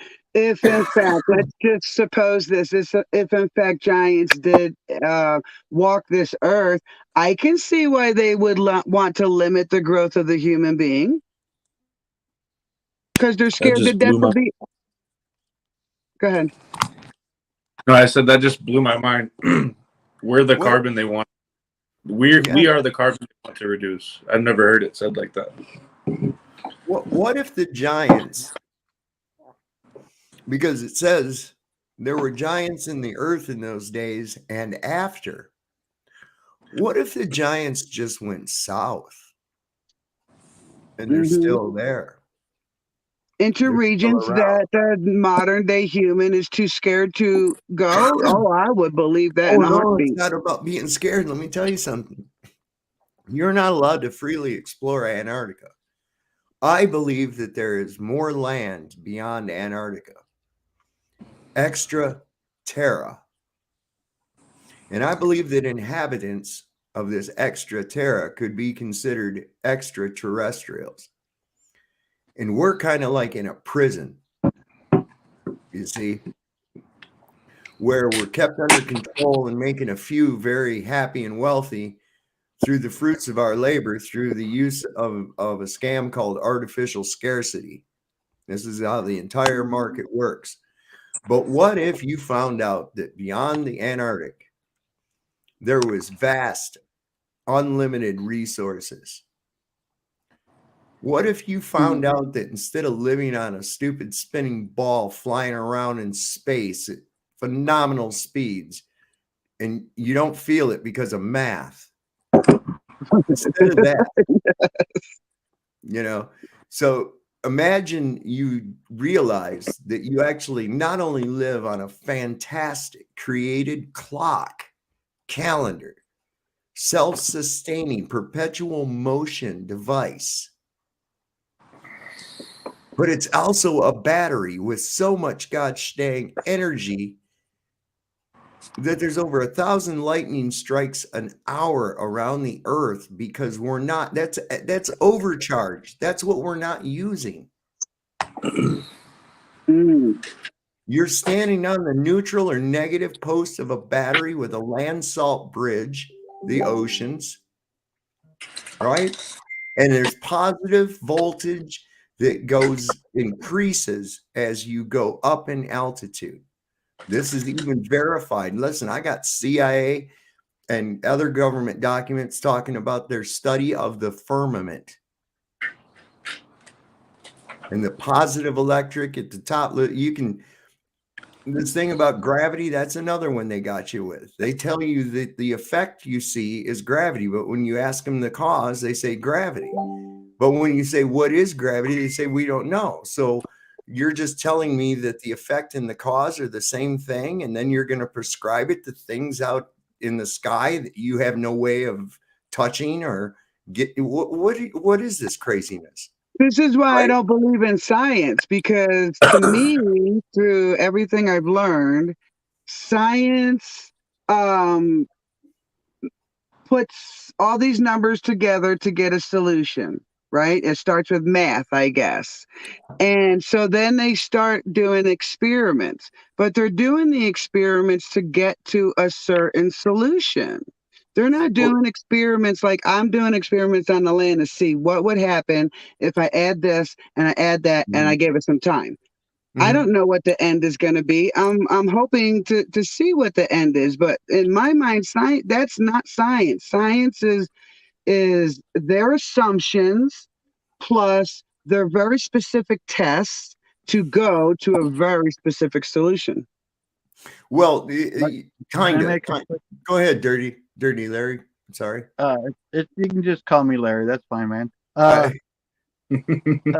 One thing I've always kind of wondered, I kind of believe when the lightning, and I'm not really sure if it's actually striking because I swear I've seen the No, lightning it's go going like from the this. ground up.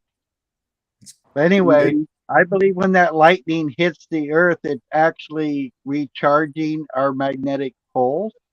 Do you think that's happening? No, what you're actually got going on is they're actually coming together. That arcs Right. together is what's You actually see, like happening. I said, I've seen lightning go up. Yeah. So yeah, we've got these things up in the ionosphere called sprites. That's an interesting thing, but that's another story. I mean, that's a whole nother Right, part right. of this. But the thing is that we are on the positive and negative posts. Or if there's a positive and a negative, and a positive and a negative to go around us. I believe that they were harnessing this in the past on a worldwide scale. And that during this time that I'm saying was this reset, this mysterious 100-year period between 1812 and 1912, that much of the old world was purposely destroyed. And these things were taken away from us. And only certain technologies were kind of fed back into us through what we call the World's Fairs that they had. I mean, most of the foods that we eat were introduced at the World's Fairs. I mean, it was almost like an education to the repopulation. You know, Don't you find it how odd the you- first World's Fair in the United States had a serial killer attached to it? No, I didn't know about that. Yes, the very first World's Fair in Chicago, there is the serial killer. Who's that?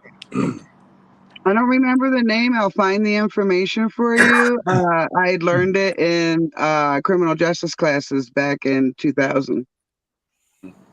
That's pretty crazy.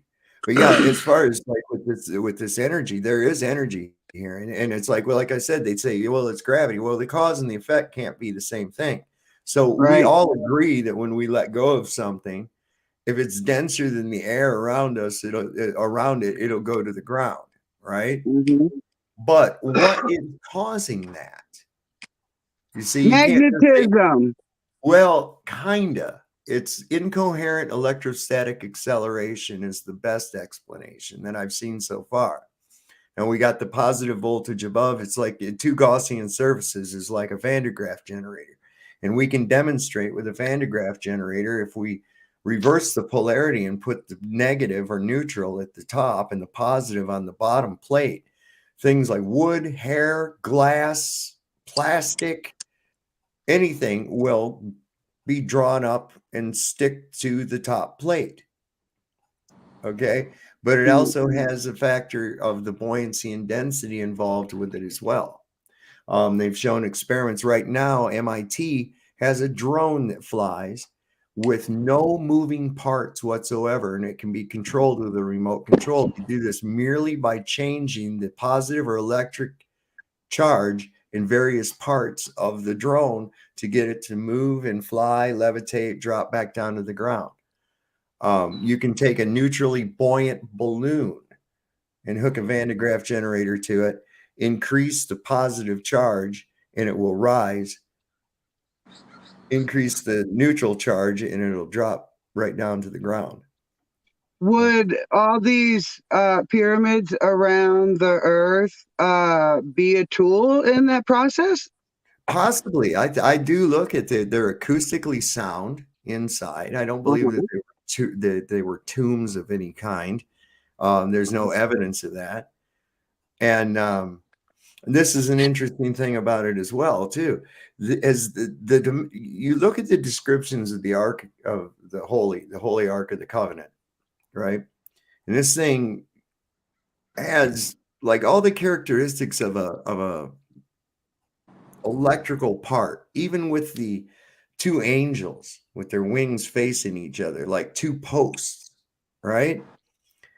And there's even where they were carrying it on a wagon or some shit like that, and it started to slip and fall, it said, and the guy tried to stop it, and he died instantly as soon as he touched it. Well, that sarcophagus thing inside the Great Pyramid that's got the corner like busted off of it, yeah, I'm sure you've seen pictures of it. The inside dimensions of that are the perfect size for the ark by the dimensions given to us by the Bible. And I wonder if not, was Pharaoh chasing them across the desert because they stole something, like the main component to the energy? That's what I was about to. I was about to say, if these are energy type warehouses, or like you were saying, flip conductor type things, it would explain a lot. It would explain how they lifted giant stones up to create things. To me, and what happened in my mind was they're lifting a stone and accidentally smashed it into the Sphinx, and that's why I don't have a face anymore. Right. Well, if you think about it, they have these shafts that point up to very important stars, very important constellations. And you have to also remember the big brainwashing thing is they told you in school that stars are hundreds and trillions of years away from us, light years away from us, right? Takes thousands of years for the light from a star to reach you, and it could have already burned out and you just haven't seen it yet. Well, that's horse shit, because light doesn't travel forever and there's no evidence that it does in any medium. Okay. And it's not a light that stays on like somebody switched on a switch one day. Right. Well, it's not traveling, so to speak. Okay. You got to look at light works kind of like sound. It's only going to reach as far as the magnitude of that which produces it. Right. So to put it into like a real thinking type of, let's look at it realistically. They tell us our sun right now, the one over my shoulder here, is 836,000 miles in diameter, and it's 93 million miles away. That means it takes 8.5 minutes for the light to reach Earth, given what they tell us the speed of light is. All right. So that's 8.5 light minutes. Now, if it was close to the Earth and you looked up, if it was right over you, you would see nothing but the sun in the sky, right? We move at 93 million miles away, and it's about the size of a coin held at arm's length, like a quarter, right? So let's just take it 8 times that distance. That's going to be 1 light hour about, okay? Because 8 times 8 is 64, roughly a light hour. So that's the distance that light travels in 1 hour. How big do you think the sun would appear then? 8 times its distance that it is now. It would look like a typical star then, wouldn't it? It would look like a little star if you could see it at all. If your angular resolution of your vision would allow you to see it at all. I don't think you would, but maybe you did. So now what we got to do is you figure out how many hours are in a year, and you have to move it that many times further away. You wouldn't see it. There's no possible way to see it. Nope. Nope. Now, they tell you that the North Star that you look up at, the one that we guide by and everything that tells us which way is north, it's unmoving, stays right over the North Pole. They tell us that that is 423 light years away. And we're talking about hundreds of thousands of light hours at this point. Yeah. Well, let's look at that. Let's see. We can go. Let me pull up my calculator real quick. I just want to say thank you, Austin. This is a phenomenal conversation. And once in a while, I see you trying to get signal. I told you. I told you Okay, he was a man with a lot of knowledge. Yep. So here's the thing. It's 8,760 hours in a year. Okay. Wait, how many? How many? 8,760. Okay. That's how many light hours are in one light year. Now, we times gotta go that. that. So let's multiply that times 423. So that's 3,705,480 light hours. Light hours. Yep. I mean, 8 minutes for us. Let's wrap our heads around this. 8 minutes for the sunlight to hit us. So when it comes up over the horizon or starts to, we got 8 minutes for us to hit that to hit us. And now we're thinking about did you say 3 million? Yeah, what was that? Let me see. Yeah, 3 million. 3,705,000. Yeah, 3,705,480. That's just, I mean, it's incomprehensible. I mean, this is no freaking way. And you think that light dispels the whole notion that anything we're looking at in the sky from what their narrative was is BS. It could be a black sheet of paper with a couple holes in it. Right.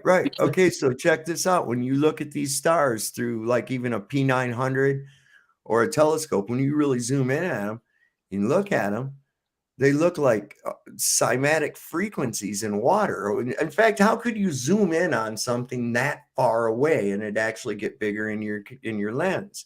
It wouldn't. Mm-hmm. So these things are rather close, right? They're close. Mm-hmm. And what I observe is they seem to give off a cymatic frequency, like there's a frequency to each one of them. They're all unique. And I have to wonder if there's something about these shafts being directed at various stars, that there is a way that you are collecting these energies. I used to think astrology and shit like that was crazy, right? How could something that far away have any influence on me, right? But then you find out, oh, wait, they're right here. Because it is an interesting thing when you send a weather balloon up, like where I'm at right here. I'm at 120,000 feet elevation. This is 120,000 feet high. Right? Where the fuck are the stars? And how come the sun isn't lighting up the whole sky anymore? It's blue sky down below me, but up around me it's not. Why is that? Because sunlight and daylight are two different things. Sunlight is the light you get right there. And I've been noticing that lately. Yeah, see, sunlight. Like the sun will come up. Well, see right where my hand's going. That's where the sun had been coming up in this like spring solstice and on into fall.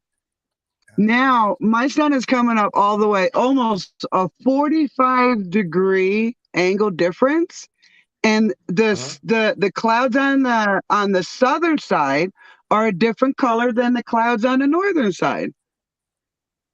Sure. You notice the sun in my background here. There's a bright spot under it on the earth, right? You see it down there. There's a bright spot under it. Yeah, So that's noon, yeah. wherever that is at. Okay. So it's small and local. Now, why is the sky not black? What's going on here? It's because the electromagnetic positive charge of the sun fluoresces the gases in the atmosphere and in the upper atmosphere. Nitrogen, when exposed to a positive electric charge, will glow blue. And then, of course, we've got neon and other gases in there that when you look at it, they're being charged too, but they're thin layers. And so you don't see them so good until you look through a thickness of them that happens like at sunrise or sunset. You get these beautiful purples and reds and shit in there. Or flickering even. Yeah. Mhm. So it's a small, close object. And see, everything that they try to get you to believe, what I've come to find out is that just about everything they try to get you to believe is the actual opposite of what it is. This is a Luciferian satanic world we live in. The earth is not. The world is. Right. Yes. Okay. Yes. 100%. Yes. Yes. Right. See, the world is the world is spinning wildly out of control as the earth remains still and level. That's what's really happening. So we have an education system that destroys knowledge. We have religious institutions that destroy the spirit. We have a healthcare system that destroys health. Everything is the opposite of what it should be. So they tell us the sun is magnificently huge and very, very far away. No, it's rather small and it's close. And it appears to be just like it's described in the Bible. Yep. The water's above and the And water's that's why below. the Bible not. That's why the Bible can't be taken as just a religious story to me. To me, it's Right. it's a religious story. It's manipulation. It's clues. It's a way for us, maybe the seed that will get us to the truth. But I don't think it's just a religious text. Well, it's also like this too. The sheep will often say, "Oh, well, you believe in the Bible. You believe the earth is flat because of the Bible." Then, when I say that, I say it's exactly like it says in the Bible. No, I don't believe it because it's in the Bible. What I meant is that what I believe and what I observe matches what's in the Bible. And I use that as a reference because it's something that just about everyone's familiar with, at least a little bit, I hope. I hope at least somebody's at least looked at page 1. It tells you right there, you know. I didn't start reading the Bible until I found out or came to the self-realization that space is fake, and then it kind of led me to the Bible is what it did. Well, once you realize that this is a creation, you're not a crazy little ball that's infinitesimally small, whirling and whizzing through the universe at unfathomable speeds. You know, most people think that they're in this little schoolroom diagram of a solar system, that there's this sun and there's these balls and they go around at different distances around the sun. Well, kinda, except for the fact that, all right, let's take just a few of the motions into consideration. The earth is going about 1,036 miles an hour at the equator, while simultaneously going around the sun at an average speed of 66.6 thousand miles an hour. All right. This changes because we're on an elliptical orbit. So consider you're spinning at 1,036 at the equator while going 66,600 miles an hour around the sun. But wait, there's more. The sun is going about 500,000 miles in a perpendicular direction to both of those rotations. And Well, don't forget, we're flying through the universe, right? yeah. That's all that shit. And you know why you don't feel it creating a homestead? You know why you don't feel it? Because of math. Because we're not moving. The fucking math. I mean, There it is.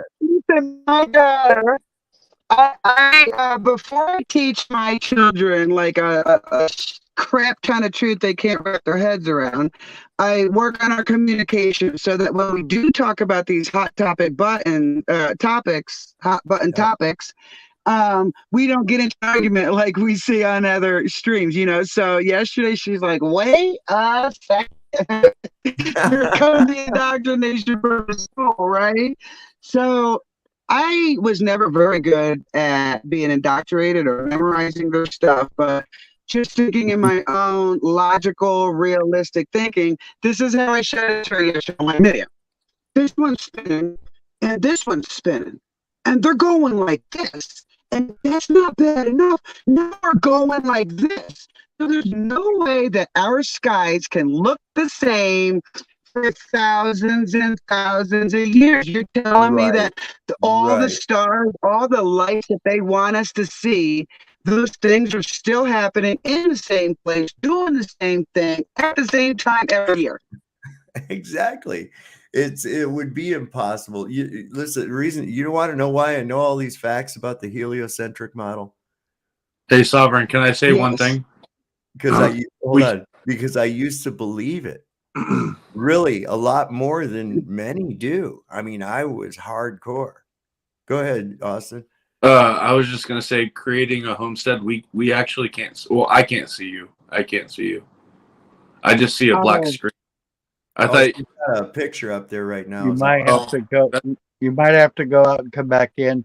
Okay. I just want to let you know, I'm going to be on the side. I got garbage to empty. I got a vacuum. I got a bunch of stuff I need to do, but Homestead will be in charge. She can run everything. Everybody, hold on. It's 11:11 a.m. right now. 11:11. That's the magic number, man. What are you thinking about? Go with it. Mine's 8:11, but anyway, I just want to let you know I am listening, but I am on the side. And let me step out and come back in while you're sitting there, Larry. All right, not a problem. Yeah, you don't want to leave me here unsupervised. That could be dangerous, huh?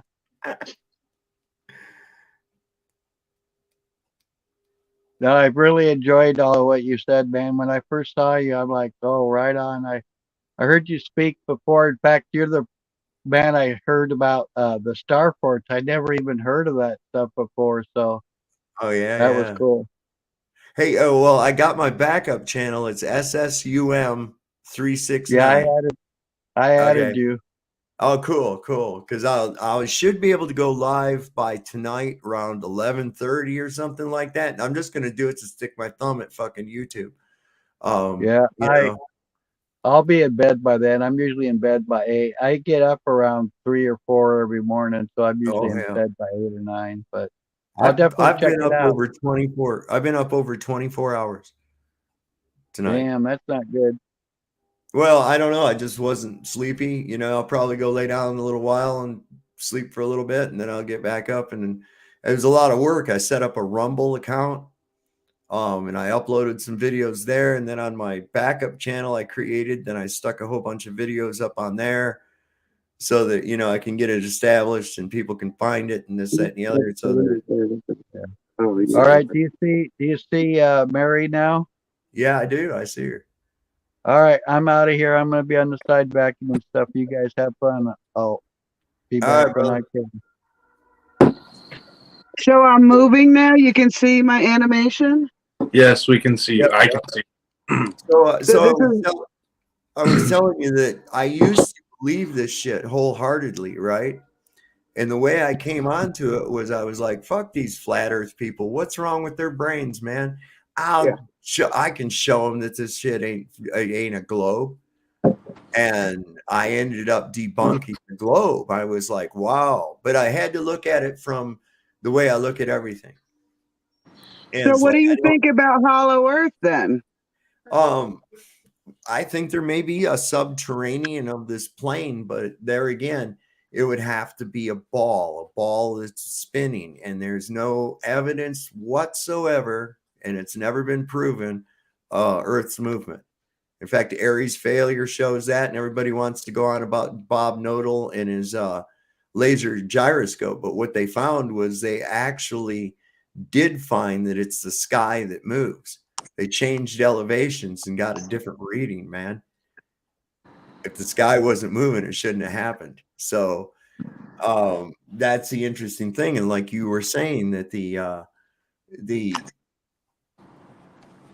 movement of the sky, the constellations that we see, you know, there's too many people, they want to jump on these absurdities, and they go, oh yeah, well, what about the planets? And I'm like, yeah, okay, let's talk about the wandering stars.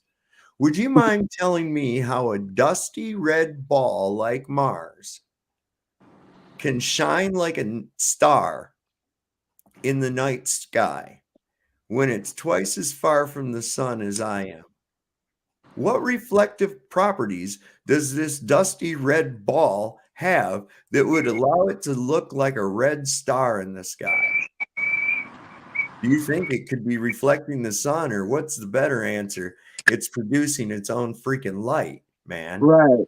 Well, that's the only way any of these lights. Well, let's preface that by saying, according to their narrative, the only way the lights of the stars continue to hit us is because the source is still on. They're self-illuminating. Yeah. So there's a lot to this that people aren't really, they don't understand. It's like they always have these questions. Why would they lie? You know, all you have to do is go to Antarctica, and it's like, nuh-uh, you can't go. Well, just go high enough and you can get a better picture of the Earth. No, you're not allowed above 50,000 feet either. Well, you can't go north. You can't go to the North Pole. You can't go to Antarctica, and you can't fly above 50,000 feet. So why? And who says? Oh yeah, those guys that use a flat Earth fucking map for their flag. That's who. The UN. And that's why they get mad when we ask, because in their minds, they've developed a sheep-like society. And sheep don't ask questions. They put their head down and they chew the grass. Exactly.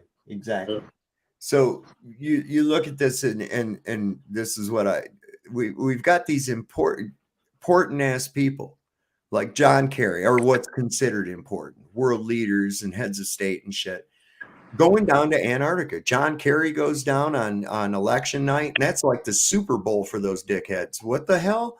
And you're asking, who the heck is John Kerry to be going there? Like, it's not, I mean, he might have wanted to be the president, but he sure didn't make it there. So why is this dude so important to go to a place and then not have a story, not even have like a media short or a TikTok 10-second? There was nothing after that. The Pope went? Yes. The Eastern Orthodox Pope went, and then they met for the first time in like 500 years after that. Okay. And it's like, what in the hell? All right. And so that astronaut went.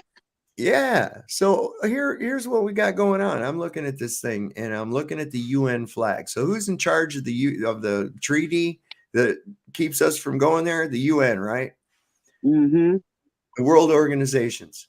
So their flag, they use a flat Earth map, an azimuthal equilateral projection of the map of the Earth. Mm-hmm.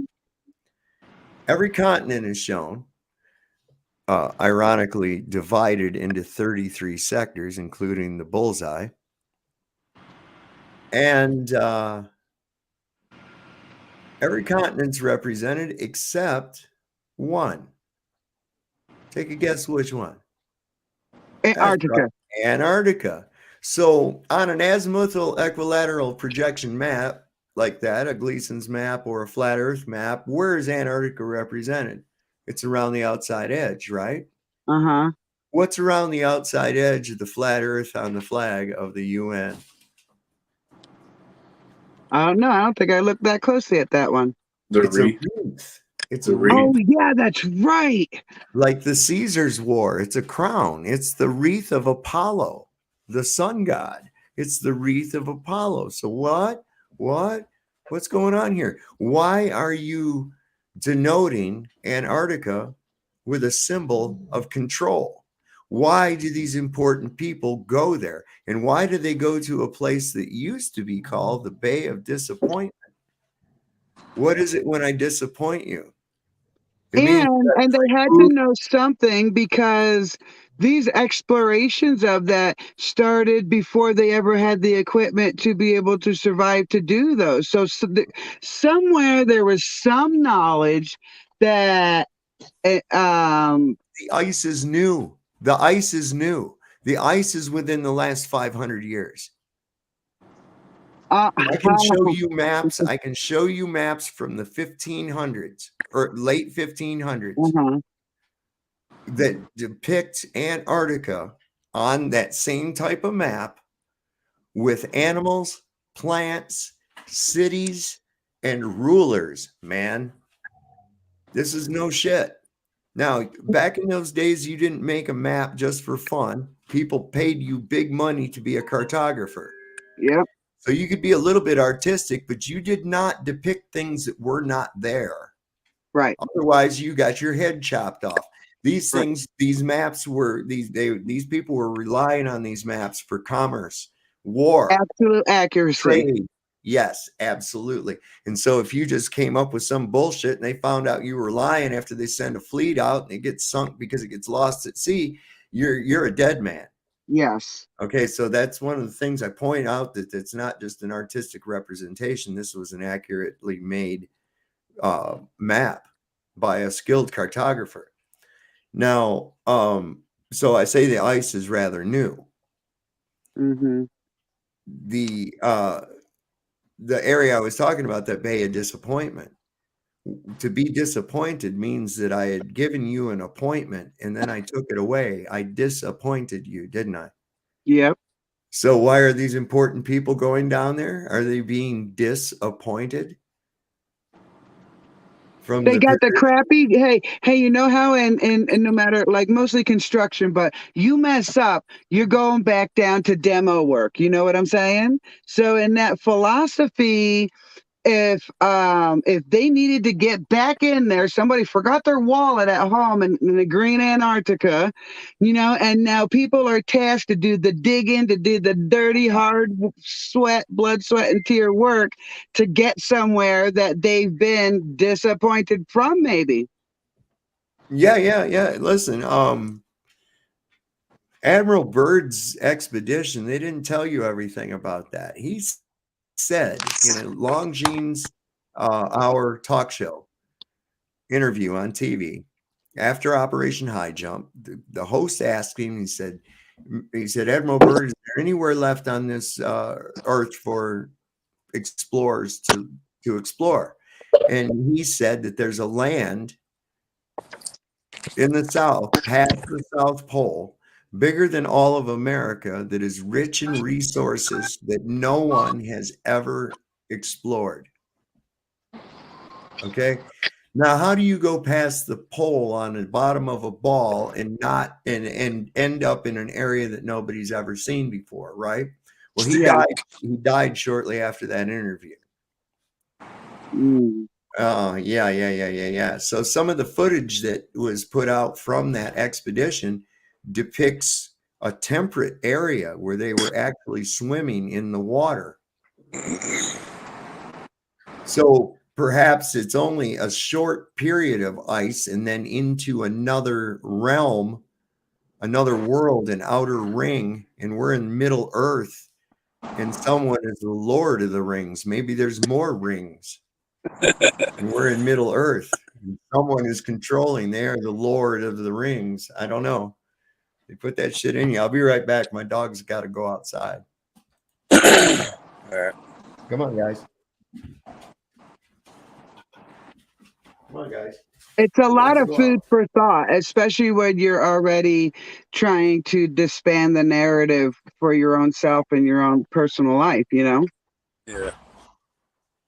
Sovereign Soul Unchained Mind. He blows my mind every time he talks.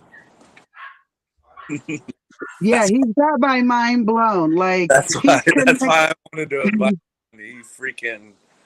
He gets me thinking.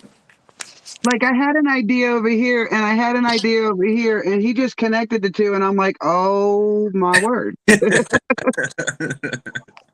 Yep. They were just two solo ideas, but now there's a whole thought process, right? Yep. He does the same thing for me. I'm glad I had him on. Yeah, I'm glad to have finally got to converse with him. Like I seen him in some chats, but Mhm. you know, when you get them bigger live streams, it's really hard to connect on this type of level to accomplish sifting through the ideas, you know? Yeah. Where are you from? I'm from New York originally, born and lived there 30 years. You still live in New York? Oh, no, no, no. I'm in Colorado now. Oh yeah, that's right. You said that earlier.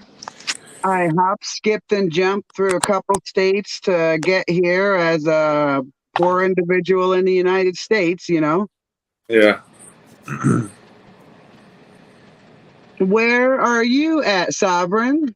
I am in the beautiful. Well, I'm right above the earth. Can't you see me? That's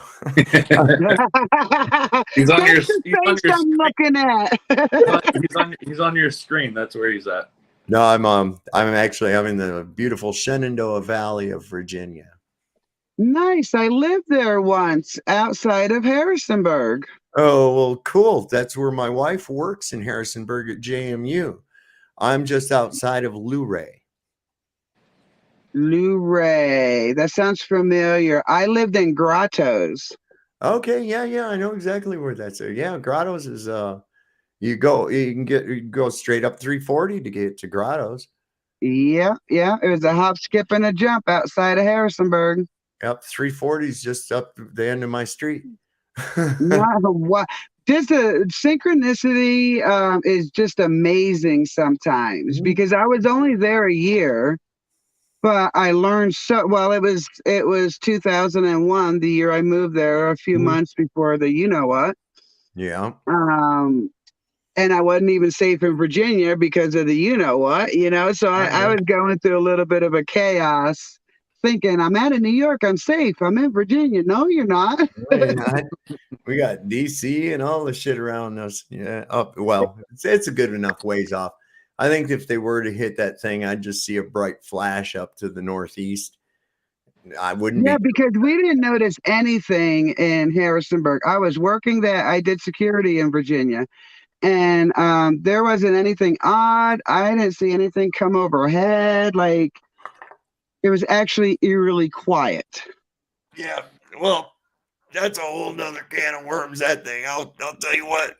My whole analysis of that over the last 15 years, 16 years, has concluded there were not any airplanes involved at all.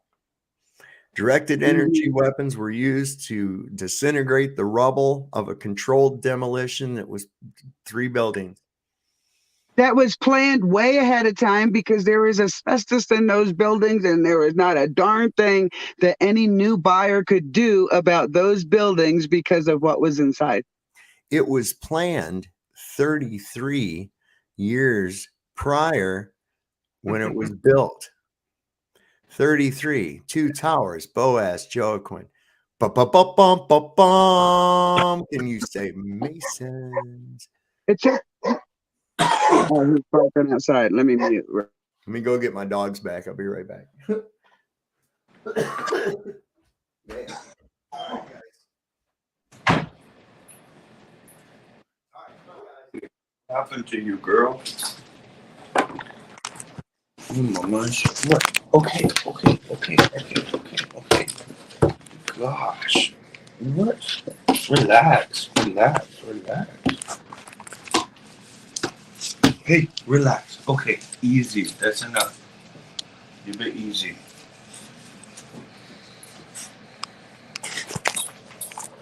Relax. I don't know what to do with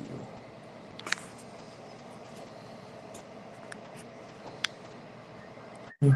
Easy, mama. Oh, but Yes, come up here and say hi. Come here. she's definitely does have something. Probably. There we go. Come here. Oh, I got a big boy. Oh, that's a big boy.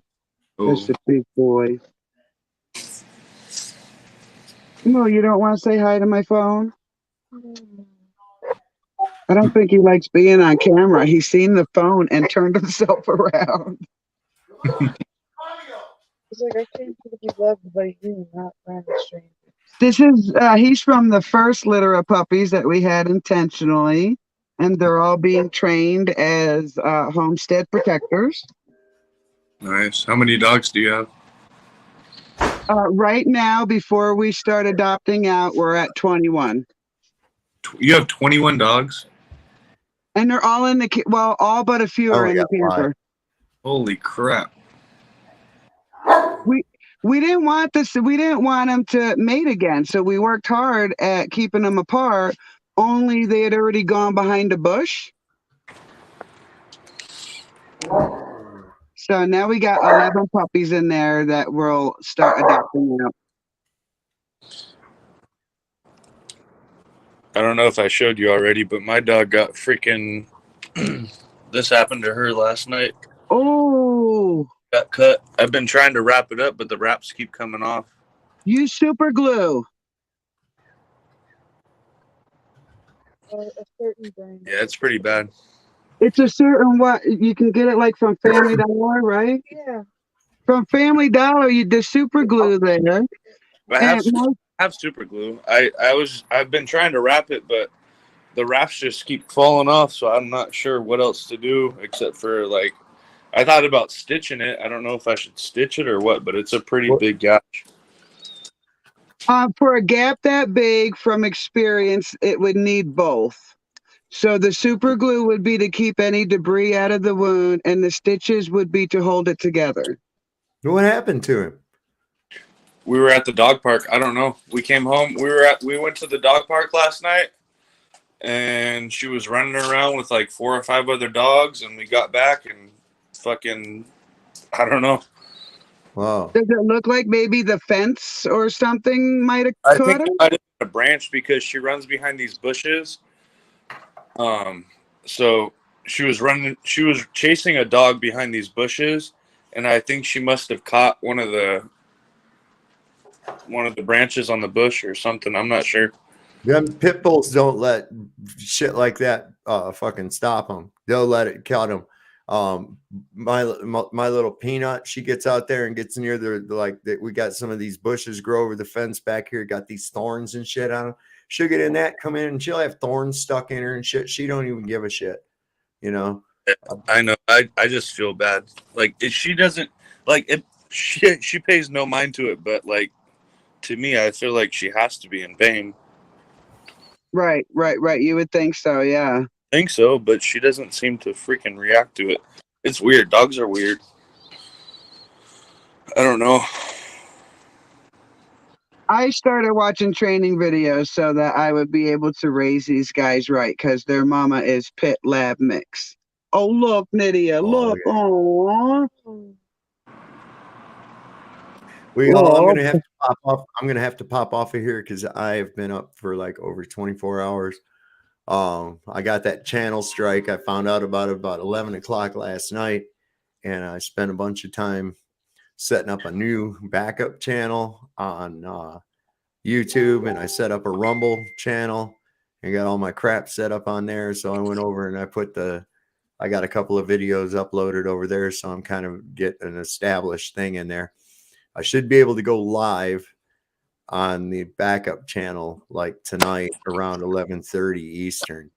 I think that's when it told me. So I don't know if you're subscribed to my backup channel, check it out and see if you hit the bell so that you'll get notified if I do get to go live, which I think I will. And we're going to try and see if we can't have a panel discussion about some more about this kind of stuff, man. Creating a homestead. It'd be great to have you there, Dirty Larry. I'd like to see you there too, man. Austin, he's always there. Austin's a moderator on my channel. So Awesome. I'm definitely going to be there. on my channels, I guess I'm a channel baron now. I have I guess I've hit the big time. They gave me And you can call me Mary. All right, Mary. That's good to know. Yeah, it's a little easier off the tongue than having to say that. Yeah. Can I call you Create for short? You know, that kind of thing. Right, like right, that. right. It's, But yeah, let you have a blessed, peaceful sleep, huh? all right. Yeah, this is going to be weird because I'll probably be getting up about the time the wife gets home from work. And I don't know, that'll work out because listen, sometimes when I do lives, man, you've been on 4 hours. I marathon like sometimes 8 or 10 hours. It's insane. Wow, nice. Yeah, I uploaded an 8-hour one up onto my backup channel and onto Rumble too. So it's like, what? So, all right. So I just wanted to say good night to everybody, or good morning, or whatever else. Austin, thanks for letting me know to come over here because now I got some more friends. Yeah. Yes, thank you. All right. Yeah. Have a good later, bro. That was great. Thank you so much for inviting him on. And if anyone's in the chat wants to pop up on here and ask questions or imbibe us with your knowledge. Where you at, Moose? Where's Moose at? Last I saw, he was gonna go for a walk along the river, maybe. He said he was going to come back, but he never came back. Yes. He must have fell in the river and It says we got 6 people here. oh shit. Hopefully I can get some sleep soon. You haven't slept much either? I've been up since midnight and it's 8:30 here in California. Wow. I got about 5 hours of sleep before that. So yeah. Wow, that's hard. Yeah. I just want to let you know, Austin, I feel very honored that you invited your friend, buddy, whatever you want to call him, to my channel. And it was a great discussion I thought we had. And I think we all learned a lot. Right on, man. Yep. He's a good guy. Well, I always like to hear different, aspects of people's thoughts and ideas, and and then I'll go and listen to the person that contradicts whatever somebody said, just to kind of get, both sides of the coin, and then assess to what I believe is true from there. That's really what we should all do, but this system we live under has gotten people so lazy that their thoughts are even lazy. Yeah. Well, like I only listen to news in the morning, and I watch Good Morning America, and I mostly listen to them just for shits and giggles, but I kind of want to see what they're saying. And then there's one person I watch on the flip side that tells basically, the exact opposite of whatever they're trying to tell us.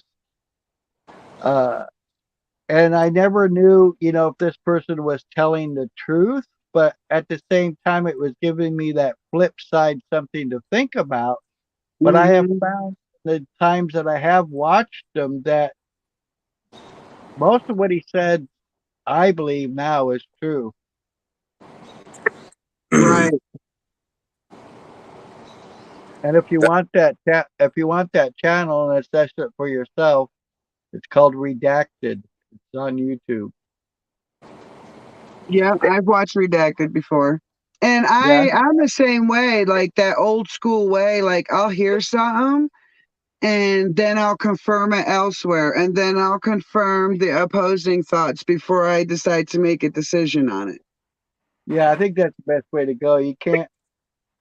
In life nowadays, you can't go approach any avenue blindly, because if you go in blindly, then 9 times out of 10 you get screwed without a reach around. It's crazy. It's crazy to think that some people still only watch TV or cable television. Like my grandpa, that's all he knows. All my grandpa knows is CNN. It's crazy. He has And no. they're okay with it, right, Austin? It's almost upsetting that they're okay with it. Yeah, he has no idea that there's another world going on outside of him. He has no idea. He just thinks that's the truth and that's the world that he's been presented, and that's all that there is. Well, And that's the narrative. Like, they didn't make It's a Small World for no reason. They really wanted people to think that it's a small world. well, the problem I think is being older. When I was a kid, I believe when I was younger, we had what I'll call real reporters, a real person that would go out and investigate a story on his own and experience whatever was happening on his own instead of getting, nowadays they get a piece of paper and they read from it. Yeah. They're talking heads, really. Listen, I was right down that avenue. When I was in high school, I worked for the newspaper, the high school newspaper. I cornered the principal. Why'd you blacklist this kid? Blah, blah, blah. But something in me, like I really was passionate. So I thought like I was going to go forward and do this as employment, and something made me stop. And now years later, I'm glad, because they were working their narrative to get us to believe it. So we actually thought it was real, like reporters really went out there, and for a time they really did, because they had to act the act to get us to believe it. And I'm glad I didn't. I'm glad something stopped me, because I probably would have been one of them talking heads, just like if I went into policing, I would have been one of those saboteurs that go out there and screw with society, Yeah. And not even know what you're doing. Exactly. Exactly that, yes. That's crazy. So what do you do now, Austin? Do you work? I was doing construction for a while. I've had all kinds of jobs. I've had sales jobs where I sold tractors and trailers. That's when I was living down in Ridgecrest. I do mostly construction, carpentry. I'm not doing anything right now at the moment, but we just finished putting up one of the biggest buildings in Sacramento. It's like a 26-story building. Wow. Yeah. It's hard work. Construction's really hard work. You got to wake up at freaking 4:30 every morning and go bust your ass and throw your back out multiple times like I have. Yep. So my husband actually didn't share all his skills in his construction job because of that fact. So he's like the demo specialist. He can do a lot, and he can join other crews, and they would ask him, well, why don't you tell the boss? I'm not selling that part of myself. And it took me a little while to even understand what he was doing, but a wise decision, I mean, in the face of having to work. yeah, I'm not sure what I want to do with my life anymore. Well, it's really hard to decide. Like, when your eyes are open and you live in truth, it's really hard to pick the what do they call it? The picking the best of two evils, or whatever you call it. Yeah. Yeah. I that's where I'm at right now. I want to go live down by the river in a fucking trailer and just say fuck everything. Yes. That's where I'm at. I'm tired of living this slave mentality and paying taxes and fucking getting paychecks and fake money and all this bullshit that we're forced to do in order to live. Like, in just to live, just to breathe, just to eat food. I grew up in a violent bubble, but one of the most traumatizing things I experienced was coming out into the world and seeing that I didn't know the words then, but that we were under some type of slave system. Like you clock in, you clock out, you go to the grocery store, you cook your food, you go to bed, you get up, you do it all over again. Yep. Yeah, I just wanted to go find a somewhere in the woods. I was 18 when I started realizing all this, and I just wanted to go live somewhere. And I realized I couldn't. Like, even the wild lands are controlled by the country in which you live in. I know. I wish I could just go own or just claim my own land. Yeah, that used to be a thing, wasn't it? I know. Why isn't that possible?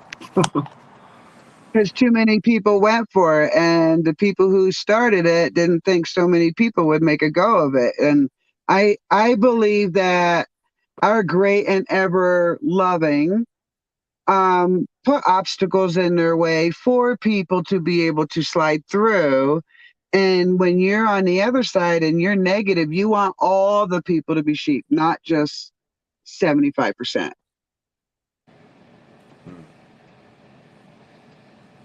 Do you live in the country? And you live in Colorado, right? That's like all, Yes. it's like all country. I live between two cities, but they're not really like cities. They're like country cities. 5,400 feet up. We purposely moved that there is no active city within the hour drive of where we live. Oh, right on. So we don't live in the mountains. We live in Middle of nowhere. we live on hills in the middle of like prairie type land. So just north of me is the Comanche grasslands. That's where I need to go. I need to go. I need to get the hell out of Sacramento. That's all I know. I need to get out of the city, especially Sacramento. This is like one of the worst places to live.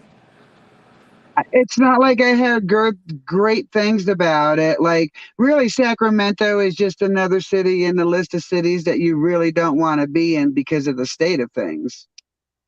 Yeah, I'm ready to pack my truck up and go.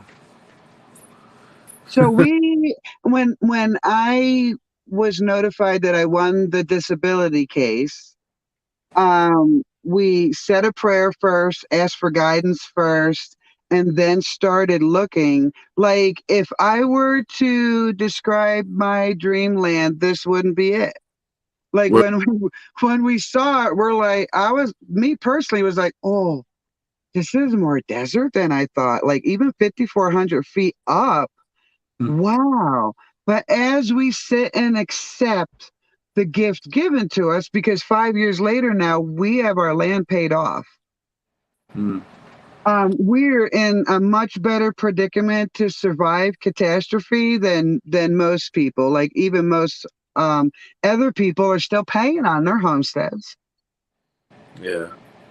And with the state of things, and I have a special needs son, I didn't want to be anywhere. I was willing to pay the cost and comfort. I was willing to pay the cost and convenience to be away from all of that. Is that mountain you're on active though? From what I told, no, but there is a volcano in New Mexico that's relatively to me close, within an hour and a half drive. And there are hot springs. So I don't believe that it's not active. Maybe it's in just a state of plateau right now. I have a Right. question. I have a question. Are your I mean, I hope this is not too personal, but are your kids in the public education system? No. Okay. My Good. first child, yes, because I was a follower in the beginning because I didn't know much about life with considering my past. So my first one, yes, but she got she got like the bulk of my truth that I learned. She was there. I was a single mom. I was going to college. I was reteaching myself. I was doing a crap ton of research. So I was able to open her mind, even though she was in the system. Yeah. My last two, um,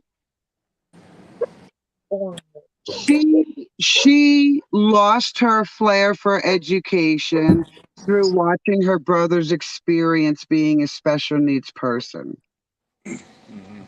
So when I was given the opportunity due to what happened in 2020, I pulled them out and set myself up so that they couldn't come after me. So for my special needs child, I felt like I was forced to participate in the system because of his unique medical and educational challenges. Yeah. So in 2019, when we had his individual education plan, I insisted that the top notch, most important thing at his age, being 16 or 15 at the time, that it was life skills. Life skills was his education plan.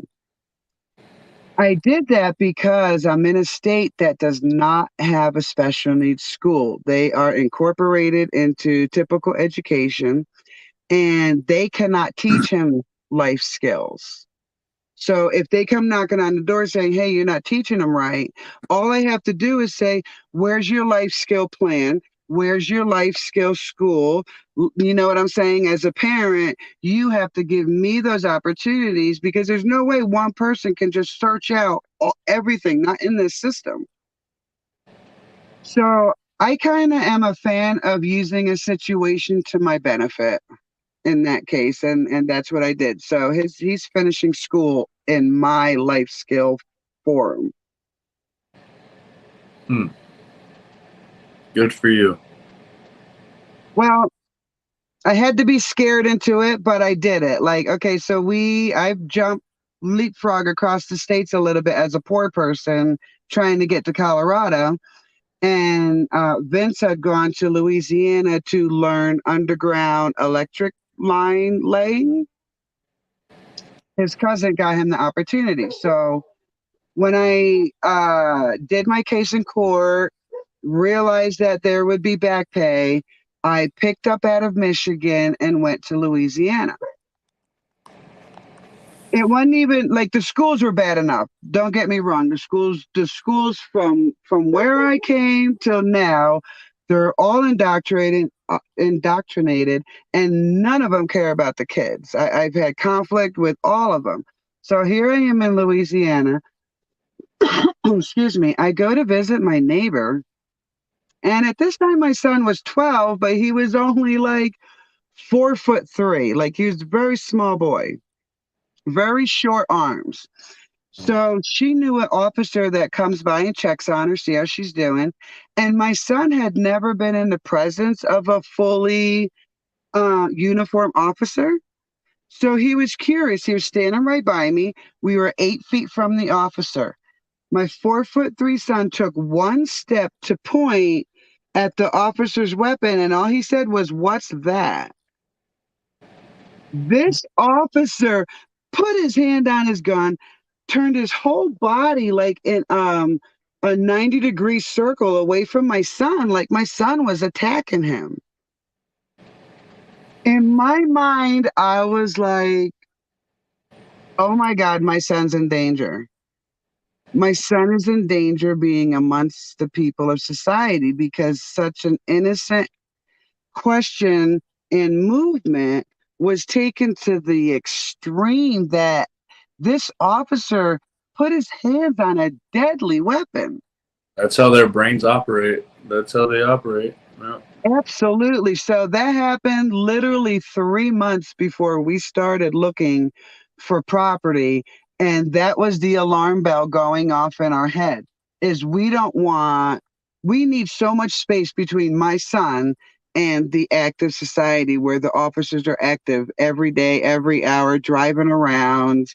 I think one time last year, we let him walk around with his sister like one time in almost 6 years, because our feeling of safety is so hyper vigilant Yeah. that we're like, okay, one time we're timing you. Like we can't even help that reaction as parents.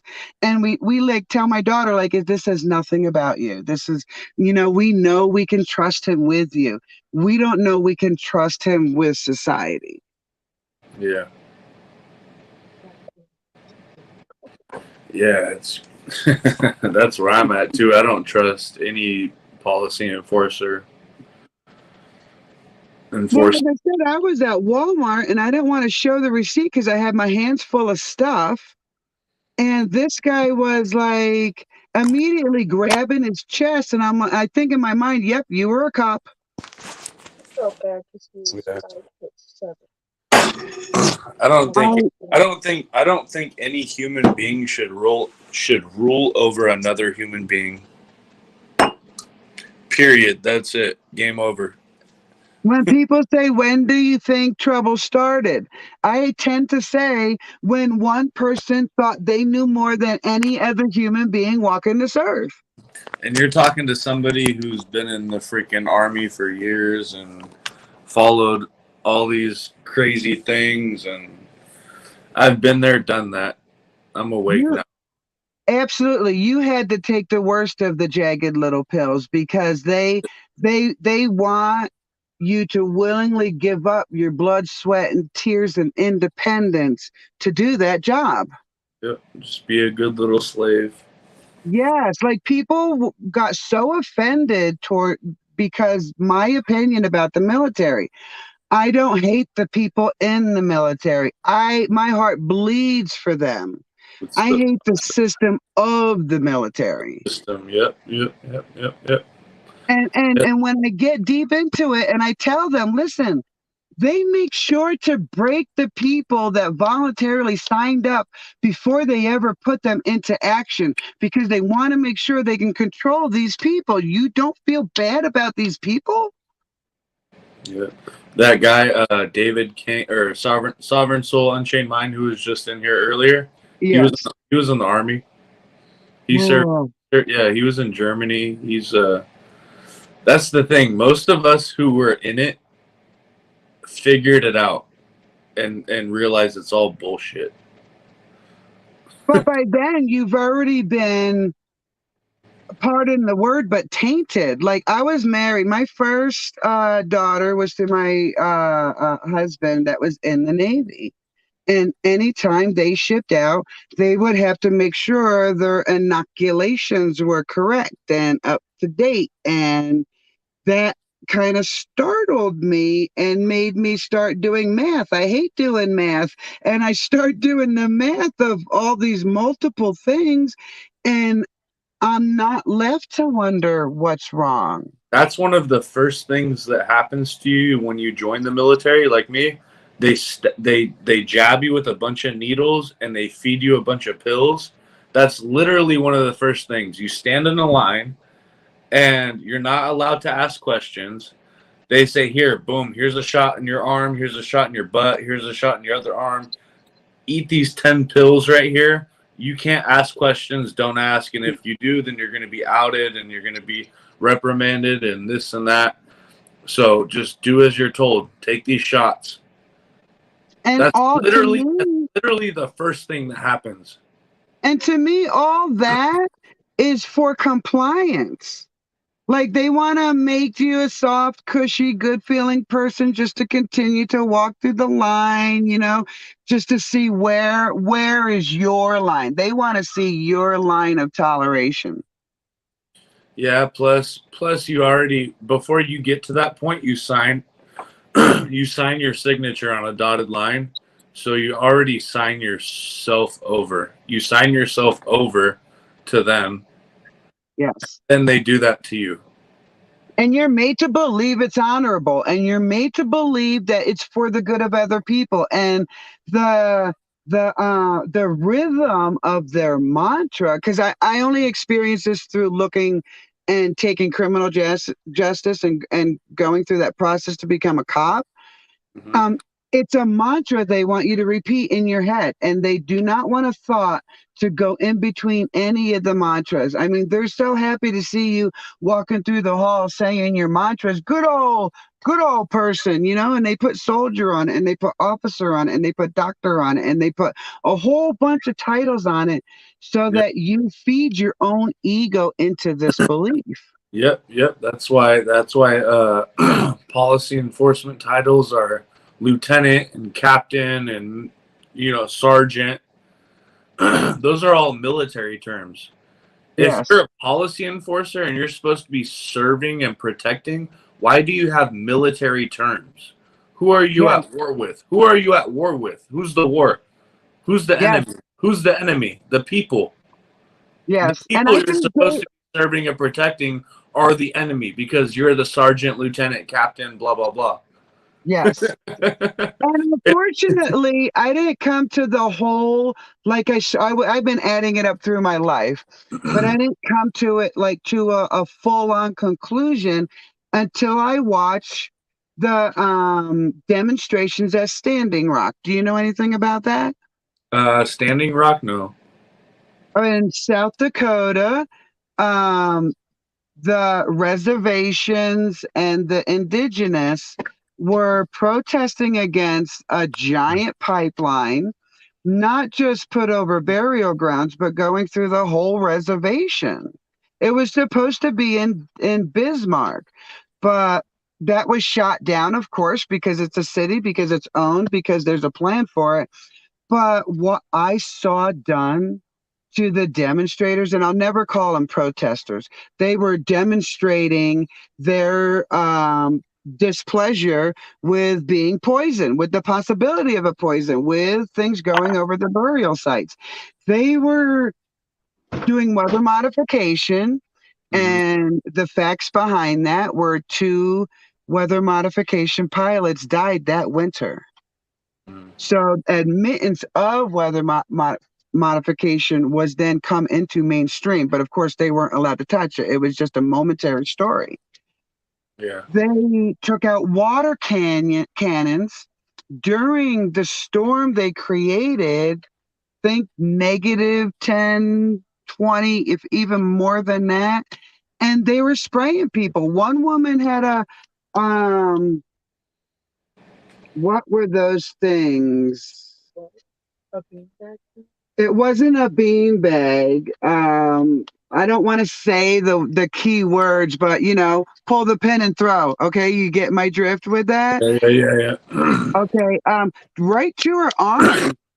Hmm. She lost the rest of her arm, and I'm thinking we're not at war, and we're certainly not at war with the humans that live here. So, I woke up like, okay, I'm not gonna attribute honor to the military system. To the military people is one thing. So I just want to make that distinction. When I talk about the military, I'm talking about the system, not its people. I got you. And I had a hatred for it. I had a hatred of the military system. In that moment, I understood what they were making you do. The frame of mind that you were allowed to have, and I hate using that word allowed, but if, like you said, you give any notion while you're in that system that you think other than that system, and you start paying the price instantly. Yeah. I mean, So, yeah. Most people that went to Vietnam didn't even know what they were fighting for. And they didn't know they were poisoned while they were doing it. I mean, as crass as he is, George Carlin opened my eyes to a lot of things that were said and done in and pertaining to our own country. That was a hard pill to swallow, to admit I'm a willing slave too. I clock in and I clock out.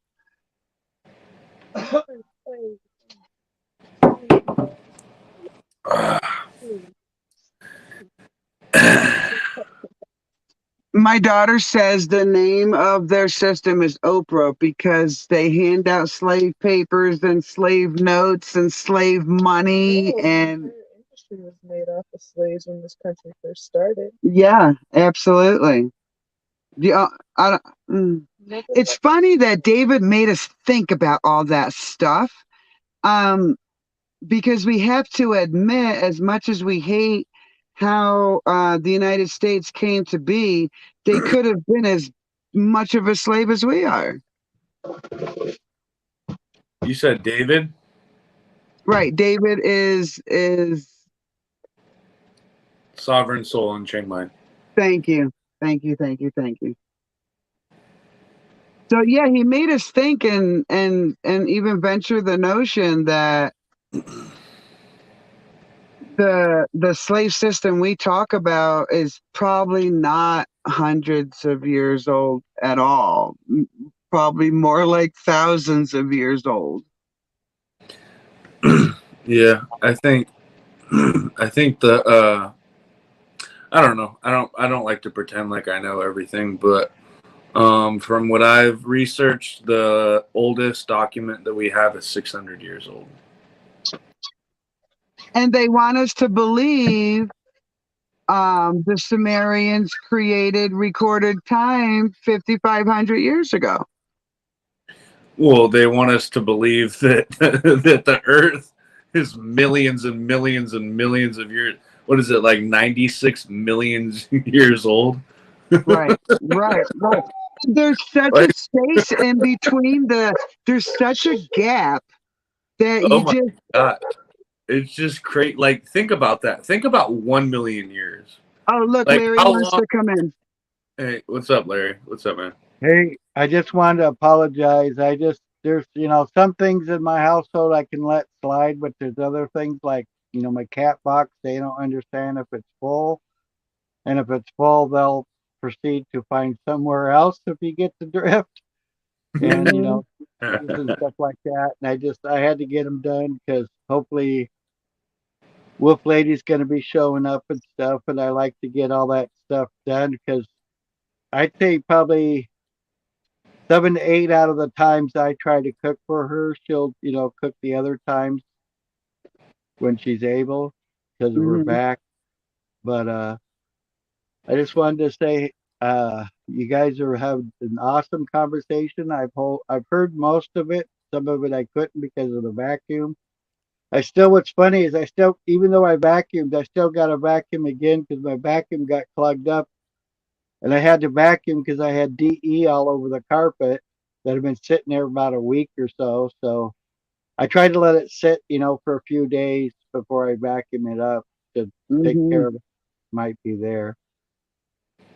But anyway, I just wanted to kind of explain, but this has been awesome. I really hope we can have many, many, many more. Absolutely. And Living Horizon said good morning. I wonder where Linda is. I'm kind of Yeah, worried I about her. haven't seen her. I'm kind of worried about her.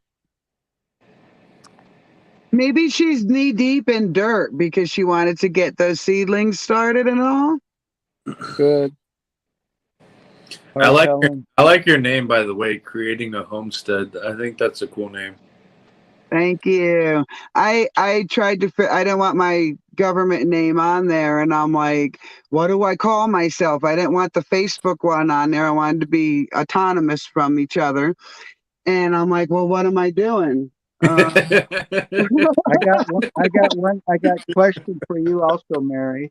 Yes. I could tell that you've been, lack of better words, I'll say philosophy, the way your outlook is upon things. When you met your husband, did he have that same outlook, or did you guys grow together, or how did that occur? I think he had the same out feeling. I don't think he was at the point of looking into stuff. Right. But we have similar childhoods and similar experiences in not being prepared, not feeling prepared to walk the earth and be safe. And we kind of bonded on that feeling of not being taught what we thought we needed. I guess I'm hoping whoever was here comes back. Yeah, that was he had a different name on his thing the other day. I don't honestly remember, but Oh, anyway, Living Horizons. Try again, hon.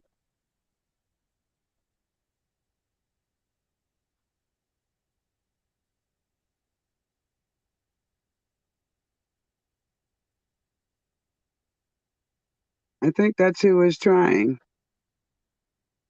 yeah, because he said something didn't work. Yeah. Let's Yeah, because he was see. here, but then it looked like it kind of he got booted or something. Yeah, I wasn't sure if they left or got booted or what happened. And I try not to assume, but we always do at some point, kind of.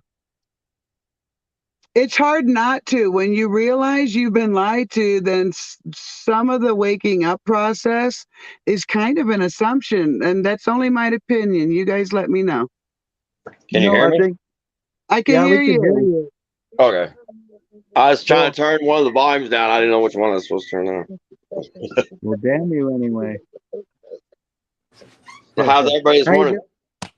Good. Yourself, man? Doing Nah, good. pretty good. Pretty good. How Right you on. feeling this morning? A nice new day? Yeah, sun's shining. I'll make it through it. I plan on to go back to Larry's question. We've already posed the idea to him of having him on the channel like at a live, and because sometimes we have the deepest discussions and I'm like, oh man, I wish I had signal and could put this on my live right now. He's very insightful, Well, has all what you guys need to do is just turn your video on and record yourself some night when you're having those deep discussions, and then it's there to put on your channel, and then you can, cut it up however you want. You know what I'm trying to say? right. But I yeah, thought that about it, happens. just putting the phone up like on the dash while we're having this talk and hitting record just to get it recorded because we don't always remember it after the fact. Well, plus two, I mean, you can feel, I believe, in the atmosphere when two people are connecting like that, just the energy of that connection. And Yes. when seeing it, when you see it, you can feel it more. When it's just described to you, I believe you can't grasp it as well. Right. It's a feeling, it's a knowing that you can only get by the feeling, right? Am I getting that right, Larry?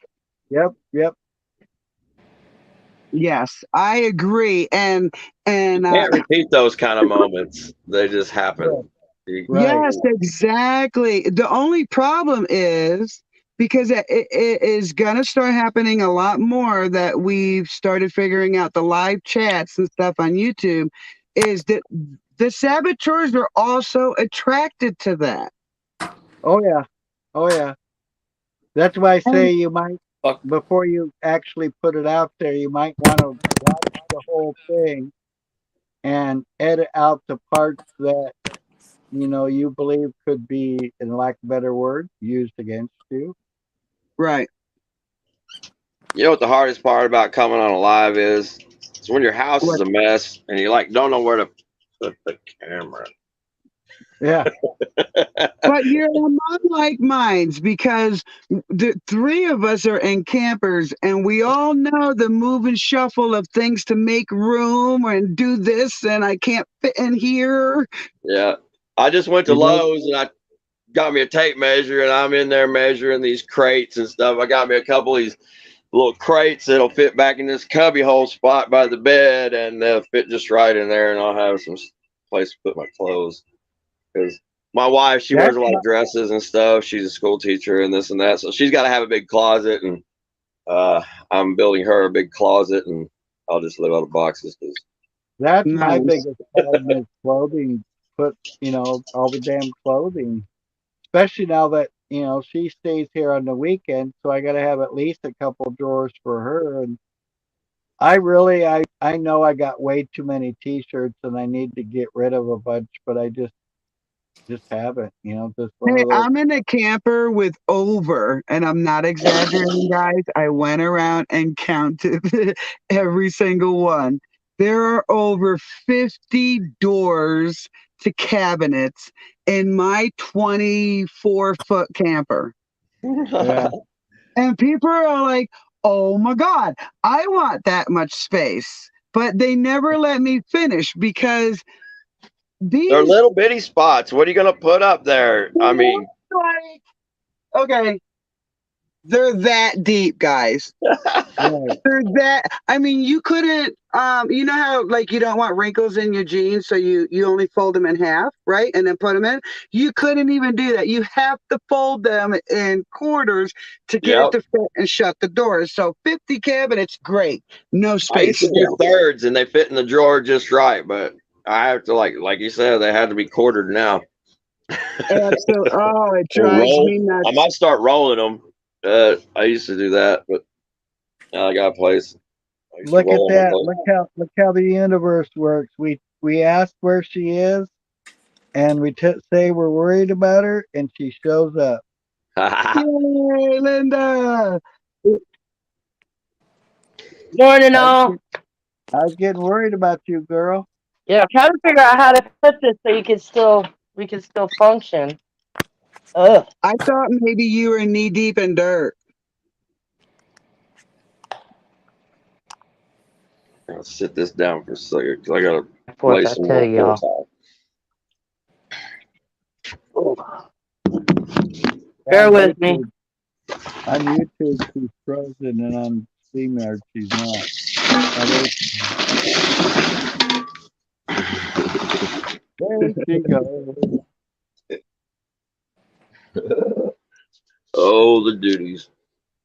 All right. I don't know about anybody else, but I get a real enjoyment of watching Linda just do her daily deeds, you know?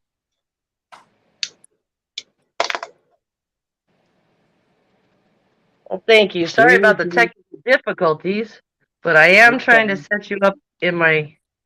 We're trying to put that off back up so the chickens will quit coming up here and turning my porch into a lavatory. Ugh. But I'm not having very much luck here, so we'll get her. You know me, I don't give up that damn easy. Oh, yeah. You'll get her Yeah, done. we're looking good. We're looking good. Maybe if we go. Boy, golly, I think she got it. How's that, Pete? How's that? There Can you you see go. me? Looks good. Yeah. Yeah. Bob Builder. Right on. Yeah. I've been listening. I just wasn't in the position to do this. Not a problem. Like I said, you're usually here bright and early, and you weren't, so I just kind of Oh yeah. hoping All everything that was digging, okay. I didn't get up till at least the sun was up. Ah, so And you're that's not being like lazy, huh? yeah, that's not like I think it was all the digging Yeah. Oh that yeah. cost us. Yeah. Oh yeah. I mean, even though you could do it, you still got to pay for it. Boy. But yeah, I'm almost done here, and I don't know if I'm gonna have to put smaller little fence around the base. I mean, I don't mind them being up here, but you know, unless I have diapers on all of them, it really is not. It's not gonna work out. So, but I didn't mean to come and stop the conversation because there was a lot of adulting conversation there. I just, I heard you call me out, so here I am. I know there's puppies popping off, but I really am interested in hearing your thoughts, Linda.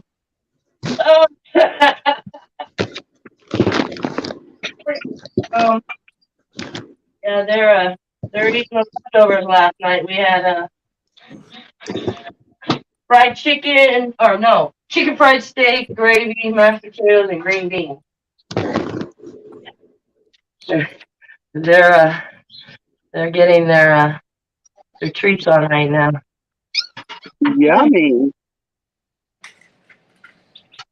That helped. That That shading also helps water when it rains. Keeps the water off my wicker chairs. Which is what I'm trying to save is my wicker chairs because my chickens keep thinking they're roosting on my chairs. Turkeys, they have 2 chicken coops, which y'all already know. They got 2 of them bad boys. So, but yeah. I think we might want to put one more in here. Got one more.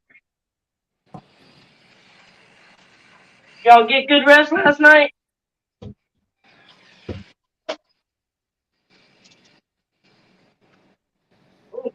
We got pretty good rest. Puppies are sleeping through the night, stuff like that. Do you want to say hi, Vincy? Hi.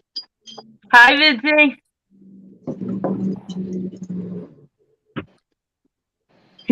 Hey, I don't, this is so funny. Please, guys, don't laugh at me, okay? I'm so technologically challenged. She just set us up for a laugh. It's hard not to laugh when you set me up for a laugh. So, I knew about YouTube in 2015, but I didn't know about uploading or anything until 2016 when my son uploaded his first video that, thank God, nobody watched. Nobody watched it. There were no views, and I found it. Like, my phone said, hey, your video is ready to be viewed. And I'm like, what? What video? I clicked on it, and he was going potty. So I quickly deleted it and was like, oh, I can upload videos? What?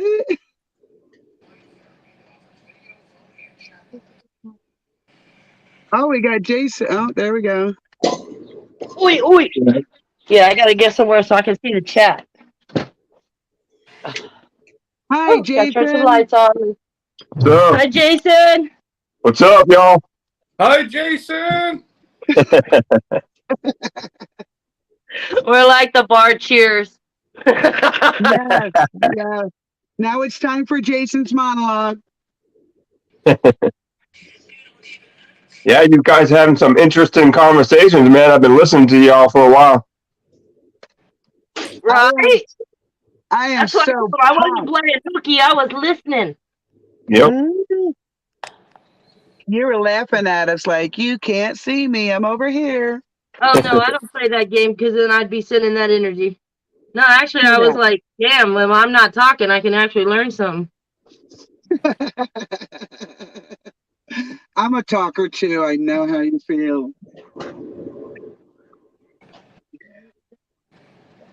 Sorry, yeah. Trying to set up here. Reality, what a concept. Yeah. Where you at, Larry? Oh, found you. I'm just a crazy conspiracy theorist. Oh, no, this is your tape from last night, Mr. Boredom. All right. Now you're making me go in deep. Damn it. I didn't want to get dirty. Uh-oh.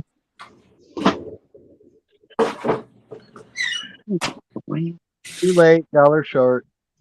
Right. And then yesterday I moved my room around. I brought in my rolled desktop, and that sucker about kicked my booty. Oh, there you are. And, by yourself? Yes, ma'am. Yes, ma'am. See my roll? Oh, I guess you can't see it. Ah. All right, technical difficulties. My roll top. I gotta fix my drawer over here, but other than that, I mean, she's a beaut. Yeah, very cool. But yeah, my kids tried to help me, and I looked at them like they had a dirty diaper, and I went about doing my business.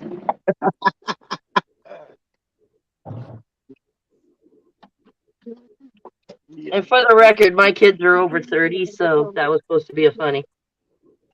I thought it was funny.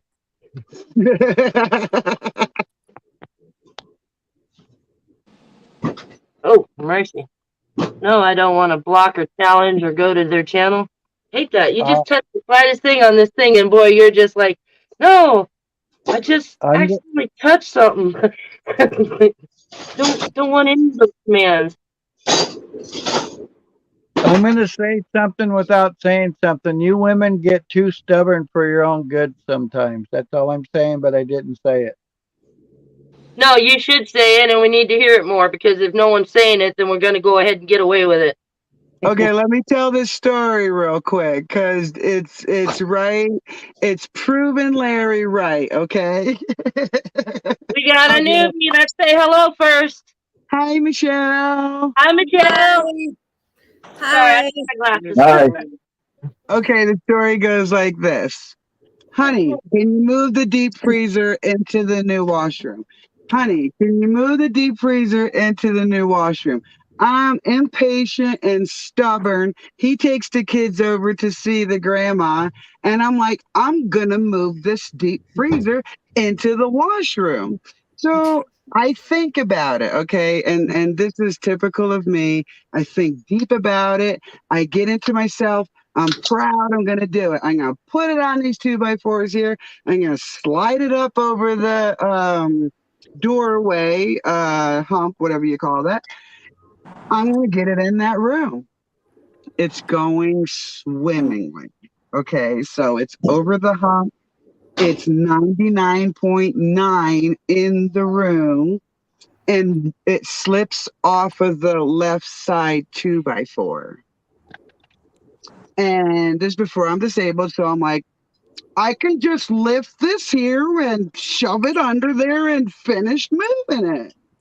So I did that, not counting on the other side then slipping off because I moved it. So the freezer landed, I mean, flush with that hump in the doorway, and my fingers were underneath the freezer. I can't move. I absolutely cannot move my body. And because the hump is there, I can't pull my hand out. My nearest neighbor was a quarter mile away. Wow. So after, struggling and pushing, like, just sit there for a minute and think about it, okay? So there happened to be a smaller 2x4 near my foot. I get it on over there, put it underneath, just to use the rounded part of the doorway as a fulcrum almost, and got my hand out of there. And it wasn't hurt, it was just stuck. And my husband laughs about that story to this day. Because I wouldn't wait.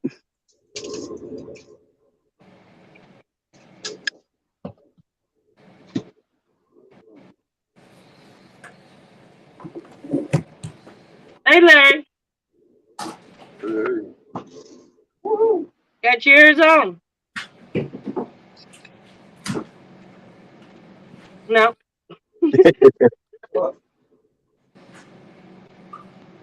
Moment of silence. Yeah. No, that was interesting what you all was talking about earlier, though, about the military and the government and all that crazy stuff.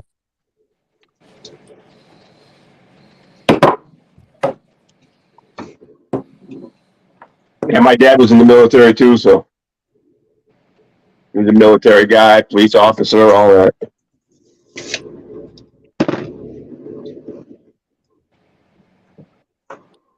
I think I'm starting to wake him up. I don't know. What do you mean? What do you mean by you think you're starting to wake him up? What are you telling him that makes you think that? My dad? Oh, I don't know. I've just been, I've been like sharing a lot of information with him through Facebook and stuff. We don't really get, I ain't seen my dad in over like 20 years, so. I don't know. I'm just okay.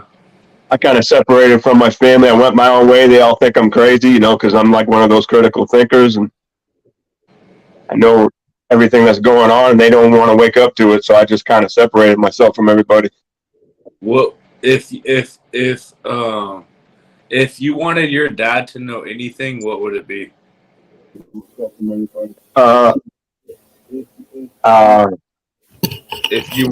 If you wanted your dad to know anything that you know, what would it be?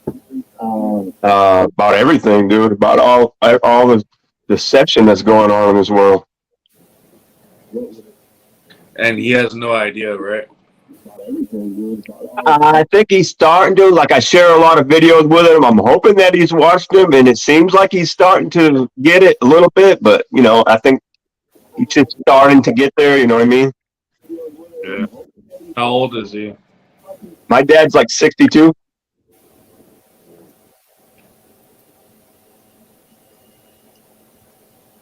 Fucking bullshit. You want him to be able to relate with you, right? Right. Exactly. Right. I got you, man. I'm going through the same thing myself. Yeah, the whole family. I'm having like this situation with my whole entire family. It's like, and I got a pretty big family too. Yeah, I got you, man. And it's hard. I got a lot of like my family, like my cousins and stuff, are in the military and stuff like that. So you know what I mean? It's just hard. Yeah. Hey, guys. I was in the military myself. Hey, Yep, guys. I was watching you all earlier. I was listening to you talk about that. Yeah, Larry. Larry wants to talk. Next time we have a new person come in, we need to try to let them talk so they don't feel like an outcast, if we could. We had that new lady come in. I had it and- muted Right? Yeah, that's true. Yep. because Gotcha. otherwise they're not going to feel welcome. So Just- I know No, we get Michelle deep in our said- conversations, but we need to be looking at the monitor. We need to watch and see when a new face comes on. Or Larry is very notorious when he has something to say.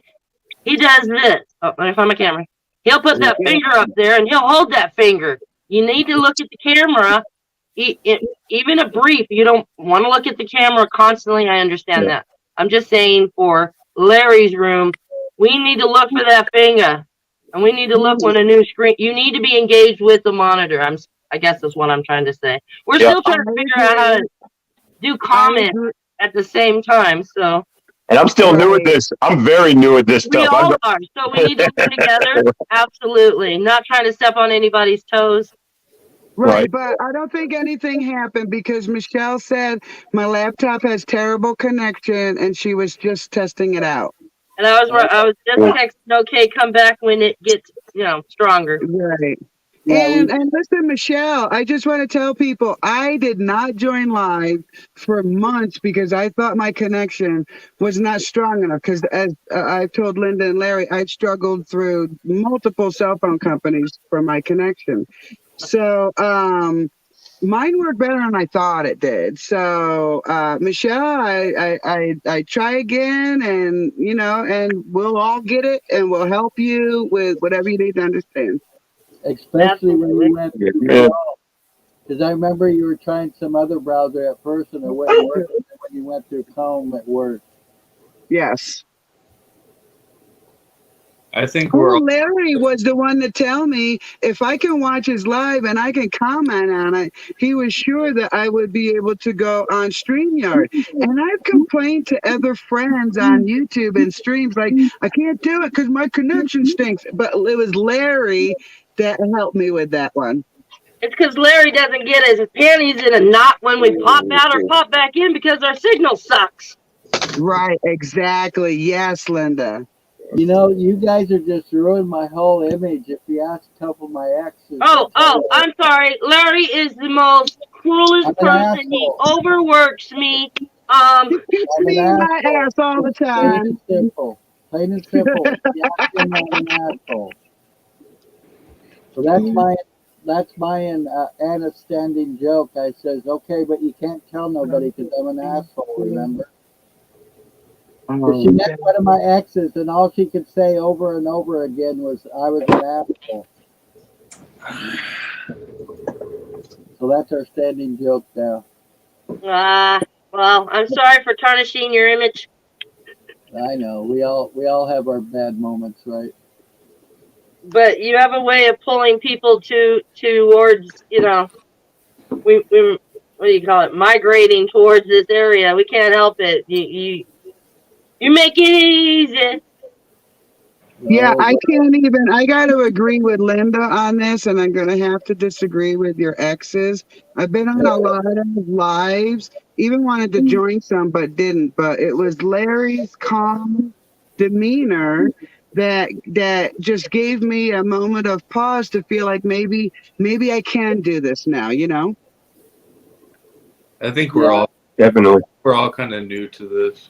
I mean, I don't know. I'm speaking for myself. Well, I don't know if I should say this, but Lady Wolf likes uh, experiencing out of mind situations, let's just say. And when she took it for the first time with me, she said that she's seen colors and auras that she's never seen before. And she said when our two Right auras on.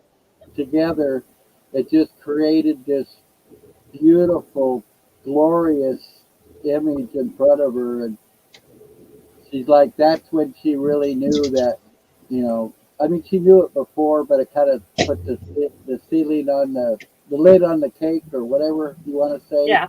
Icing on the Icing on the cake. cake. Yeah, so after that, she's like, she knew we were meant to be together. Awesome.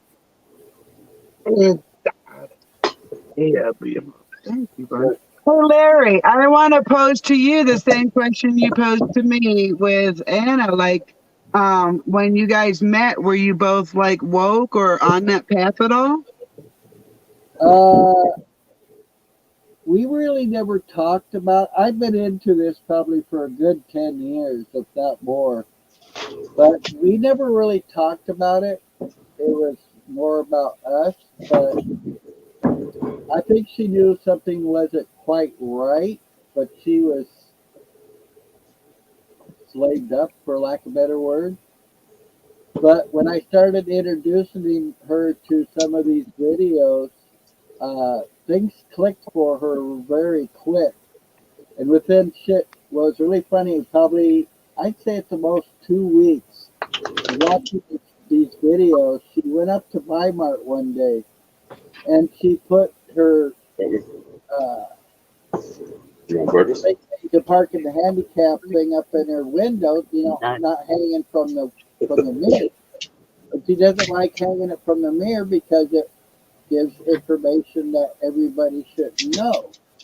So this cop was giving this other guy a ticket that was in the parking spot, and you know, as she's walking to her car, she sees him go up to her car, and he's trying to look at it, and he can't see all the identification, whatever he's needing on there, and so he goes, "Is this your car?" And she's like, "Well, what's it to you?" And he's like, "Well, I got to see your ID if this is your car." And she's like, "What crime have I committed?"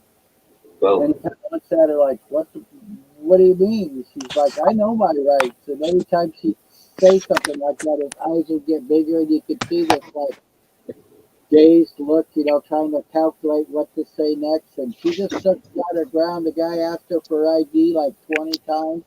Finally, she says, "You know what? I'll tell you what. All you're gonna get is my placard for my disabled parking." She's like, "I will show that to you, but I'm not showing anything else besides that." She's like, "I'm in kind of a hurry," and he's like, "Oh, so you gonna speed home or something like that?" She goes, looked at him. She says, "Well, if you're wanting to, you're more than welcome to follow me home and judge that upon your own. But you ain't gonna find nothing because I don't break the law." You know, and he just got more frustrated, and then he took the placard, and then he's like, "Well, how am I supposed to know this is you?" And she's like, "How are you supposed to know it's not? I have the keys to this car, so therefore it seems like I'm in possession of it." So she stood her ground, and when she came back, I was so proud of her and how quick she just took on that whole scenario. It was really good. And she really wants to learn. She's gonna, especially this weekend, you know, when she can be here, she'll be just like her jaw will drop, especially if we have gentlemen like we had in earlier that just dropping tooth bomb after tooth bomb.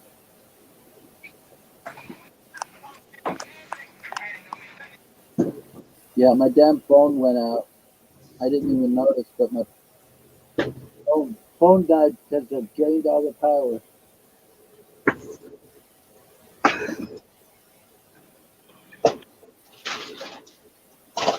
So now everybody's quiet. Happy all around. Wake up. No, I wasn't quiet. My mic was off. What you Mine too. building there, squirrel? Sorry, I was momming for a minute. I did see the squirrel. I Yeah, said you I'm better. trying to figure out what he built, and I'm loving the dog. That's cool. Oh, this is I want to know what Jason has to say. he's helping me. I'm trying to work out here in Florida. Jason seems like a very interesting person. I want to know what he has. What do I have? I'm just on the same path y'all on, man. I'm learning. I'm just here to learn. I'm here to learn, listen, study. Yeah. I'm kind of quiet. I'm new at it, so I'm still nervous and still, you know what I mean? I haven't completely found my voice yet, so. But you Well, got let me help by asking a question then. Did Jason, while you were listening, did you get any like thoughts or something that popped into your head that might be an addition? I think Jason is a very smart person, but he just doesn't know how to articulate it. Just like Exactly. I think he's got me pretty much figured out. Yeah. I think he's a very smart person, and just like me. I don't always want to say what's going on or how it's going on or what I know or what's happening or my past or my history or how just my life or fucking whatever, blah, blah, blah, blah, blah. But sometimes it's not easy to say what you're thinking. Exactly. And I think me and Jason probably have that in common.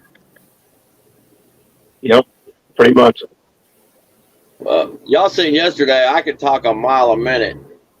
But I can never like figure out, like if I want to go say something to somebody, I'll have it all screwed up. You know, it's like Right. what's coming off the top of my head at the moment, you know. And this morning I am kind of busy with a little flooring project and get it finished up. But That's what I thought he was working on. I'll do some cabinets. Yeah, my mind goes like a million miles an hour, man. I've always been like that. I have a hard time articulating my feelings and doing stuff. I'm always constantly just crazy all the time. You're the only fucking one, and you're not the only fucking one. I'm right there with you, bro. I'm right there with you. I'll start stuttering when I get kind of like I just I'm the you know, I can't even talk. same fucking way, man. Right?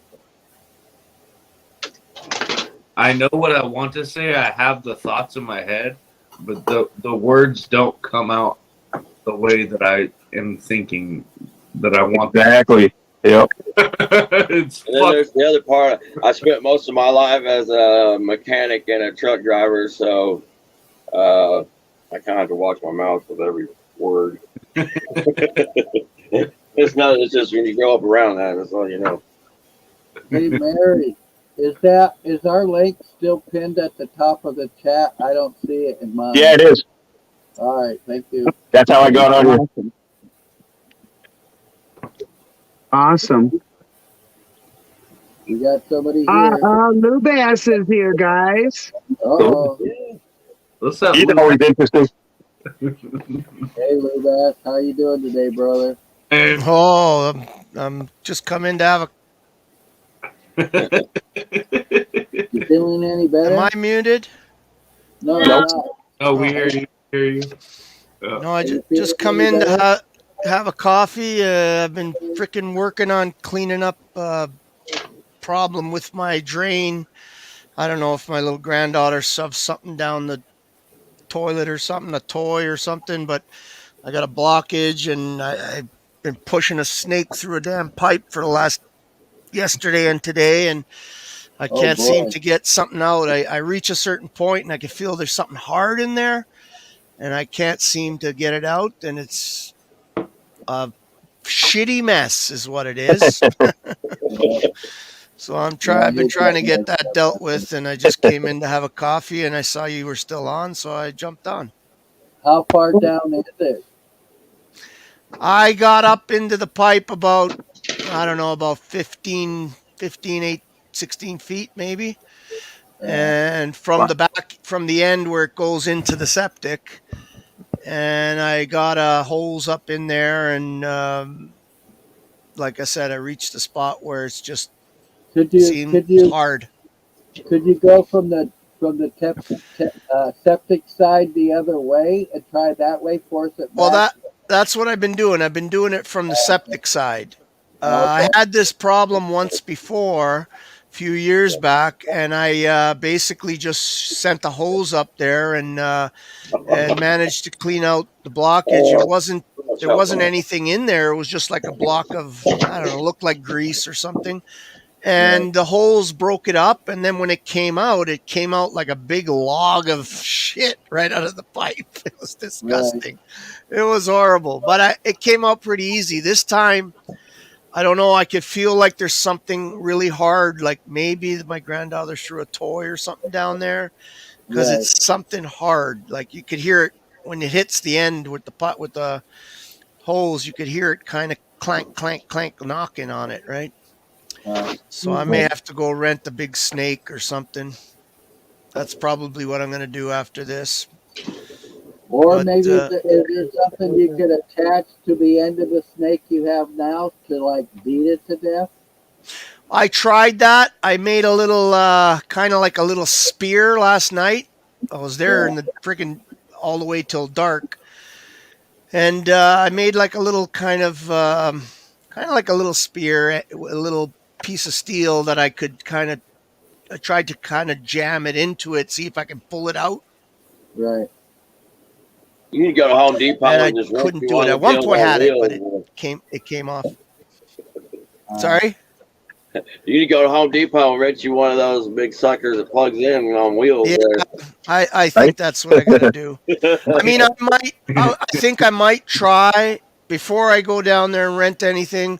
I might try from underneath the house. There's a crawl space, and I might see if I can push it rather than pull it, kind of thing. So I'm gonna try that maybe. Just that it's really hard to get down there. It's a really low crawl space, so it's hard for me to crawl around in there. But I might try that. Like spiders. I don't go. You need to get you a Mexican. Yeah. If I had a little guy, some little guy that can squirm around in there, you know. Oompa Loompa. Yeah. Stick a rat in there. He'll take care of it. I'll get it one way or another. I'll get it. I mean, I'm pretty persistent. Alice in Wonderland. I was listening to Jason there talking about how it's hard to articulate the word. You know, when I first came on to the podcast with Paul, I'm a very, like, my biggest issue always was speaking in public, right? Like speaking to a large group of people, or, you know.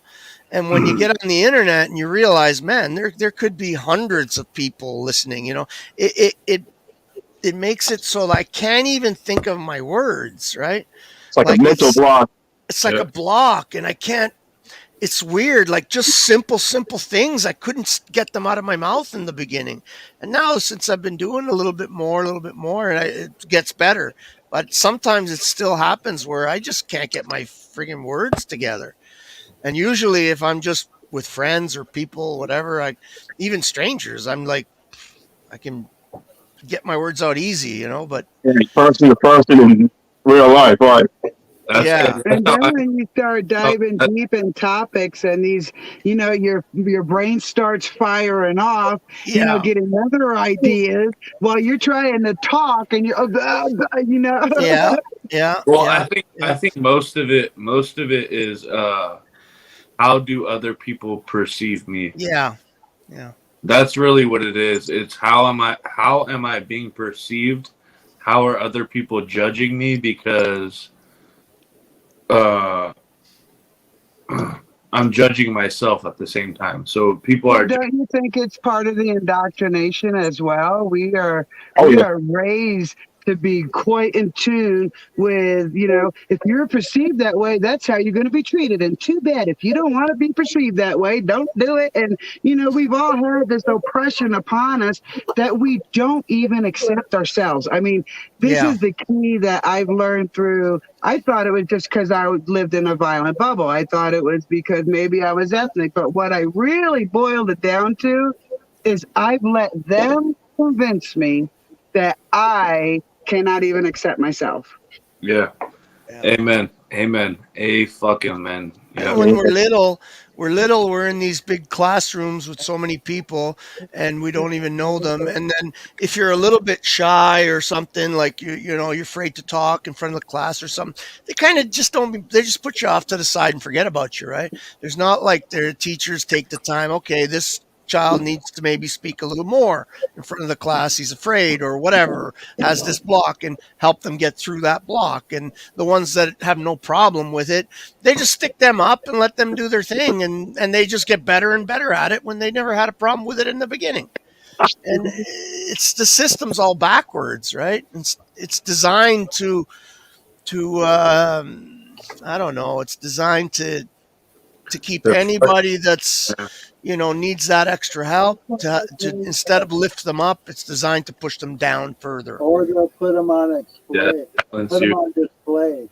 Yeah, or that. Yeah, or laugh at them or whatever. Right. That's what I mean by display. Hey, we have to go. So we have to go back to why. Why?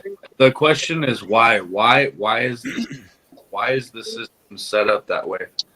It's meant to silence us, but why? Maybe because we have more power than we are. Oh yeah. We have more power than we are supposed to know. Correct. Because if the whole fucking thing, the whole purpose was meant to silence us, then what's the opposite? Use your voice. Yeah. Empowerment. Yeah. Controlling destroying the narrative. Like, it's like when they let the internet out. I kind of laughed in a morbid way because you let something like a communication device out there without any control, you lose control of your narrative. Yeah. But it's a double-edged sword, right? The internet, I think for them, when you say them, I mean whoever rules this world. The powers that be. The powers that be, whatever. I have an idea who they are, but everybody else has maybe different ideas. But tell us. They put out the internet so that they can track and follow and know what we're doing and get into our but it works the other way around where we can see them too, right? So as much as it can cut us, it can cut them, right? And I think that's why there's so much. Am I cutting out? No, it's not you. That's somebody else. Oh, okay. Yeah. And that's why they get out and they put out wrong information purposely. Because I don't know who it was that said it was one of these elites where I'm not sure who it was, but they said that we know our work is complete when everything the American public knows is a lie. When everything they believe is a lie, we know we've done our job, right? So that they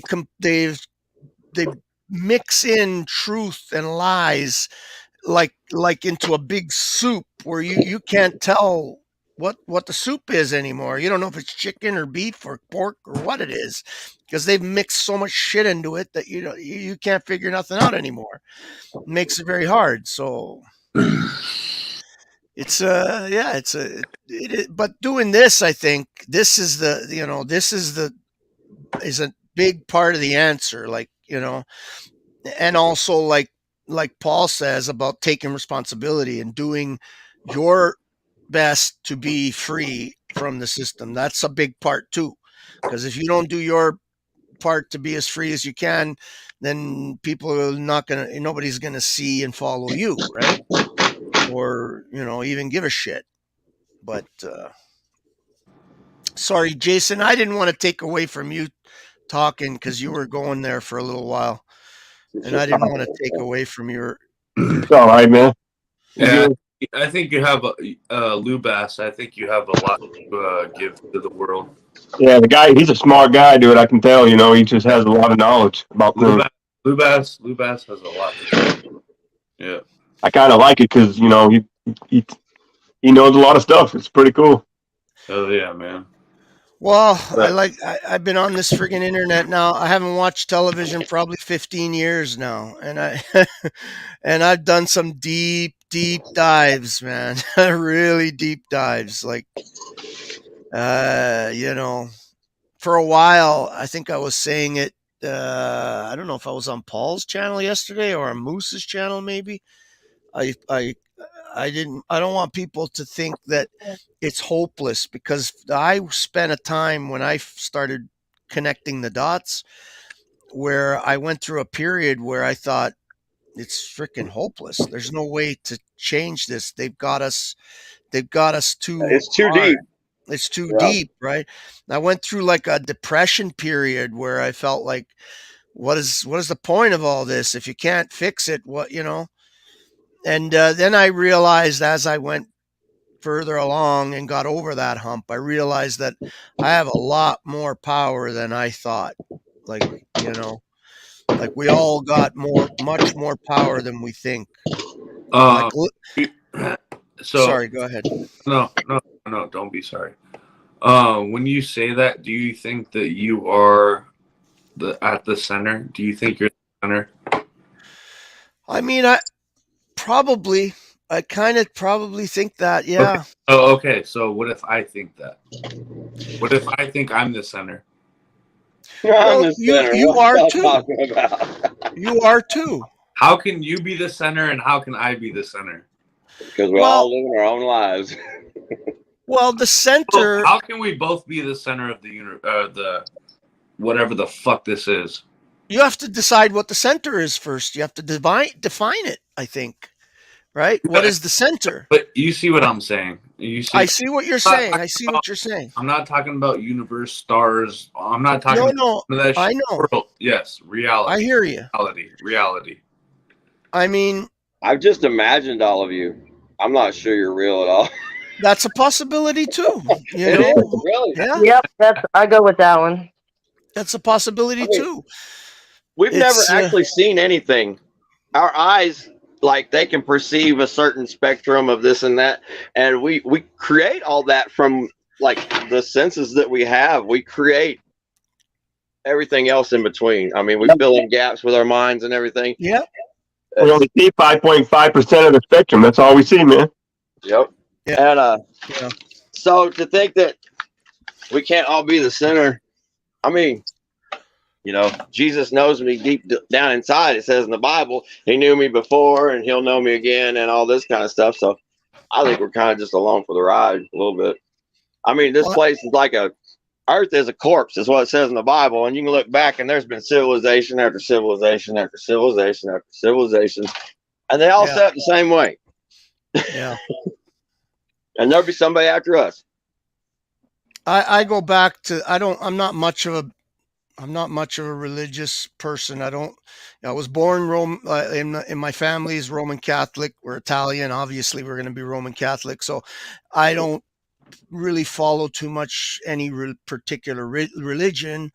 I believe all the religions are somewhat the same. But the thing that we're talking about now is, how do I know I'm the center, you're the center, or someone else is the center, or whatever. I think we have to go back sometimes to the words that God said, is that number one, he said, I created you in my image, right? So most people think, well, if he created us in his image, it means God has arms, legs, 10 fingers, 10 toes, eyes, a nose. I don't believe that's the case. Yeah, right? not necessarily. I believe the image of God is the spirit that he put in us, whatever is keeping us breathing. Yeah, I was about to say that spark. Breath, that spark, that electricity, that energy, whatever you want to call it, right? I Mhm. believe that's the image he created us. And then if you want to go even further, you could say that when God said at some point when he was asked who he was, he says, "I am now, I was then, and I will always be." So what does that mean? If I'm now, I was then, and I will always be. That's infinity. Who That's created? it. That is the idea of infinity. Who So it'd be created? Who created? Who created infinity? well, Nude Guru said I good don't know, morning but to everyone. Those questions could go on forever.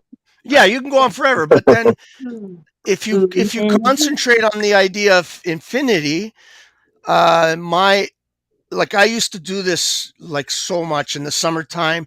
Whenever we'd have a fire or we'd go camping, I'd just sit and look up at the stars and contemplate infinity. And I realized at a certain point that I was looking outward for something. I was always looking out, and it goes on forever that way. It goes on forever that way. It goes on forever that way forever.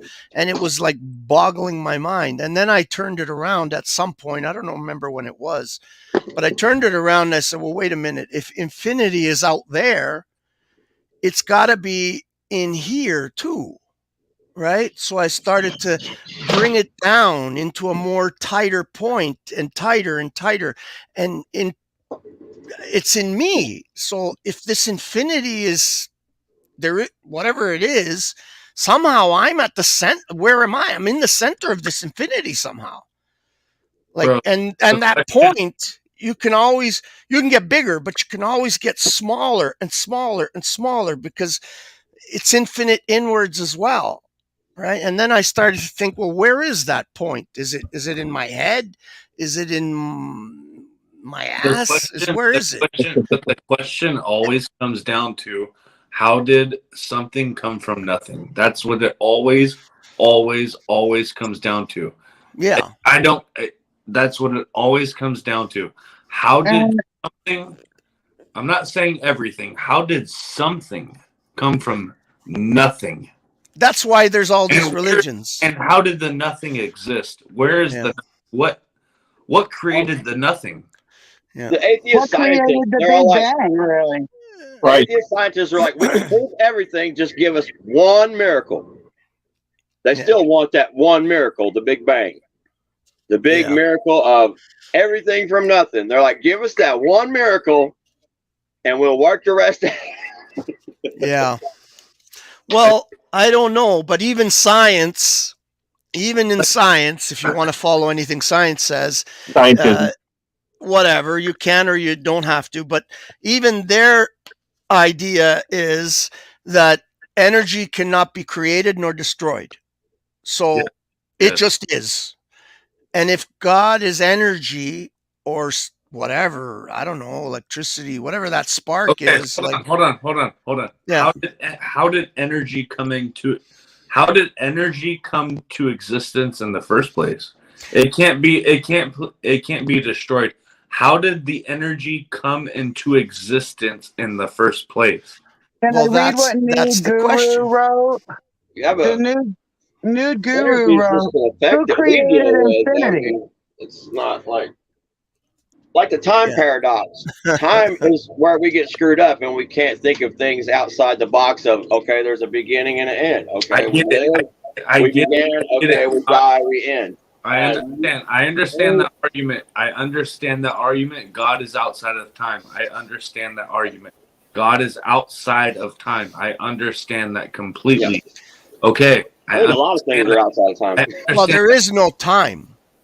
Okay. That too. I understand there's no time. I understand that.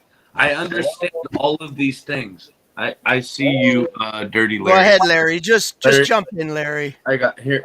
Sorry, Austin was trying to say something. We all kind of jumped on him. It's okay. Go ahead. What I was going to say is we're getting excited in this conversation and we're kind of jumping over each other a little bit. Yeah. Slow down a little and maybe even pause, in between so we don't end up with the chaos that we're... Yeah. Sorry, I get excited. My bad. Go ahead, Austin. Everybody got that energy and they're all wanting to we're all chomping at the bit. I'm just trying to make us all aware we are getting excited. We just need to slow down a little bit is all. Thank you, I'm man. on All side right, again. I get excited. My bad. No, go for it. I don't know, man. It's just like we're all. I mean, everybody on this panel knows what I'm talking about. Nobody here is dumb. We're all smart. Yep. We all know. We all know what the. I mean, we all know what I'm talking about. How do you have everything from nothing? How does something come from nothing? Well, there isn't any nothing. That's maybe the part you're having a hard time with. Nothing doesn't exist. That's a creation of our limited imagination, right? Because if you think of infinity, infinity, I was then, I am now, and I will always be. So that means God wasn't created; He's always been there. Just that's what Guru is saying is no such thing as nothing. Even nothing is something. Right. Who taught us the concept of nothing? There's no such thing as nothing. There's no such thing as. It's a hard one. No place like. Oh, I'm trying to learn, man. I hear you, but it's a tough one, eh? Yeah. There's a tough no one. such thing as nothing. That's gonna take. Your Guru left a couple comments I just want to read out loud for thought. And it goes, who created infinity equals create is a fallacy. It always was, is, and will be. This is why time is also a fallacy. We are just a fractional reflection of omnipresence. No such thing as nothing, as even nothing is something. Yeah. The only time is right now. Yeah. But we created nothing. Maybe this will help you, Austin. I don't know. It helped me because I had a lot of these same questions, and sometimes they come up again and again, but I feel much better, much more comfortable with it when I think of it this way. I believe like this flesh we're in is it's just it's like being in solitary confinement. If they close the door and they put you in solitary confinement, you are in a block of dark nothingness and you don't know anything from outside of this block of darkness. And I believe our flesh is similar to that. So that when our spirit is let out of solitary confinement, the way I see it, is when our questions, we no longer have questions because we now are back we're back connected with the infinity or God or the energy or whatever you want to see it as. We're finally at that point when we leave this flesh, we don't have questions because the answers are already there. We already know. We don't have to have questions. It just automatically becomes the question you're asking. It becomes irrelevant because now once you're out of this flesh, you're back in connection with whatever you want to call it, God, Allah, whatever. I don't care, you know. I got you. Buddha. Yeah. You know, it's this flesh that keeps us. I know it's just a very hard thing to wrap my mind around. That yeah, I hear you. Nothing is, or would you? Nothing is something. No, nothing doesn't exist. I said. So nothing doesn't exist. That doesn't exist. I know it's just a very fucking hard concept to wrap my fucking mind around. It's scary. I literally understand what you're saying, but it's really hard to comprehend it. But at the same time, I don't think you can. You have to say that sentence, but you have to finish it too. Nothing is something. Right. And if you don't finish it, it leaves a big question. Yeah. Nothing. I mean, you can't have a question after you say it all, but you have to complete it to be able to form an assumption on that belief. At least I'm thinking. If I draw a 0 on a piece of paper, did I create nothing? That's a that's a Questions good. you're running through. So you Smoke weed. created that. You created Good one. that. You created that zero out of your thoughts, and your thoughts took it to your brain, and your brain took it to your hand, which created the zero. I remember when I was young, like 15, 16, maybe whatever, 17, and I started listening to music and the radio and stuff. And I liked certain songs and whatever. And, I'd be driving somewhere, going up north or going hunting or going wherever, camping. And I would think of a song that I liked. And it was like sometimes it was no sooner did I think of the song, but it was freaking on the radio. Or I'd turn on the radio and that song was on. And it was like, why the fuck does that happen all the time? And it would happen so much to me that I started to just accept it as a reality, right? Like, okay, if I think of it, it's going to happen. And I don't know, it was just so many things like that I noticed in my life. Like, you think about them and then they're just there, or they just happen, or they just somehow they become real somehow. And I joke about it with my tenant Chris. He comes on these things too once in a while, but he's afraid to come up on panel. I don't know why.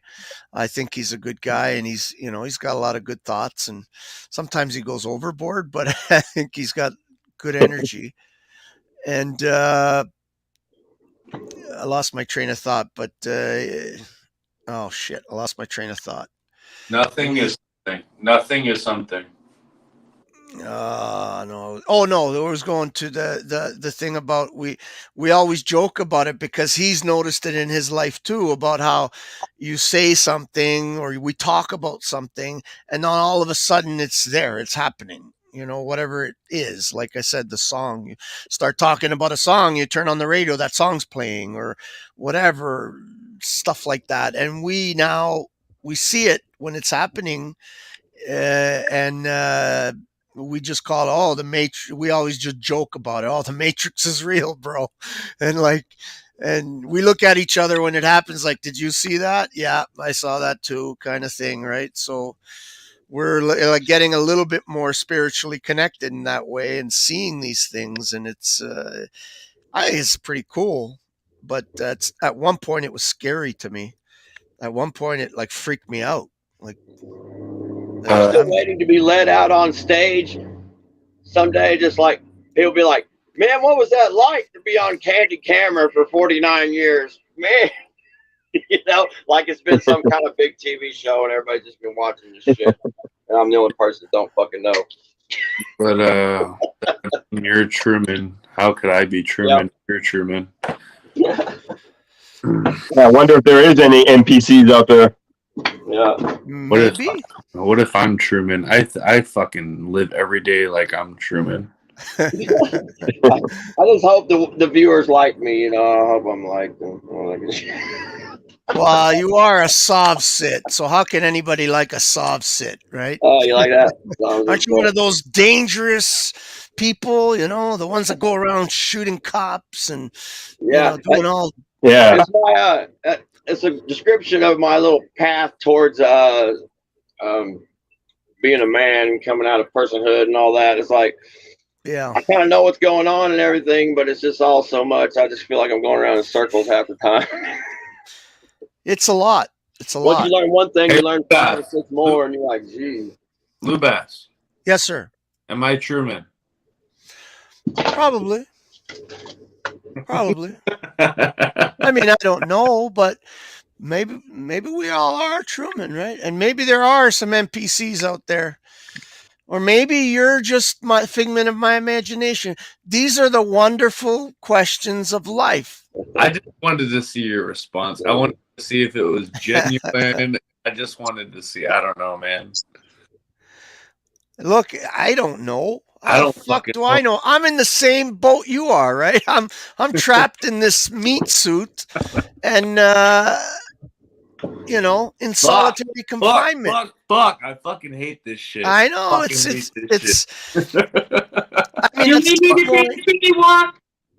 Sorry? Sorry, I said, do we need to take a chicken walk? We're all Yeah. in the same Maybe. shit. Yeah. We're all in the same shit. Yeah. All going through it. And And that's the thing. When we leave this meat suit, then, like I said, we have the answers. Then I will be directly connected with you, Austin.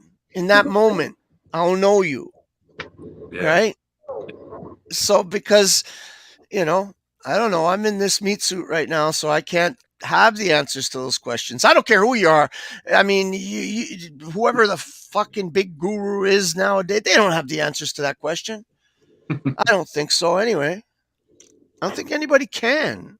You have to just come to peace with the fact that it always was.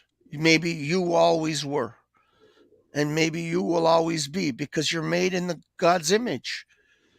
I am now, I was then, and will always be. And he created you in his image.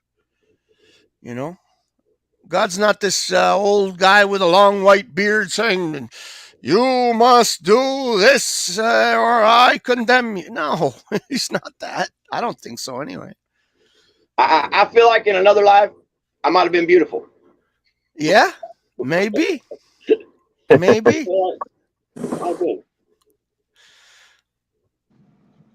You think we come back? We keep coming back till we learn? I mean, Maybe. what's That's an interesting concept. I like that concept. I mean, Keep coming back. What's deja vu? Yeah.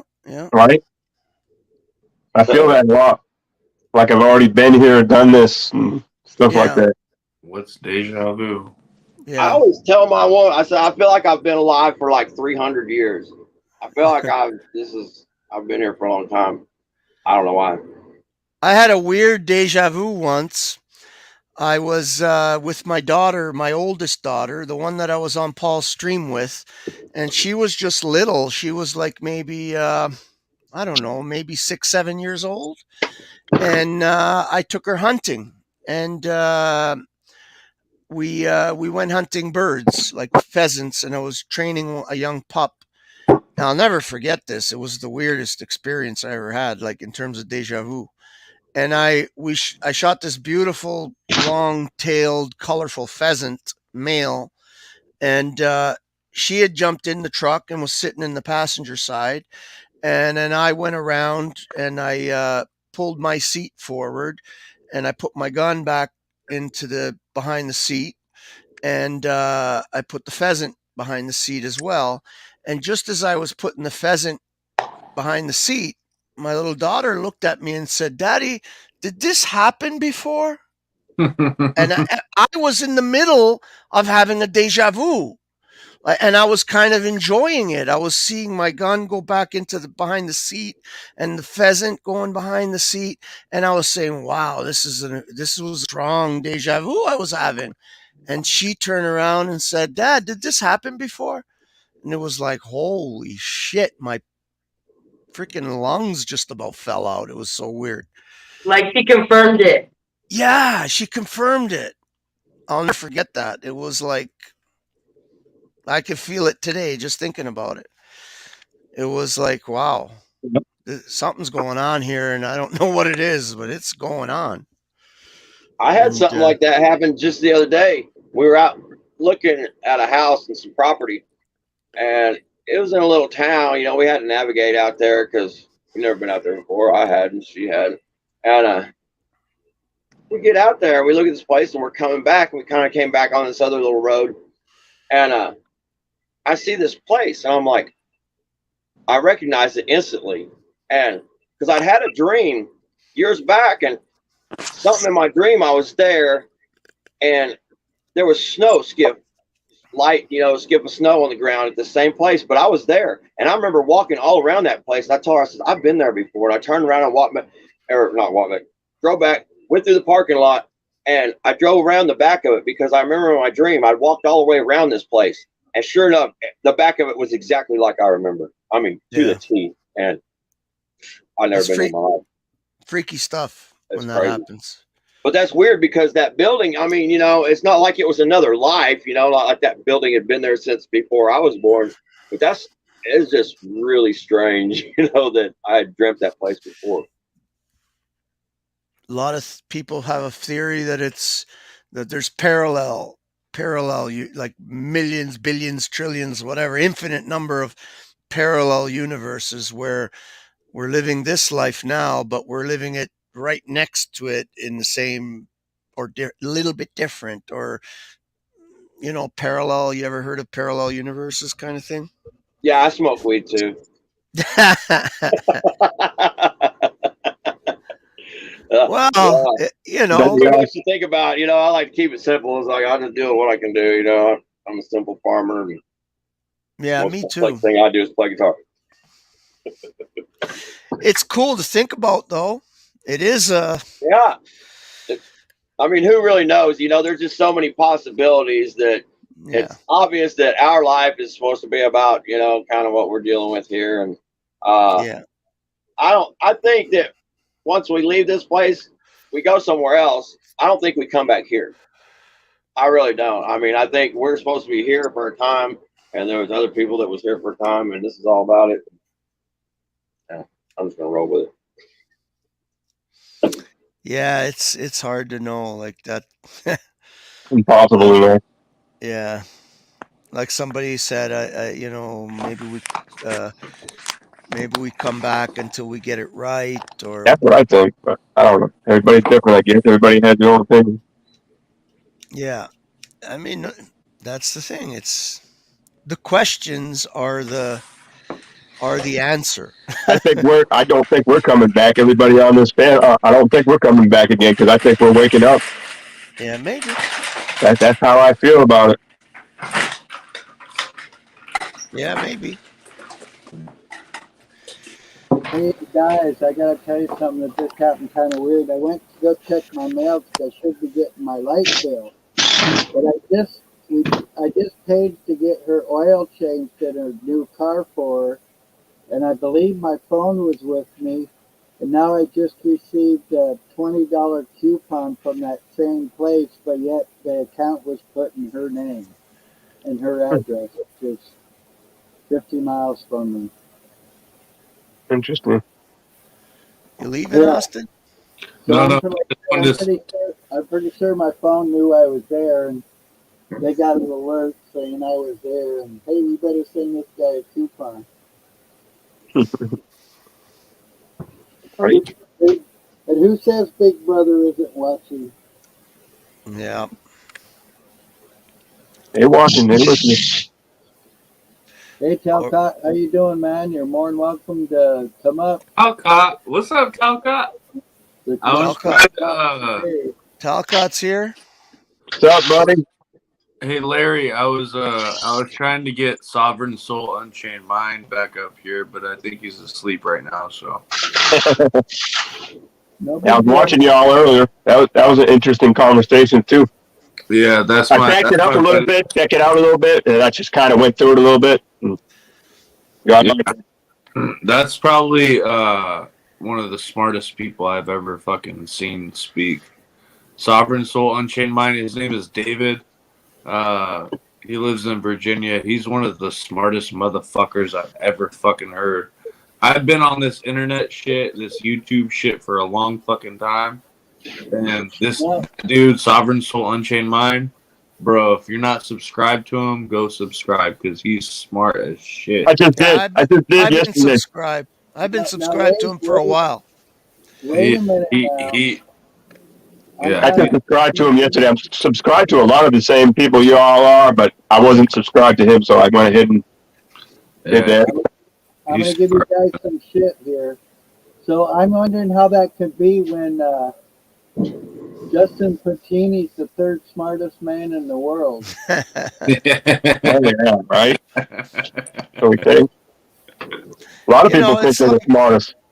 There's a lot of good people out there that are very intelligent and they put out a lot of good information, or they help people in a lot of different ways. And it's just a question, I think, of finding somebody that you resonate with, or you know what I mean? Someone else could be saying exactly the same thing as Unchained Mind, and you may not hear it. like you do from him because you resonate more with his way of speaking or his way of, putting it out, like my friend Chris, my tenant there, he has a guy that like he watches religiously. His name David Vos, and he's a smart guy too, and he puts out a lot of good information. But he's kind of stuck just on he resonates with him so much that he doesn't. I don't think he should. Well, what I think doesn't matter, but I think it's probably best that he expands out a little bit, take other people's information too, right? Learn, I don't know. I don't even know what I'm trying to say, but I think I got you. No, I get you. I get you. yeah. You resonate with him, so you get, like, I was listening to him one night. I think it was on your channel. He was here or on Moose's channel, and he's a smart guy. He's got a lot of good information, and the information is important too, because how do you wake up without any information? Yeah. You got to get, but at a certain point, you got to go past the information too, I believe, right? Yeah. Yep. Very I well. owe my whole awakening to Hillary Clinton. Sorry, say that again. I owe my entire awakening to Hillary Clinton. Really? I do. Well, how? I was so afraid she's going to be president, And I'm like, oh, this is the end of the world. She's the fucking Antichrist, Yeah. I was like, no, this can't be. And I'm like, what are we going to do? And I digging into this, digging into that. And I got on YouTube and I just started digging. I went through everything from the NASA BS to 9/11 to the Nephilim and all this kind of stuff. What about Talcott? Yeah. What about her campaign managers? What about the Podesta? Yeah. What about the Podestas and their pedophiles? The Red Shoe Club and all that. All their art, all of their beautiful art. Yeah. Yeah. Yeah. They have a golden statue of what the guy, the mass killer there. What was his name? Dahmer. They have a golden statue of Dahmer's last victim in the pose that he was, backwards with his head cut off, and they have that exact statue hanging in their front foyer. So just that alone can tell you who they are, right? Oh, yeah. The Podesta brothers are just they're great people. Oh yeah. They're just lovely. Everybody loves Tom Hanks too. Yeah. Oh yeah, Tom Hanks. I mean, I love his Instagram. He has a great Instagram. Or even that other one. What's his name? The guy who played Home Alone. What's his name? I know what you're talking about.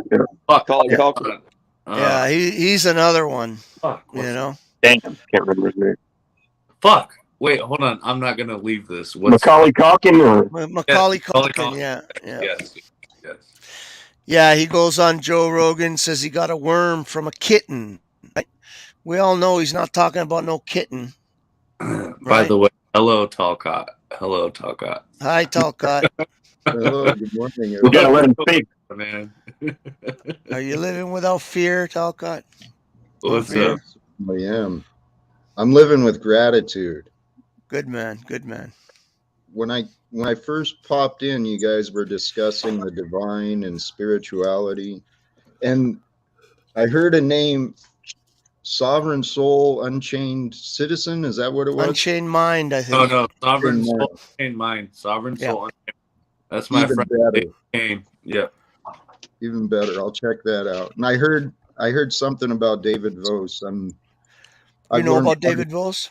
Yeah, I learned quite a. I agreed. He says a lot of things that I don't necessarily. Yeah, sometimes you can. With, but can't resonate with everything. Yeah. Well, but he's a smart man, though. He really is. Yeah. He's a gifted. We've got a lot of gifted. Yeah. Prophets, messengers, whatever the hell you want to label it as. There's a lot of knowledge today.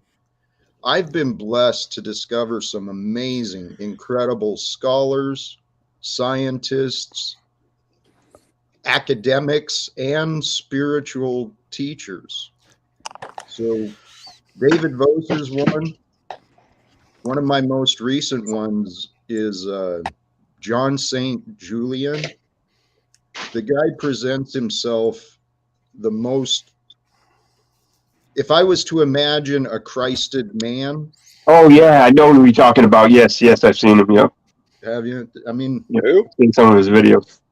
his name's John St. Julian something. Yep.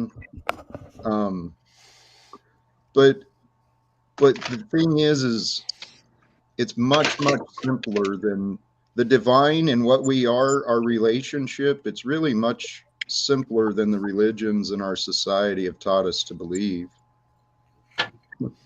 It's all in our heads. Okay? Seriously.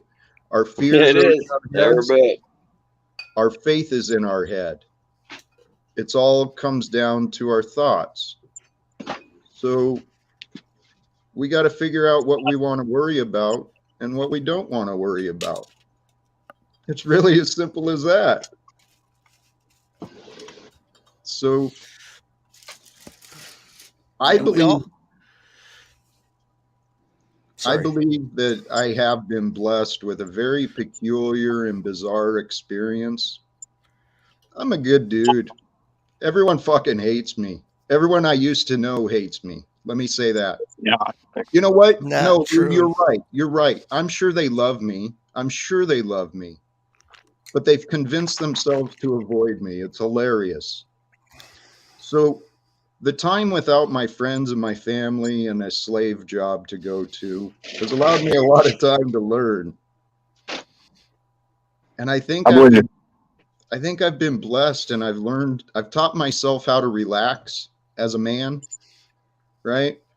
Dealing with Paul and Wizard on that platform has really developed me, allowed me not to get so engaged with people's opinions and words. I'm trying to become more of the Christed man image for others to see, because I think that when we all drop our egos, when we start to choose to care about each other, man, this world is going to change quickly. I only have one thing to offer, Jack. I think we gotta know inside ourselves that we are true before we can put that upon anybody else. That that you are true.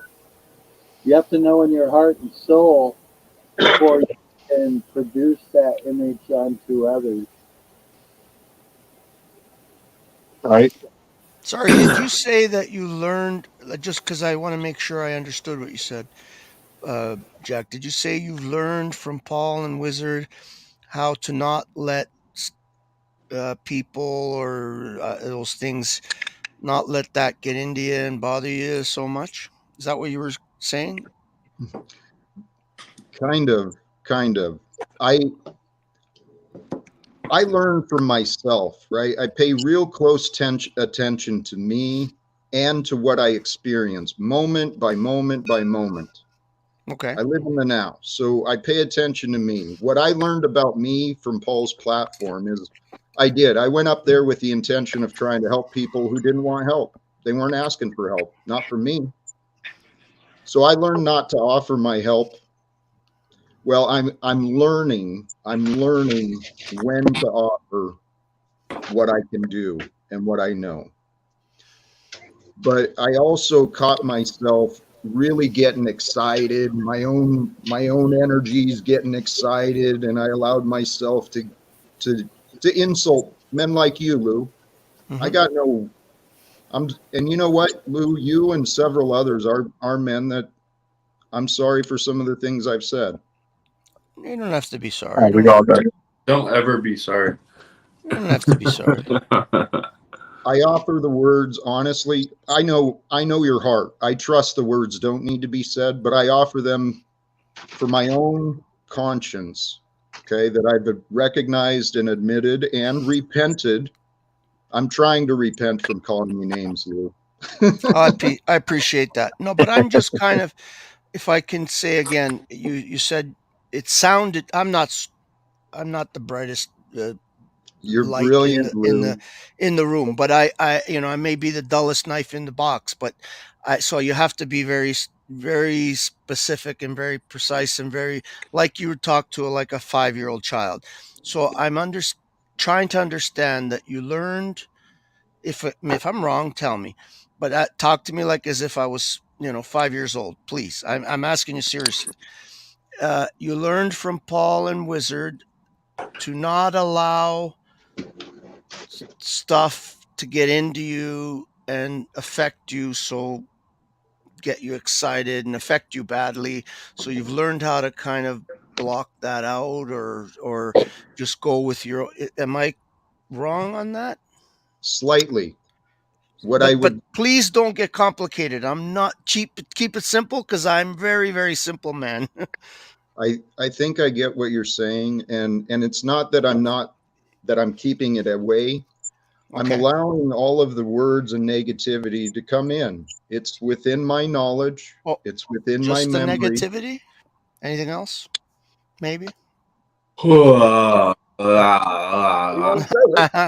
Okay, I'm not gonna do it. Forget it. Answer. Jack Talcott. I Jack receive it Talcott. all, and I learn not to react. That's what I Jack was saying. Talcott. Jack Yeah, Talcott. brother. Jack Talcott. Jack Talcott. Yes, It's not brother. me. I know. Jack Talcott. Yes. I think that sometimes you have to know how to say go fuck yourself. But who is that being said to? Whoever the fuck you disagree with, whoever's talking shit, Whoever needs it. whoever the fuck. Austin, I agree with you wholeheartedly. Jack Yeah. totally disagrees with Sometimes you just have to fucking say go fuck yourself. you. It feels good. Yeah. And sometimes it's not the person that you're telling to go fuck themselves. You're telling them to take that attitude and go fuck themselves with it.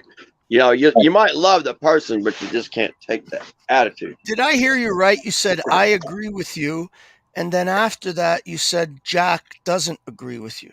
Did I hear that right? Actually, I heard that. Jack agrees. Jack agrees you should tell people to fuck off. But you But- don't. Well, I'm trying to be more one with the divine.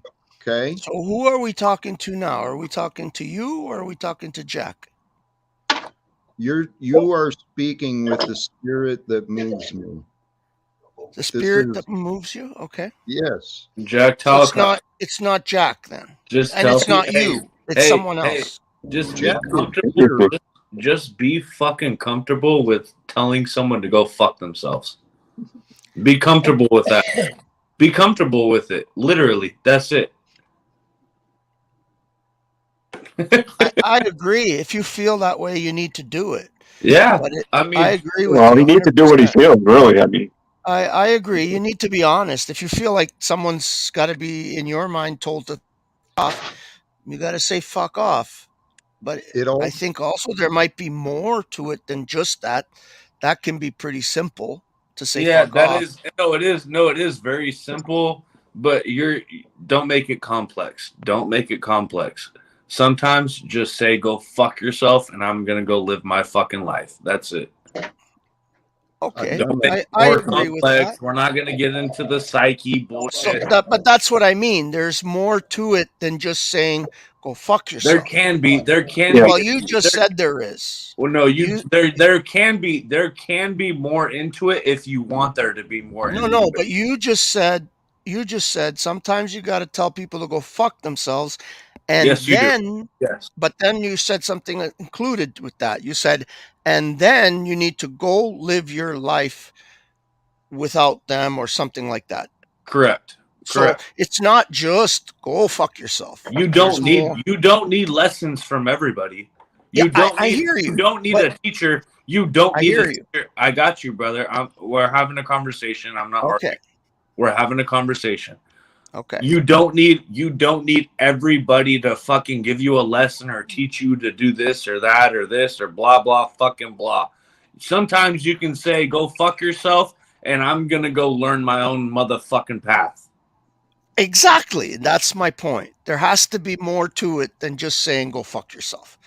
If you're going to say go fuck yourself because you don't like what they're saying and you don't agree with what they're saying, but then all you do is stay there and listen to what they're saying and keep integrating, keep going and keep looping, then you're not doing the second part of go living your life and learn from someone else. Yep, I agree. So that's the problem. Yep, you're not agreeing with the go fuck yourself. You're not agreeing. You're saying it, but you're not agreeing with it. I got you. Yeah, you don't really. You're not resonating. You're just trying to shut someone up. Yeah, I got you. So that you can get your information out. Right? I understand. I understand. Maybe you're not. Maybe you're just trying to shut them up. I'm a man who I love trying to resolve conflicts. Okay. There's misunderstanding, I think, but it depends moment by moment. You can't live by hard and fast rules, right? There's times to tell people to fuck off and stay, and there's times to tell people to fuck off and go show yourself more respect and go where I agree with both of you. I think you're saying the same things. I think we are too. Okay. So what are you doing? First of all, you're not saying go fuck yourself. You're not saying that. You might do it passively, right? Passive aggressively, and say, I don't want to listen to you, or you're just an idiot, or whatever you say. You don't usually get too graphic with it, but you'll get the message out. And then what, right? What do you do? I assume you're questioning my time spent on Paul's platform. Is that what I'm just questioning. You're here. I don't want to talk about Paul's platform. We're talking about human behavior. This is about you and you alone, because I believe that I've learned a little bit about you, because we've had a lot of interactions for a long time. I don't care what platform it is. Now I know Jack Talcott a little bit more than I knew him the day I saw his image on this screen. So I think I know a little bit more about you. I obviously don't know everything about you. You're just on a screen, and I'm not with you to know. So I'm here just with you, Jack, and these fine folks. Oh, never mind. Paul can come up if there's something you can relate to about your experience there, or it doesn't have to come up at all, right? If I may, can I tie a couple of topics like the spirituality, myself, and what you were talking about with telling people to screw off, right? Paul's platform is an example. This was a thought I was thinking about earlier. Right, Paul's he's really been protective, keeping me away because there she is. Right, we got an echo now for a second. Yeah, mute him, Larry. He hasn't shut off YouTube, it looks like. There we go. Thank you. Anyway, Paul. Hey guys, hang on please just a second. Mary, so do you have time for me to go to the store and take care of the hood here for me while I'm gone? Is that okay? Yep, I sure do. Just let everyone talk, because my signal can get wonky. Yeah, I just wanted to know. Hopefully our signal's good enough to stay on here, yeah. I wasn't trying to, oppress anything upon you. I just wanted to make sure that was okay, because I wanted to keep the stream going, but I didn't want to leave it going all by themselves. But as long as you could be in chat or whatever, I think you can do whatever you need from chat also. All righty, I'm here. Thank you, Larry. You behave, and if you don't, this woman will take her big club out. She'll bop you all over the head. I love you all. We'll see you in a few. Love you, Larry. Love you, Larry. Oh, man. Can I introduce somebody while I say goodbye myself? You're roboting. I think sometimes. Roboting. She said, guys, go ahead and talk till my signal gets stronger. Okay. Thank you. Go ahead. I was starting to describe my experience with Paul. He obviously keeps people away. He's got rules for himself. I suspect, and this is not his words, okay? I suspect he has rules for himself about preventing himself from being used. And so he saw me coming up on his platform as trying to use him and what he has created for myself. In some aspect, initially that might have been true because I saw an opportunity to try and share the value that I think I have. And so I thought I saw opportunities there. I did want to use him. Okay. But then I started thinking about the truth of someone else's words.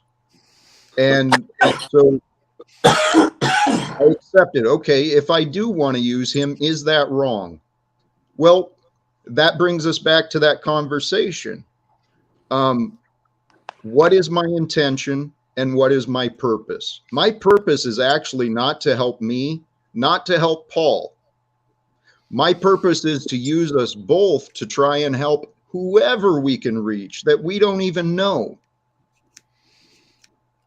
Because you're okay and you don't need anything anymore. You've arrived at the pinnacle of life and you understand what needs to be done for people around the world, and you're able to stop wars and legal secrets and all of those. You've reached the pinnacle. You know what happens when we come to the infinity. You know that infinity, there's nothing, it doesn't exist. Something is nothing, nothing is something. You know, you have all the answers figured out, and you want to join with Paul to create a way to reach the world. I'm at no pinnacle, nor have I made any such claims. I have humbly repeated that I have been blessed by discovering the people I've learned from. Okay. I'm actually no different than you, Lou, or Paul, anyone else. I'm no different. I'm trying to figure this shit out day by day, just like everyone else. The only difference between you and me, Lou, is I've resolved all confusion and all conflicts within me, and I no longer live to serve Jack. The only reason Jack exists is as a tool to be used in the service of God. Now, I see the service of God as serving others. I believe the best who way am I just want to be, because I'm not super smart. I just want to know for sure, because I'm a, look, just tell me like I'm a 3-year-old. Who am I speaking with right now? Yeah. Well, actually, you're speaking with yourself. Okay, so it's just me here. Okay. There is all right. there is only one. Okay, I was actually I may do my own stream in a little while on this topic. Okay, so it's something I'm working through. Okay. Jack Talcott. Yeah. Is it possible that you could be crazy? Anything is possible, but so far the facts support my words. So, no. What facts? Anything is possible, but so far none have presented anything to actually demonstrate any convincing argument that I am crazy. I have faith, and faith is confusing. I never used to understand. Larry has something. All I ask is everybody to, I feel Jack is trying to be more humble. I sense a little more humble being about him. And just don't, don't pick on him. Don't pry on him. Just kind of listen to him and let him speak what he thinks he feels he needs to speak on his mind. And I think a lot of us are analyzing. Yeah. Karen You know things what's crazy? over. I think I'm crazier. I think I'm crazier than Jack Talcott. Well, that's fine. And That's you the know, fucked up thing. That's the I just, that's all the I'm asking is give the man, Yeah, you know, just a be chance to respectful. speak and I, be I respectful. respect. And like I Jack said, I Talcott's honestly feel crazy. that Let him talk, please. he is being more humble than he has been when I first started seeing Jao Takak, he was a very humble man.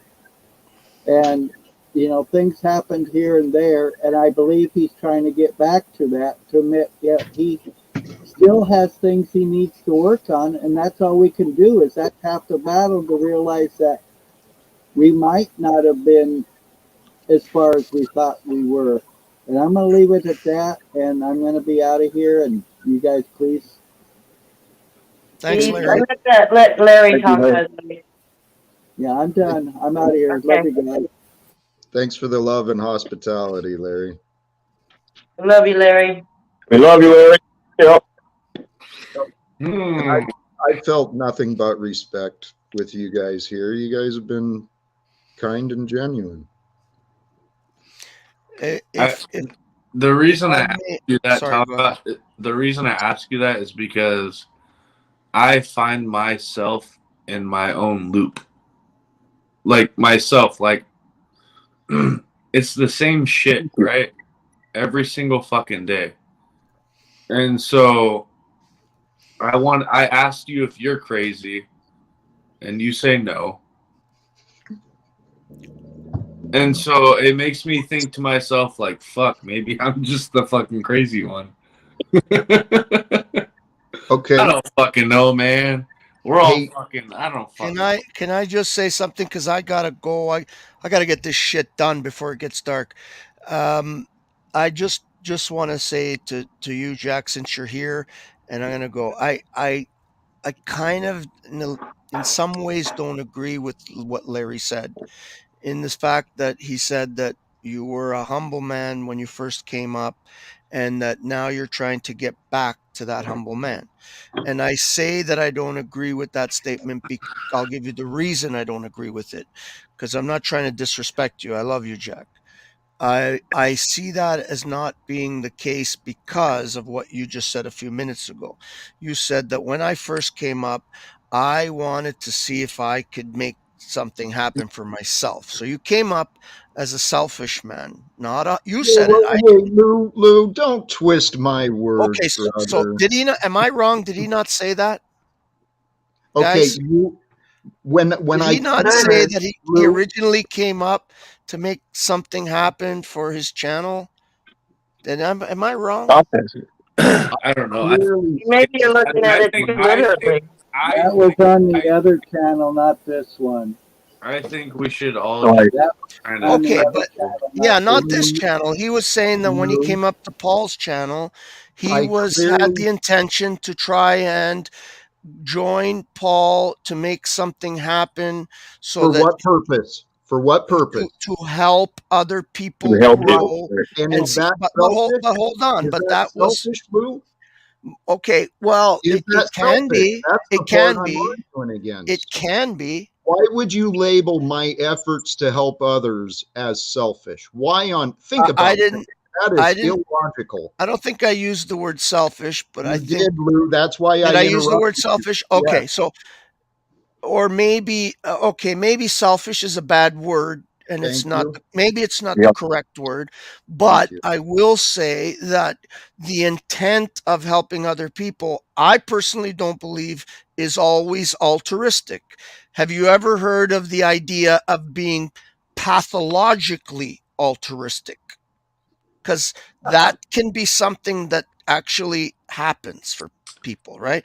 Where they are actually pathologically altruistic, which it means, if someone may not understand that, is that you're trying to help other people because in your mind there's this pathology happening, that you've reached the pinnacle, that you understand the world now, and that you want to pass this message on because you get it more than everybody else.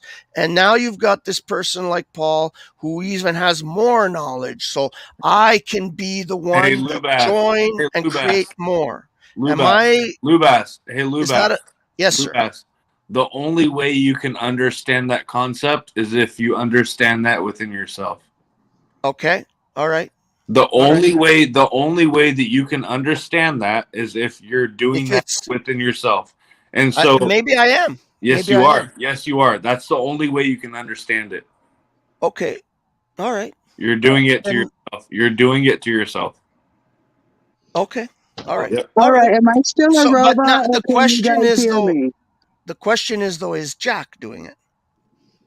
Possibly, but Because we're what's more? talking about Jack Hey, right now, but right? what's more important? What's more important, the other individual or yourself? Well, We can't obviously, even. Jack would say we're all important. That's not the question. What's more important? Are you doing that to you, or are you creating a representative for somebody else? Well, at this particular moment, You know the in answer. my, You know the in my, answer. You well, know the this answer. is my answer. You know the answer. Hey, Lou, This is my answer. the answer is My for answer you. is this: You're at doing this particular moment, we are giving our not energy we, to not we, Jack, not or we. I am Not we. giving my energy to Jack. Okay, Yeah, at yeah, this particular moment, I'm giving my energy to Jack. Right, I'm yeah. focusing my energy on Jack because It's really not that hard. You're just looking for the basic I circle of believe Jack needs that energy at this particular moment. Now, there may be another moment where I may be the one to need the energy, right? And I would hope that you or someone else would be the one to extend their energy towards me and focus on me and not direct that energy to somebody else, right? So Yeah. I'm directing my energy to Jack right now, hoping that Jack can see his role in all this, right? Maybe I'm doing the same thing. You I are. don't You are. You I are. You are. I don't know. Maybe No, you I'm are. trying You do to know you are. You do know I you don't have a are. channel. I don't have a anything like that, so I Yes, don't know. you are. Maybe I'm contemplating it. That could be. But at this moment, I'm hoping to reach Jack. And then I'll even go even further. So It seems that when Jack comes up now, because we all know Jack, we No, all you know don't. him. No, you think Okay, you know we me, and all you think offer we know lots Jack. of hold opinions about on, guys, We all so. think. You gotta stop tripping over each other. Everybody's Okay. trying to fucking help everybody else. Everybody's trying to, oh, I want to know you. I want to help you. Fucking help your fucking self, bro. Okay, bro. That's Okay, number okay, I one. got it. All right, Jack. I It's love you, simple. Jack. Good luck. I I hope love you you, Lou. Lubass, I hope you Lubass, make it all Lubass. happen. I'm waiting, and I want to be saved, and I hope you will save Bro, me. have a good And day. I know you have it in you. I know you can do that. I know you can bring me to a higher pinnacle, the place where you are, and I'm at a bit of a lower place. So I would like to one day be at your level. Right now, I'm not. I'm not Stop smart enough. denying it. I'm not understanding my spirit enough.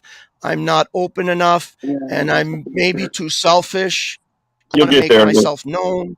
So I apologize, and hopefully one day you'll bring me out of my darkness like you Lou, are. please And that's all consider. I'm gonna say. And I gotta go take care of my stuff. I love you guys, and I Hey, appreciate being Lubass, up here. have a good day, bro. Have a good Good day. luck. Good luck. Have a, Thank Thank you. you. Love you Thank you. guys. have a good day. Can you guys Take hear care. me now? Am I a robot still? It's much better. Much better. I just wanted to say real quick before I turn into a robot. Sometimes we find ourselves knee deep in situations and we don't know why. And it gives us, we react badly to it. But on reflection, we understand we're put in that situation to help us develop those skills. I agree completely. Agreed. Austin, So when, go ahead. no, I'm sorry.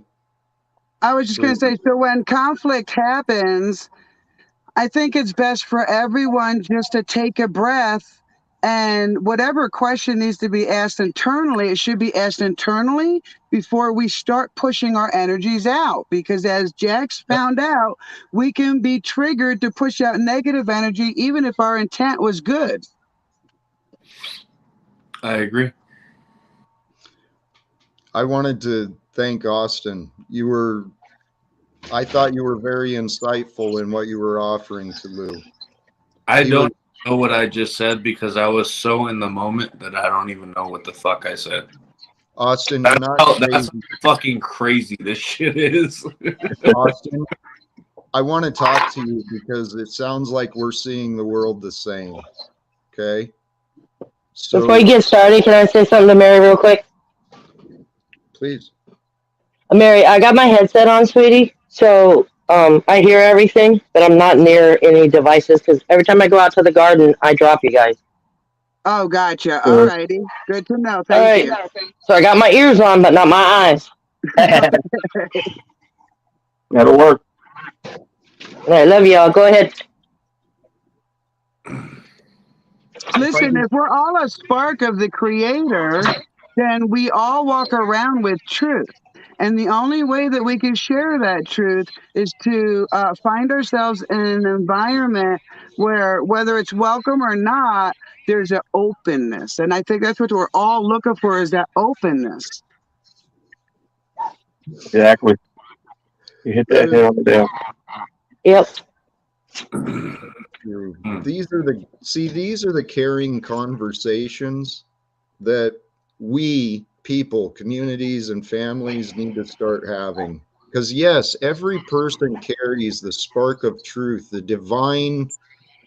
Every one of us has a unique wisdom that we have gained.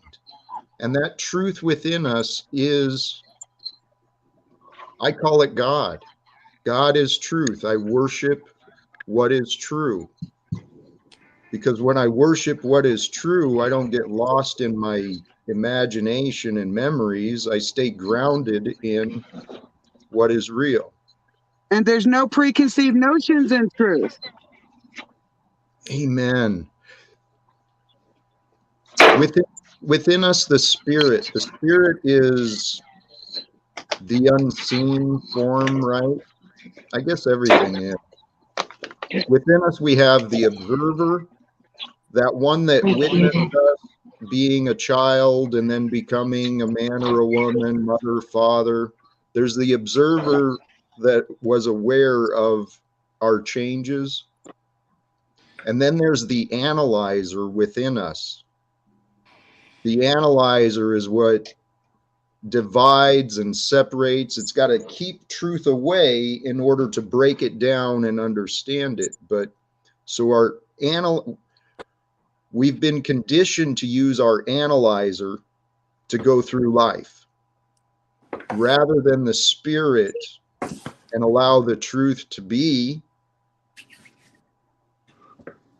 And so that's what It's like the attention was brought to the farthest point away from the original spark in our brain, almost like the frontal cortex where everything is controlled.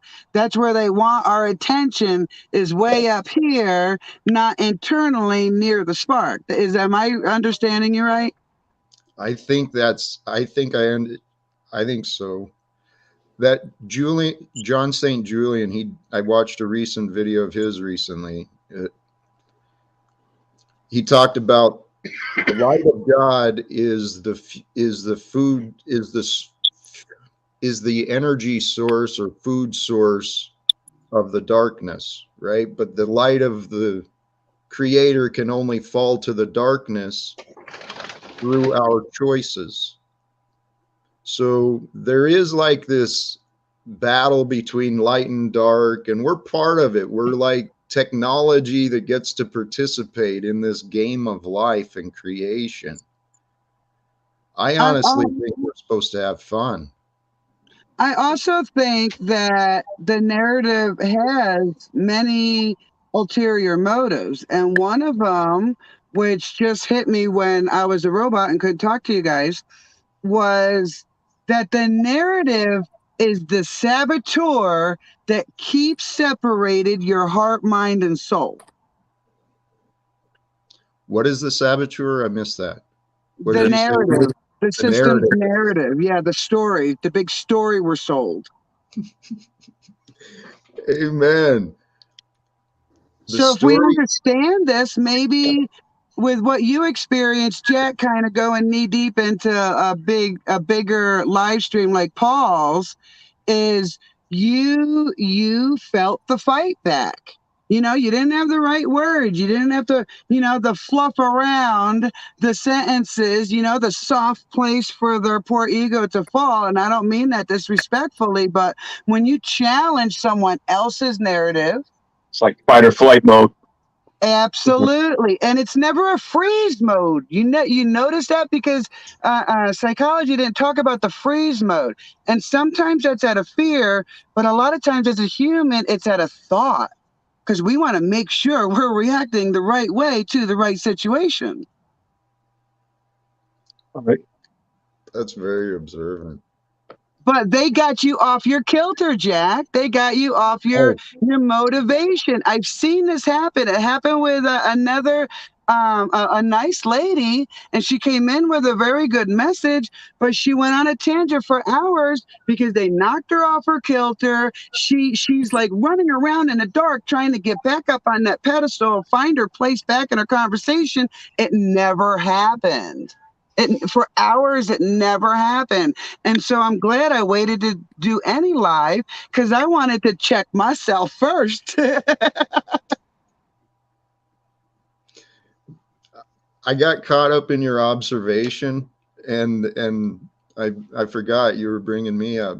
I've learned a lot. Okay, I learned here.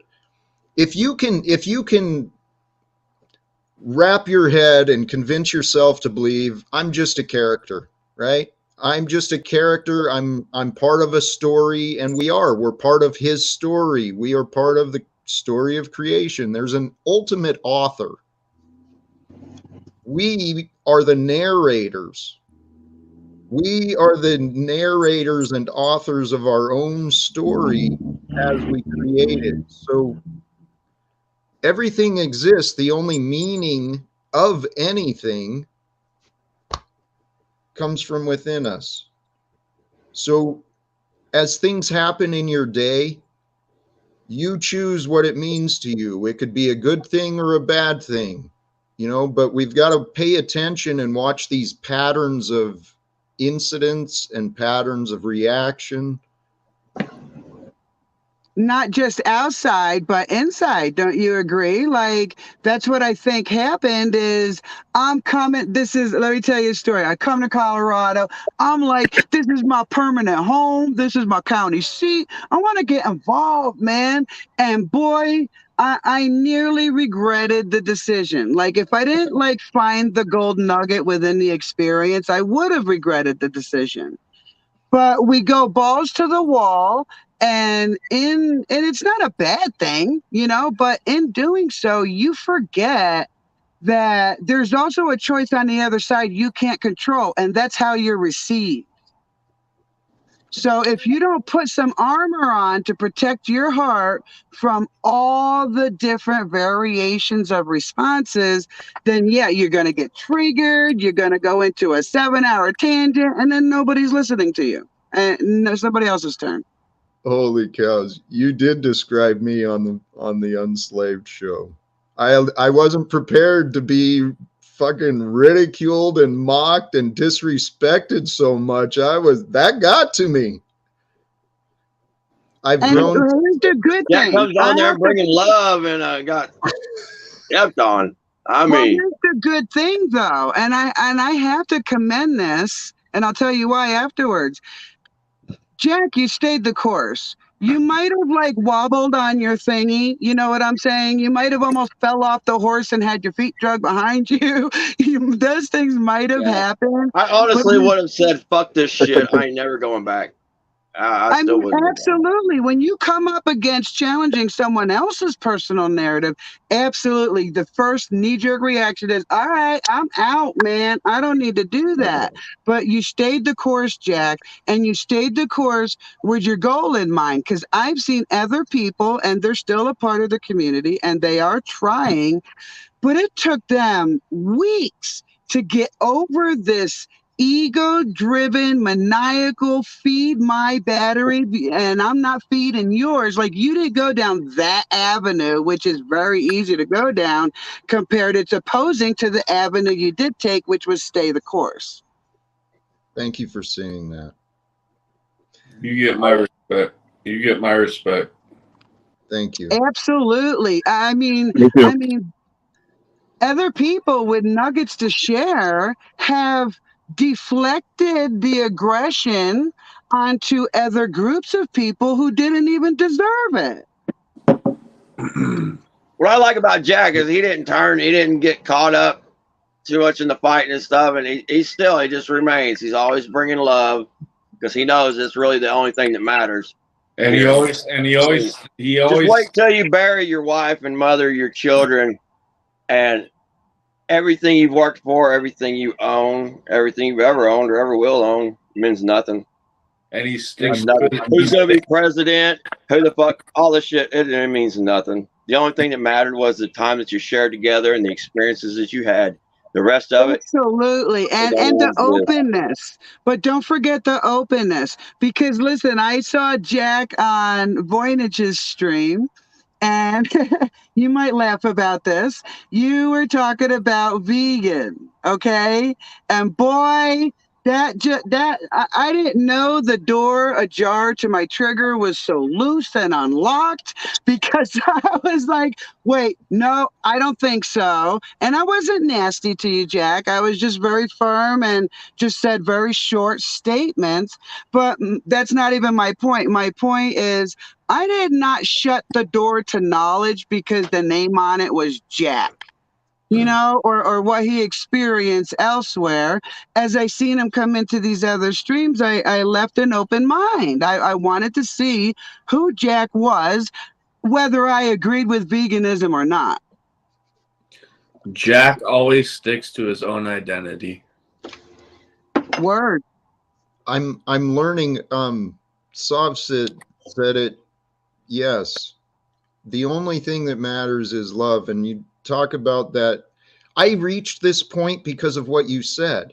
For whatever reason, it happened. The Creator created this life for me where everyone I cared about, they didn't die. I've actually been blessed, and I haven't experienced true losses, people dying close to me. I've been blessed with that until 2018, and then I had to grieve and overcome the loss of my son, my friends, my family, my everything all at once. And so yeah, I've still got my home, but I'm prepared to walk away from it. I mean, I'm either heading to my car or to something better. What does it bring you other than a little bit of comfort from the elements? You know, what does it bring your heart? It's just a box, you know. It's nice, you know, it's comfortable. Go and turn the heat and the lights on and all that stuff. But what does it mean? What does it matter? It doesn't. It doesn't. By Well, God's I'm grace, really sorry you had to walk over coals to get where you are right now. But the gut feeling I'm getting is it's time for Jack. I have no idea who Jack is. I don't know what you did in your life. I don't know how you worked. It's not my business. I'm going by a gut instinct. And sometimes change has to come through catastrophe. And that is very unfortunate, but it's the truth. God bless you. Yeah. Can you see that we're just some random ass people on the internet that actually love you? I do. For real. We don't even, I've never fucking shaken your hand or nothing. I know. I've met a Don't know lot of much about. vegans I've met turn me off instantly. Like, and I don't even give it a second thought, but something about Jack, and that maybe you just need to hear that. And I always let my great and ever loving talk through me. You know, there was just something about Jack that made me go, well, let me just sit back and look. Yeah. Can I have my observation on what you guys are saying? You guys are spot on. That is the work of the divine. Okay. I'm sitting here reflecting you. I'm a loving man. I'm a loving being, right? And my role on Pole has given me clarity of my role in life. My role in life is to be me. I'm a genuine, open, caring, loving man I'm willing to die to help others. I don't give a shit about me unless it's in service of others. So I get to be me, and everyone else, they can either learn from my words or they will learn from their reactions to me.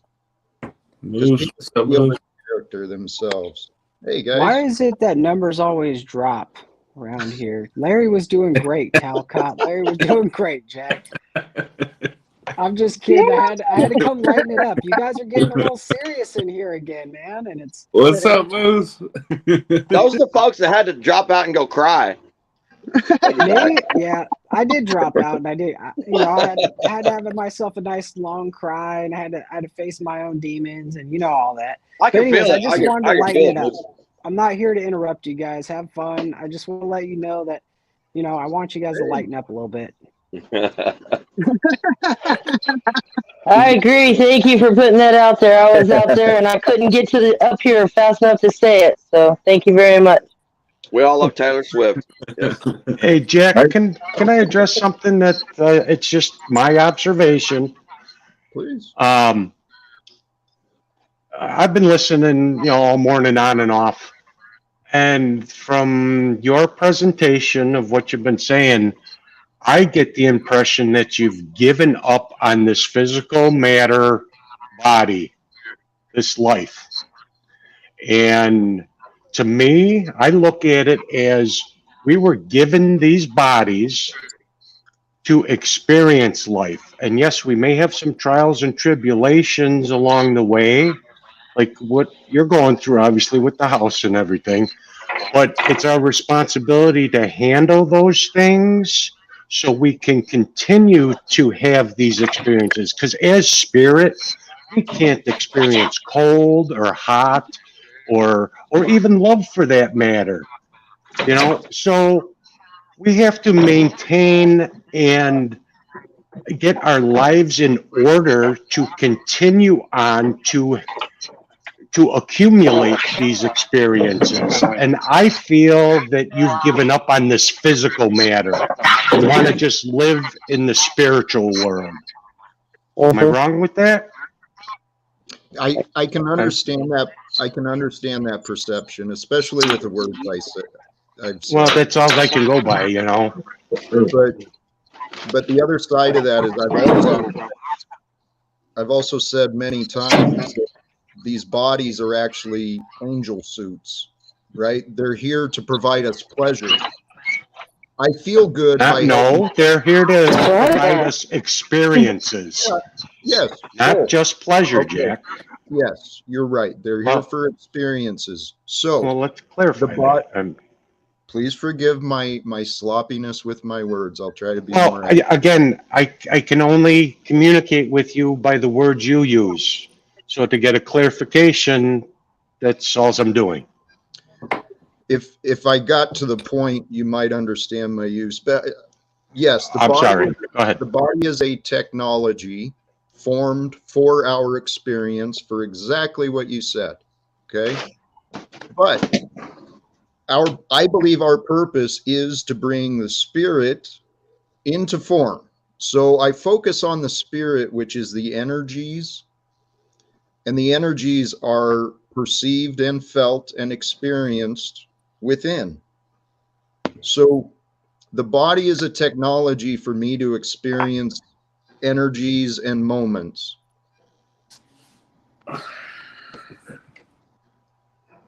Our experience is based on how we feel. Okay, it's not based on what we think or remember. So I spend hours a day. There's muscles in our legs, right? The lower leg here. I probably have thousands of hours of massage into that one leg. My body, because of massage, stretch, light exercise, and I really don't do much to take care of my body. I'm sitting here with like waves of pleasure, physical pleasure. It's like heaven. I am in heaven on earth right now with you guys. The kingdom of God is at hand. What is heaven, Jack? Heaven is a state of being. If we were in heaven, there would be no doubt. We would know the glory of our Creator. We would be in a state of bliss, in a state of abundance, without need. So we can live here on earth in the glory of creation. So are you in a state of bliss? Bullshit. Hold on, Austin. Are you in a state of bliss? When my thoughts don't stop it, yes. See, thoughts prevent us from feeling the bliss. No, they don't. Our inactions prevent us from feeling. The only time we feel anything is at this moment. Life is only existing right now. So right now, if I go silent, if I become the awareness of my awareness, I am one with the moment, and there is no separation, no label. And what are you feeling? Bliss. Faith without works, my Pleasure. friend. And I'm not pointing just at you. I'm just saying everybody's got to do that. We have to have faith, and we have to have action behind that faith. In order and that action creates our experiences. So we learn from them. So to have problems that sit right in front of us and not take some sort of action to better this body, to experience more, is irresponsible, in my opinion. Well, I want to ask Jack. I want to ask you, Jack. In these moments of bliss, do they make you more stationary? You know, like, does it affect your decisions, like what you're gonna do tomorrow? Like, you know what I'm saying? Like, what is this reaction and this feeling of bliss have upon you in your life? I live in surrender. Okay. And I don't know how to answer that clearly. It's not like I sit around doing nothing. That's a projection. Okay. No offense, but I've watched a lot of grown men spend a lot of time talking about things they don't have any control over. It's true, Jack, but you also spend a lot of time on the internet, and you spend a lot of time in different panels. And I'm not attacking you, brother. Don't take that as an attack. It's myself included. Myself included. We spend a lot of time on different panels. We get more exposure, and We're all guilty. I think you know, like today I went out and I had a nice walk with my daughter along the river again. I think sometimes I don't know if you do this, Jack. I think you need to go outside and just get some air, brother. You're making videos. You know, anytime you're inspired, you make a video, and I commend you for that. And I'm gonna watch that video you sent me last night. But I'm trying to say that sometimes we got to take a step back from this platform. Have you ever thought that this platform is actually turning you into a worse person, or maybe turning you away from your cause and your what you're looking for? Yeah. I think we all could use a little break from this place. This place is like pulling us back in day after day, and we're spending so many hours. I think we could be doing better stuff with our life. Well, Can I that's answer? why I asked the question. If this feeling that Jack has, okay, let's just say for a minute it's the woosah rubbing your ears, okay? say rubbing your ears, going woosah gives you a feeling of comfort and then being in control can be translated as bliss. Do you make sure to set time out of your schedule to do that and put yourself in a place of bliss? That's a yes or no question. Does it change your decision making process because you can obtain this bliss within the body? I wouldn't say I intentionally set time aside to focus on bliss. Is that what you were asking? I mean, I'm asking if it's if that feeling you get is a deciding factor when you make decisions about your life. no, what makes the deciding factor on my life is my intentions and my purpose. And I want to, if I can tie back to what Moose said to answer.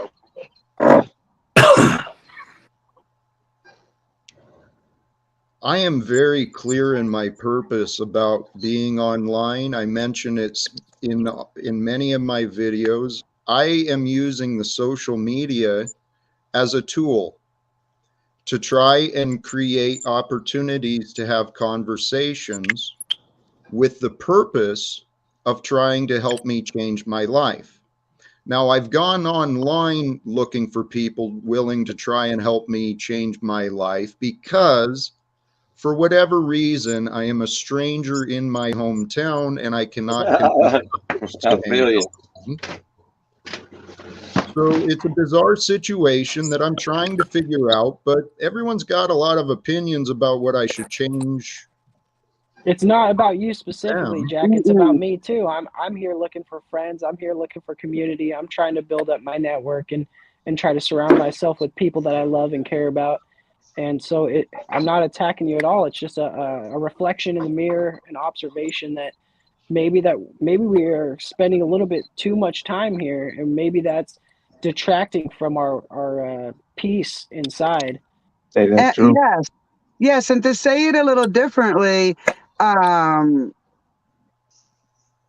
I'm concerned about you. Like, a lot of the feelings we have are human construct. You can only feel those feelings in the human body. So my only concern is you've gone through a very, very significant traumatic experience. If you're finding comfort in a certain way that it impacts your life. I'm not going to say negative or positive, but impacts your life. And you're now making decisions on it and you have not analyzed that feeling.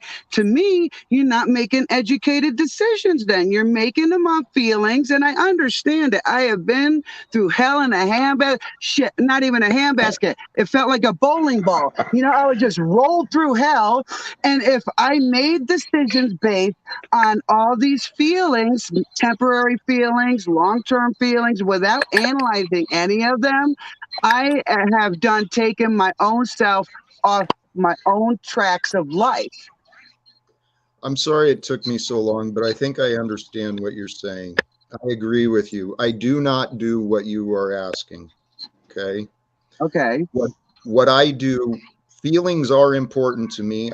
I go within me to see how I'm feeling, to see if what is right. I allow the truth, okay? Facts and evidence. Truth is the only thing I give a shit about. Word. Facts and evidence guide my choices, but my choices are driven by my purpose, my heart-driven purpose, my mind-chosen intentions. They guide me through the facts and the evidence that's revealed to me moment by moment throughout my day. Does that make sense? I detach.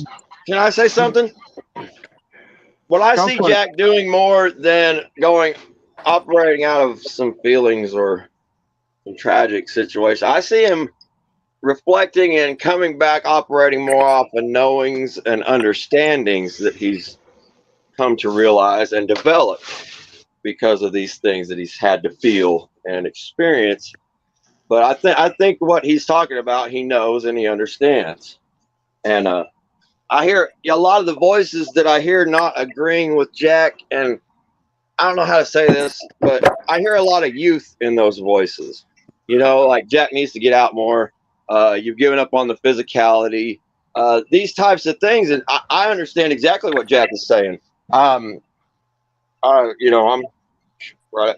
I'll be 49 in a week or so, and I hung around with older people all my life. My parents were really old. They had me when they were old, and you know, I've hung around with a lot of older people, and it's hard, you know, to describe the mixture of spirituality and physicality to younger. You know, I didn't understand, you know, when I was younger, but a lot of things have happened since then, and I think that's where Jack's coming from, and you know, certainly that's where I'm at, and I've come from, and I just don't see it like everybody's taking Jack the wrong way. I think in a lot I of have a question situations. for you, sir. How long have you known Jack Talcott? I don't know him at all. I've seen him a lot Exactly. on the So, other channel and here, for and how many months I've had though to have you get been pretty good watching him? at Because evaluating people I've in my been with life. him for And 6 months now, I think. Actually, whoa. Let's look, Moose. I specifically want to address this with you. You have been on many panels making the statement that I've talked to Jack privately and I've known Jack for this long. Hold So you're on. presenting yourself as though you know me, but the facts are, Moose, you have I been don't know avoiding you. I know opportunity, of you. but you're not speaking it as that. You're presenting yourself as though we are buddies behind the panel and we're hanging out. You've That's been why I avoiding took it back. conversations from the beginning, brother. When we talk, you'll finally understand, and I love you. I'm not here to attack you. I'm just here to kind of get some of my own confusion out and try to, like, you I know. know. You're And perfectly I've hung right. out with older people my whole life too. All my friends were at least 10 to 15 years older than me. I learned how to make money from people older than me. I learned how to work hard from people older than me. So I've never actually hung out with my own age. So it's kind of yeah, I'm not one of those kids that just, you know, hangs out with the other kids and kind of follows oh their no, I ideals. wasn't I follow the trying to, you know, elders. say something about anybody that don't agree with Jack is a kid and just hasn't gone through a lot of stuff. But I do think there's a lot of misunderstanding Well, because of that. I don't know. I'm not real good with curious. words either. That's why I don't get on here and say a whole hell of a lot. But I just want to stick up for, gosh, I don't know. I can relate with Jack and pretty much everything he's saying. I just don't. It seems like people are taking their own. Am I right, Jack? I agree, and I interrupted Moose, but he was questioning you as far as how long you knew me. Right. And I interrupted Moose, but I'm curious to know where he was going to take that. You don't really know me, Offset, right? You're right. Right. I was So where just were you typing going that to in. take that, Moose? I was just typing that in. You're right. I don't know you per se. I know of you, and I know of you from these places that we've been. And so it's, you know, the longer that we've been together, the more I've come to realize that your mission is a specific mission, and you bring that with you wherever you go. Even when we have a topic or whatnot, and we're talking about that topic, we do come back to the fact that you are trying to change the world. You are trying to stop world wars. You're trying to stop the capitalist thing, the fiat money that's fake. And I understand that about you. I'm not trying to attack you. I'm trying to get through this because I'm trying to get through my own confusion, like I told you in the email. And so it's not an attack, and you're right to correct me. I don't know you. I don't know the Jack Talcott. I've never sat there and had a cup of coffee with you or anything like that. So I take that back, but I do know of you, and I do know that we tend to have a specific topic when you come around, and that's fine. That's fine. That's you. That's what I think of you. That's what I think is you is what I'm trying to say, Jack. And I'm there sorry. ain't nothing wrong with that. I like Talcott. I think Talcott's cool. Yeah, I like Jack too. I think Talcott's cool. And again, And Jack, Moose. this I is love Moose. I love Moose, and I love Talcott. Those But are the I want only to two point out people here, I guys, really real like. fast. I want to point out Rest here. I y'all want can to go. point out that how are we treating Jack here today? Are we showing videos of Jack in the bathtub? Are we slowing down videos to make a mockery of him? Are No, we no, we're trying to make talking fun to of him. him? Or are Nope. we having a conversation and we're trying to get through this We're together? trying. We're We're hanging out. definitely trying. So I think that hanging out. shows my character, Jack. Yep. And I told you I was going to stop attacking you. I told you I was going to Yeah, we stop need to being quit part of chest that bumping. donkey show. So I want you to recognize the growth in me as I recognize the growth in you, sir. Oh yeah, Moose, you're dope as fuck. I love you, Moose. You're dope. Love the Moose. I will see the Moose is dope as fuck. Moose. I love Yeah. you. I will see the Just gotta build greatest some bridges. when you follow through with your words and you give me a call like you said. We're all gonna be And dead. Dude. We're all I gonna did be. update that email. I updated that email and I let you know that I have some confusion and I have some energy loss in my life and I'm trying to focus on my family. And Yeah, buddy. I wasn't trying to get sucked back in here today, but I wanted to make sure that people were lighthearted and weren't attacking each other. And I wanted to just make sure that this place is a safe place for you and for everybody else on this panel. And I want to make sure that everybody is just being cordial is all I came here for. Absolutely. Amen. Thank you, Miss. Yeah, hey, Thank you, bro. Jack, Moose, I just Thank you, Moose.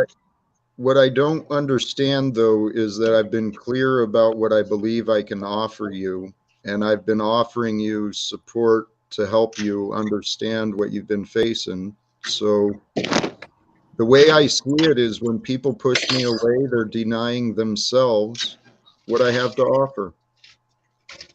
That So- means tonight, you have an hey, Jack. expectation of response, and that is not, you can't put an expectation. Like when you put a call out, you can't tell the person, you better call me in 12 hours. Like you got to be patient and wait for the other person to reach out to you.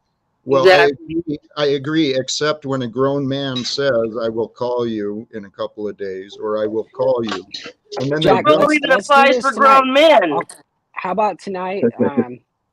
About 7 to 9 PS Pacific Standard Time. Let's do it. Let's do it sometime, and then I'll give you a call tonight. We'll do this. That way, I'm a man of my word, and you can follow Brother, through as well. I So be have, hey, Moose brought up that I show up with these goals and missions, and that used to be true. I just came up because you guys were talking about spirituality. Yeah. We got way off it What? too. What are we talking about? Where'd you show up? That's another channel, ain't it? What are we doing it was here? earlier. Are It we was dragging that earlier shit when we over were here or talking what? about it. Oh, okay. I'm just curious. Are we dragging the other stuff from the other channel over here, or are we like go here or Oh. what? I hope I we mean, go here. you know what I'm talking about? I love Paul. Paul does his thing, and when he's on his point, man, he's something to Yeah, watch. this is Larry's And channel. Jack, I love to hear Jack when he's talking about spirituality and how you need to just make yourself at peace. Everybody, the world just needs more peace. They need to find peace. I don't think people even know what Yeah, peace is everybody anymore. likes their Yeah, we coffee don't need the different. drama over here. We don't need the drama in this channel. We like our coffee Everybody's different here. Not everybody drinks the same brew. Yeah. all right. I don't think there's no I drama love how here. people are different. I Everybody's love how speaking Paul's Paul, cordial. and I love Yeah. how Jack's Jack, and Good news. There's I'm just having, talking about drama is bringing drama. I don't think Yeah. anybody has attacked, No. disrespectful, or any of that. So No? Yeah, Great we're channel. open That's hearted. why I like it over here. Yep. Sorry, Right Scott. now, You don't we're talk over you, at babe. our most natural, actually having conversations amongst each other. No one's controlling it or intentionally gearing it anywhere. And I think we should all get more comfortable, and maybe more conversations can happen this way, where it's not. I mean, occasionally we talk over each other, but this is nowhere near like it is at other channels where no one can get a word in edgewise. I am enjoying this type Right. of platform. Yeah. Why does there have to be drama just to get views? Yeah, Exactly. yeah. Can't we just We just need have to be here in this normal room. conversations and get views at the same time? Have educated, logical, meaningful discussions I can answer that for you, without Austin. creating drama, you know. Yeah, It's so be it. It's about the money, Austin. It's about the I know. money. I You make know. money. You make money from drama. You make money from beheading people Jason? virtually. You make money from all of that stuff, and you attract people that love Jerry Springer. People that love Jerry Springer will watch Jerry Springer every single day of their life if that's what they like, and that's the thing. If you're not doing that, you're not attracting these people that are sucked the Matrix every single day of their life, and so you'll have a smaller crowd. You won't make as much money. You might not make anything at all. So that's why I think people bring drama, Austin. But damn, them conversations are gold nuggets, aren't they? I agree. That's our my favorite part. Uh, I know. I hate to bow out, fellas, but I gotta leave. I gotta get ready for work. It was a very interesting conversation. I appreciate the interaction, and I'll be back. Nice Have a to good meet one, you. Jason. My friend. All right, see you later, guys. Appreciate it. Jack, I don't mean to bring this back to you again, but I just want to address one word that you always use. You always say that you're aware of your purpose, and my feeling is, and this is just me, that you're confusing purpose with desire. Because I believe, again, I'll go back to our purpose is to experience as much as we can while we're in this meat suit, good, bad, or indifferent, not just love. Brother, yes. So I'm thinking that you're confused between desire and purpose. What if my desire guided my purpose? Because you're absolutely right. This is a meat suit. It's a meat suit for an experience. Jack, the guy who was driven insane and volunteered to go murder people if that was required. This guy, you know, when I recognized how insane I was and that this life really isn't as bad as I thought it was, I had the desire to do something more and try and change the world. So now, Jack, in this meat suit, I want to try and experience ending wars. I actually want to try experiencing speaking to the UN and to the citizens of the American government. I think that would be go to Capitol Hill and knock on the door. I mean, I would if the facts and evidence guided me that direction. And I did spend time deliberating, selling my home, getting an RV, driving to Washington, D.C., and walking the halls of Congress on my own. But I don't think God wants me to do anything on my own. I think God wants me to find people to work with me. I think that's just a fear that you need to push through. But again, I'm not you. I don't know. Scott, we're at this point right now where I've gambled with a lot. I've walked away from a lot, and I have committed myself to my purpose. So I am in a state of quite uncertainty right now. So only the future will reveal if my faith is right or wrong. Future according to your actions. Don't forget that. The future will reveal itself according to your actions. Yes, and right, my actions and the actions of those around me. I didn't choose to lose my job. I didn't choose to get pushed away. I don't control anything else but me, and I recognized this a long time ago, brother. I am at the mercy of what this world will offer me. I am no different than anyone else. You also didn't choose to be born, so. I don't know that. I don't know. Maybe I did at some point. I don't know. I think we are spirits. Larry's back. Yeah, here to give you guys a bad time. Keep you in shape. Whip you in line. Give you the what nots and the have tos and the what fours. What do you think? Crack that whip, Larry. You know, I think as doing pretty good. Sounds like you guys been doing pretty good, having deep conversation. I just tend to believe that we're all. I think we need to try to portray Jack as like never met him before, instead of using the being that we knew before. You know, I think we all need a second chance in life, so to speak, and I can relate to what everybody's saying, but that's just kind of my thoughts. You know, just new beginnings. That's all we can do. And nobody's attacking Jack here. This No, I wasn't essentially trying is a second I second wasn't. chance, more or less. Yeah, I wasn't trying to imply that. My grandkid's gonna be here in a second, so I'm gonna be on the side again. You can be a new man every day, Yep. and That's the actually former is always preferred to the earlier. That's I love- actually what I wanted to jump in with too. We can literally convince ourselves to believe that every morning is a new life. You know, we carry memories from before, and we got to follow through with our commitments and our obligations. We got to follow through with our words from before. But every day, we can create a new character. We can change our priorities. I take it one step farther than that, Jack. Every breath you can do that. Every time you take that deep breath and exhale deeply, you can change your mind, you change the world.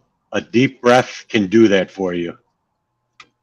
And a good choice. I mean, a lot of serial killers take deep breaths. I'm just Well, saying. You know what I'm I saying? get it. Right, but they're not necessarily in the right headspace either, though. But No, but I'm just saying there's that moment where we need to choose, you know, basically, for lack of a better group of words, we got to choose which monster we want to feed. right, but I'm talking about just that breath is the what do they call it? The impetus of change. That deep breath Right, is that right. moment to make that change. Yes, yes. Yeah, make Changing different that choices carbon even. dioxide. Like you said, you can be a different person from one moment to the next with Yep, that breath and choice. You know, like they kind of go yep. hand in hand. You can't Just make a takes that choice without the breath, self-awareness. and you can't take the breath without the choice. They both go hand in hand, I think. Just like Can the I? Bible says, the new man is preferred to the old, and you can renew your spirit every day. Beautiful. Hey, can I jump in there with that breath and a choice? Because my Yeah. experience, I remember my drinking days, not to swear, but fuck it. That was the worst thing an addict can say, right? Because as soon as they say F it, that means it's time for some self-destruction, right? Yeah, I debauchery. remember that. Well, Yeah. the other side of that can work as well. The other side, someone comes up, I need, an opportunity comes up where we can give of ourselves or our resources. We can just say, fuck it, and do good, right? That deep breath when we realize, all right, this is going to set me back, but it's going to do something greater for someone else. That deep breath, it can change our lives. And give you all the courage you need to face what you need to do, you know? You'll feel better standing for what you believe and being beaten for it than you will caving to what somebody else wants. Well, not just that, but with the narrative we've been talking about, the one thing they don't want you to be is in yourself. You know, when you start telling people I was in myself and I was having this conversation, you're about to get a white jacket put on. Okay, so like This that's is no longer a social norm to talk to yourself. But I just gotta, I'm gonna dull the edges of the story, but I just want to tell you guys something that it really was pinnacle in my whole entire life. I was raised in a violent bubble. One of the adults was very everything needed to be clean kind of thing. So all of us kids took turns. I dusted machetes. I dusted machetes, and one day I stopped. I stopped and had that moment, guys. I stopped and had that breath. I stopped and had to think, who's more important?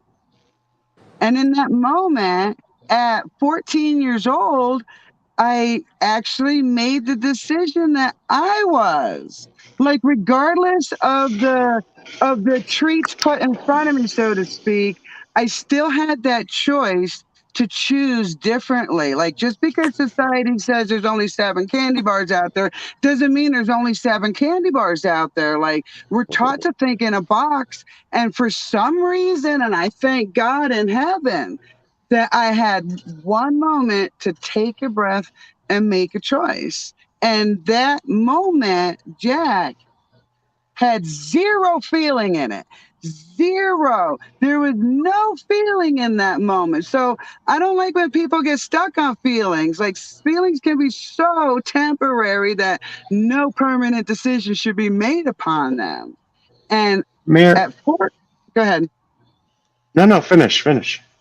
I was just gonna say, even I'm living in the body with the brain that made that decision, and I still get overwhelmed with whatever I made that decision with, the knowledge, the wisdom, the gut feeling. I can't tell you. It was me, and I can't tell you, but I knew there was no feeling, there was no opinion. It was just a moment and a choice. The only thing I was going to say, Mayor, is I was going to crack wise with the whole machete thing. Kind of sounds like a confession of a closet serial killer.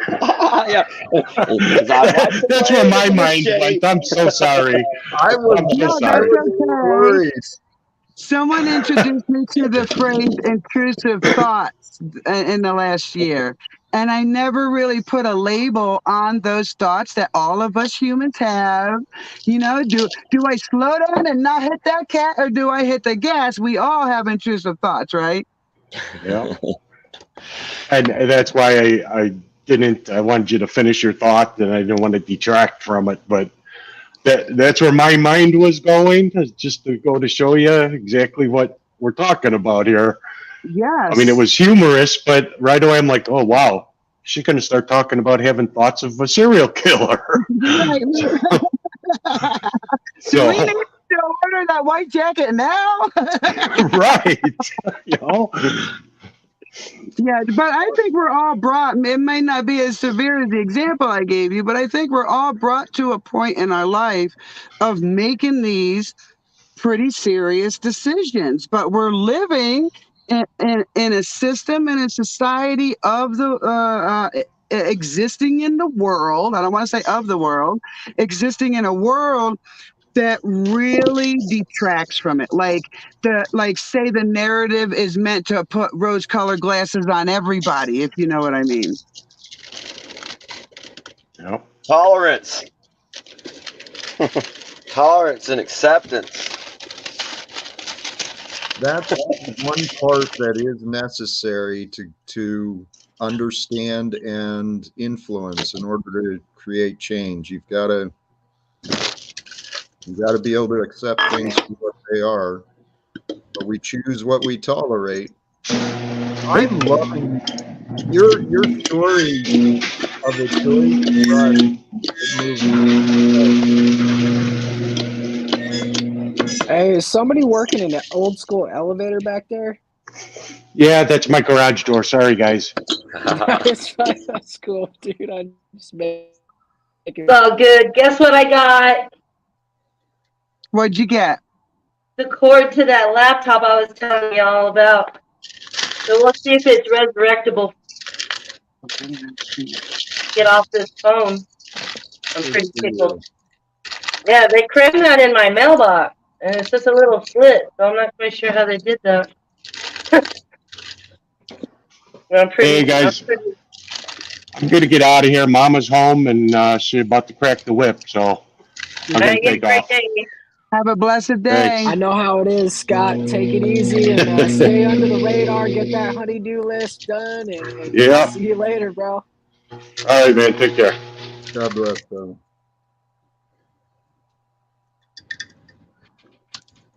If I'm gonna go eat lunch, guys, and get my butt going.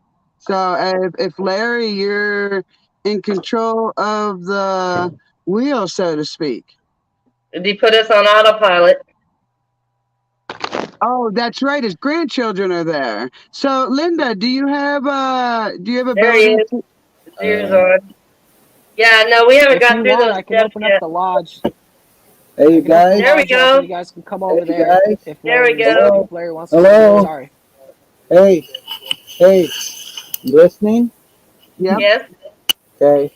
Here's my oldest daughter. Oh. Her name's Jamie. Here's You can one of her definitely tell rats. that she's got her Down, mother's everybody. resemblance there, Larry, and I've Here's never one of seen her her other mother. rats. His name's Josh. How y'all doing? They don't come over very Good. often, so when they come What's over, going I on, kidnap Josh? them. Oh yeah. I just want to introduce you to a small part of my tribe. Let's just say. Nice to meet you. Nice to meet you. I'm actually going to jump off for a little bit. Kind of what was mentioned earlier, faith without actions. I got a few things I can follow up with, and I'm going to try and do that. So, All right. You have So a do you want to blessed do day, that tonight, Jack? brother, whenever you are guided, okay, All right. I won't bring it up again. Well, I don't like No, it's committing fine. It's myself. fine. I was not attacking you today. I want to, like, when you walk away from here, I want you to walk away with your head up, and I want you to know that, like, hopefully that you feel good when you walk away from here, because that's how I want my conversations on my channel. Larry's running his channel very, very similar. We're just trying to treat people with respect, dignity, and we're not trying to do what we used to do or what some of us Yeah. have done. I know. I've actually, hey brother, from a distance, I've seen your growth. I've seen growth and change from many people. Okay. Thanks for the fellowship and time. Much love. I love all of you guys. Okay. Thank you, Later, Larry. guys. Much love. Have a good day, man. Keep growing. Peace. Talk to you soon, brother. All right, I'm gonna hop off and go eat something for my sugar bottoms out. Yeah, I'm having breakfast for lunch, so love y'all. Love you. Have a blessed day, everyone. Later on. I hate to take the escape quick like everybody else, but I got to go see if I can get some eyeglasses because I lost my eyeglasses a couple weeks ago. Someone stole them from me, so I'm gonna try to go get a new prescription. There you go. Gotta be able to see. Hey, have a good day, Moose. Have a good day. Good day. I'm out too. I got to go back to Great Lowe's talking and with y'all. get more supplies. Yeah, I'm out. I'm gonna get some. Bye bye, y'all. Bye, everybody. Then there was 2. There was 3. I love Have a I'm good just day, cooking man. breakfast. Y'all know you just watch my life on here, so this is what we do. I like your shirt, your T-shirt. Your Oh, thank you. Yeah. Just, like a wolf. Is it a wolf? yeah, it's a wolf face. And then there's wolf pictures on the sleeves. And then there's a wolf picture on the back. Oh shit, that's Yeah, I have several. I try to. I have like 4 or 5 wolf shirts. I try to rotate them on the string. cool. All right, guys. I'll see you guys later. I'm out. All right, peace. Yep. Larry Medary, what you wanna do?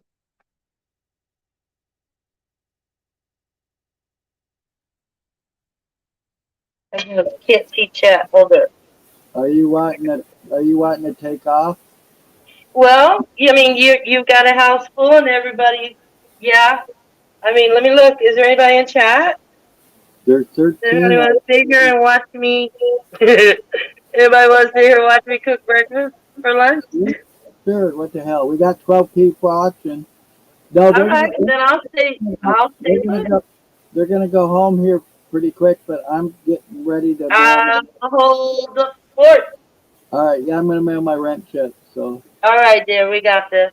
All right. Bye bye. Bye bye. Still with us, Jason?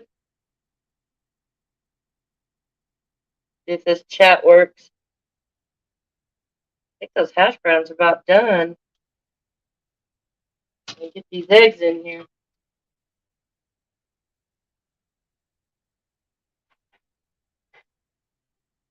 Chicken plate. Everybody want to see my chicken plate?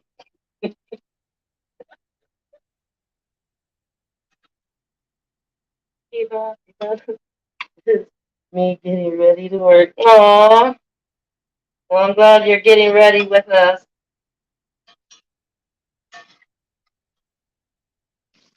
I'm gonna go put this away. I'll be right back.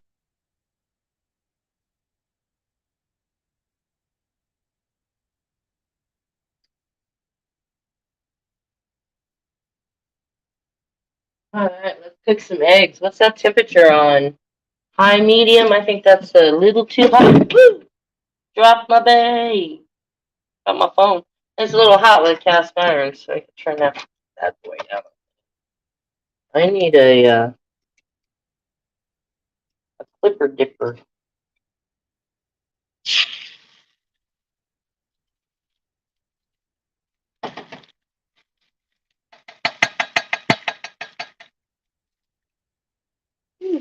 Yeah, that's not working over there. Whoa. Sorry about that, y'all. Technical difficulties. That pan was hot. I mean, I knew it was hot. But let it cool down. Cooking eggs fast. Cooking them bad boys real fast.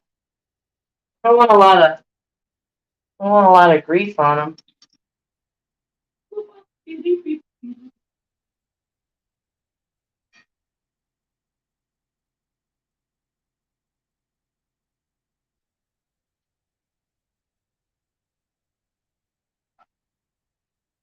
Everybody's having a good day.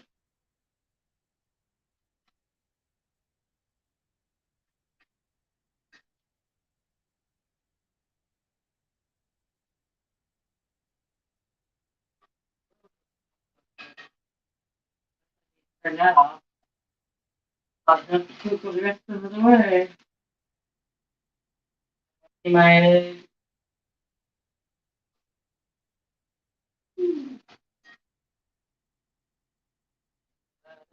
What's that? What's that? Let's flip this.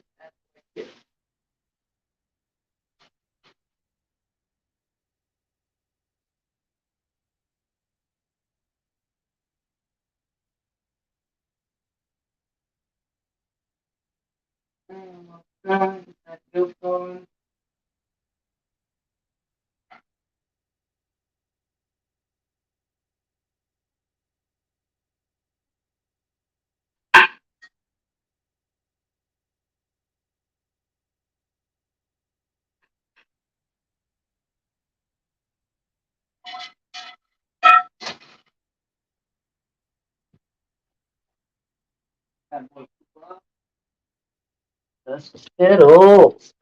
Yummy, yummy. Made some powdered milk last night. Let's see if what it tastes like today. I found if I add a little bit of sugar. Oh, looks like somebody else liked it too. You add a little bit of sugar to your powdered milk and get it really, really cold. That shit's doable. Go for it. Nice shake. That's some good mixture. Water in there.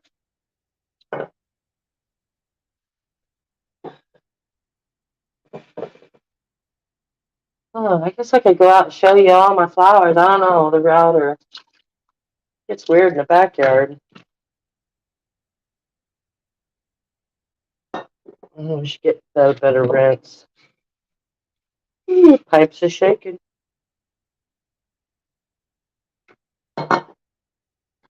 Alrighty. Dogs are working it. I'm gonna turn the light on. Give y'all something to my chicken world.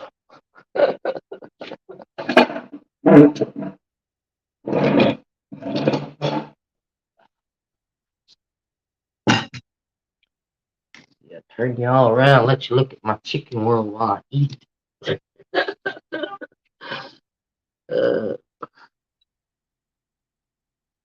Chicken. Pardon the dust. That's my little chicken collection and some oil lamps and some knickknacks my kids bought me that I cherish. My tea set. I don't know if you can see how far you can see down. Ooh, baby. Yeah, that digging yesterday, I'll tell you what. My back was feeling that this morning when I got up to do a good stretch. Oh, lordy, lordy. Yeah, so I'm glad we got her done, but yeah, definitely probably gonna do less and break it up instead of trying to do it all in one day. Definitely. I need to spread that labor out. All right, we got eggs and hash browns and a hungry girl. Thank you, Lord, for this food I'm about to receive. In Jesus' name I pray. Amen.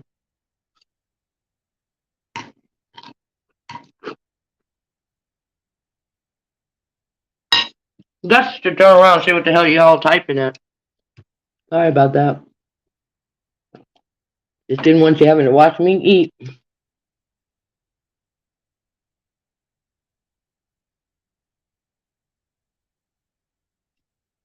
Does somebody in the room type how many is in the chat? Because it does not showing me that. It's just showing me what y'all typing. Could you please? Would you please be my neighbor?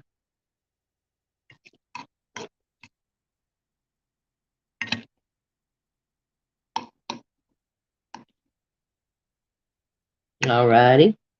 Or don't.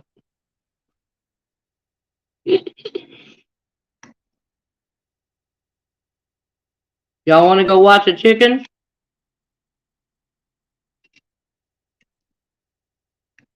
Watch the chickens and the dogs.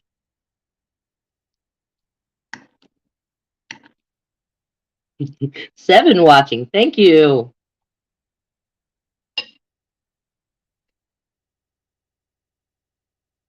Go give you guys some vitamin D. Get you some sunshine. Let's go outside and eat our breakfast. It's gloomy in here.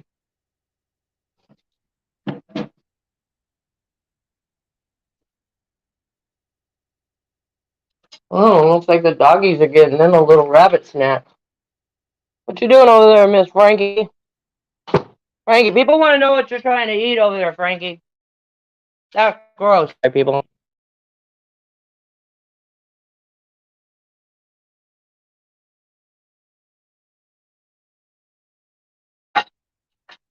Oh my goodness.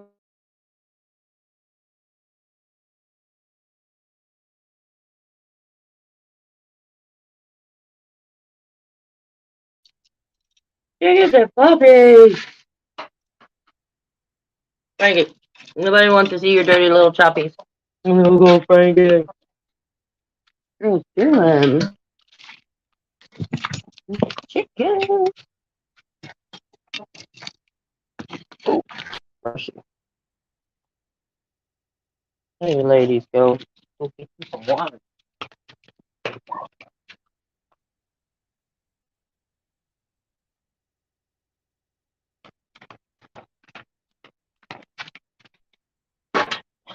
I got any water for you.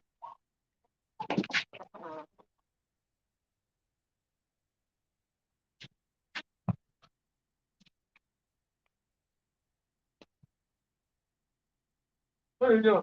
I'm gonna try to take my breakfast. What are you crazy? Too crazy? You better stay off that table. What you doing, Saxo? I think we're gonna clip them on this table and give them a good old Shot of the TV. Oh, there you go. There you go, girl. I just don't want that to fall. Are you I'm back? back. I'm sorry. Can you hear me? Can you hear me now? Oh, you're not even there. Haha. No, We I'm got six. here. We got six watching still. I don't know what the hell they're watching, but they're watching. Oh, you got booted.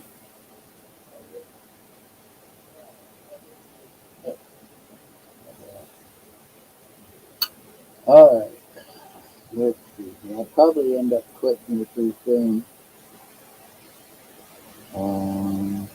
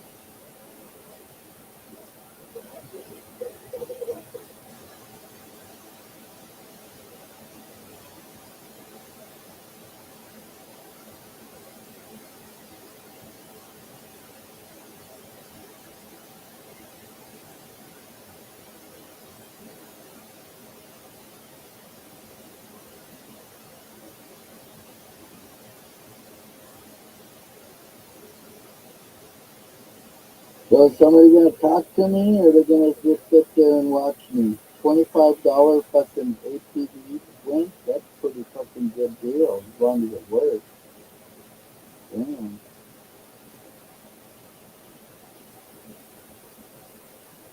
Nobody's gonna talk to me. I ain't gonna sit here and have a bunch of lucky days just look at me, damn it. Dab nabbit.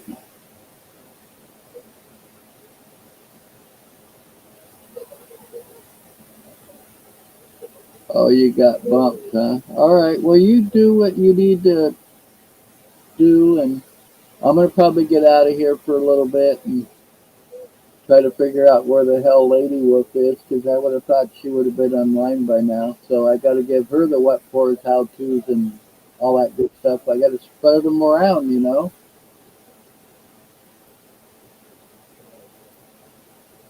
You're back in black, huh?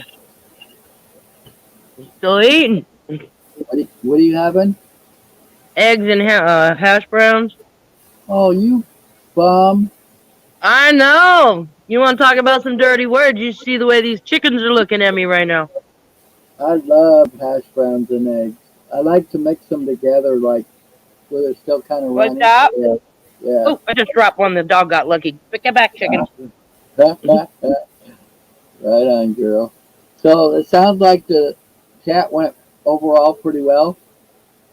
Yeah, it was like a boat on a long tether. It tethered out there, and we pulled her back up and we winched her back down. So yeah, I think the chat room is still safe and welcoming. Well, that's I mean, we're gonna have to tread crazy waters from other channels, regardless of how we feel about it. And I think we were all adults about it. Yeah, I think the biggest problem is what I'm seeing is when we get like six or more people up, it starts to get Well, it does. It gets heated. gets chaotic. So I'm thinking maybe you might want to think about limiting it to like four at a time, and then do like a rotation thing. You know what I'm saying? I mean, that's up to you. Hey, I'm looking for input. Close the door, you little shit. I think so. Hang on. We need to bring some more elders up here to discuss this. I don't want that all on my shoulders. 'Cause I'm all about what do you want.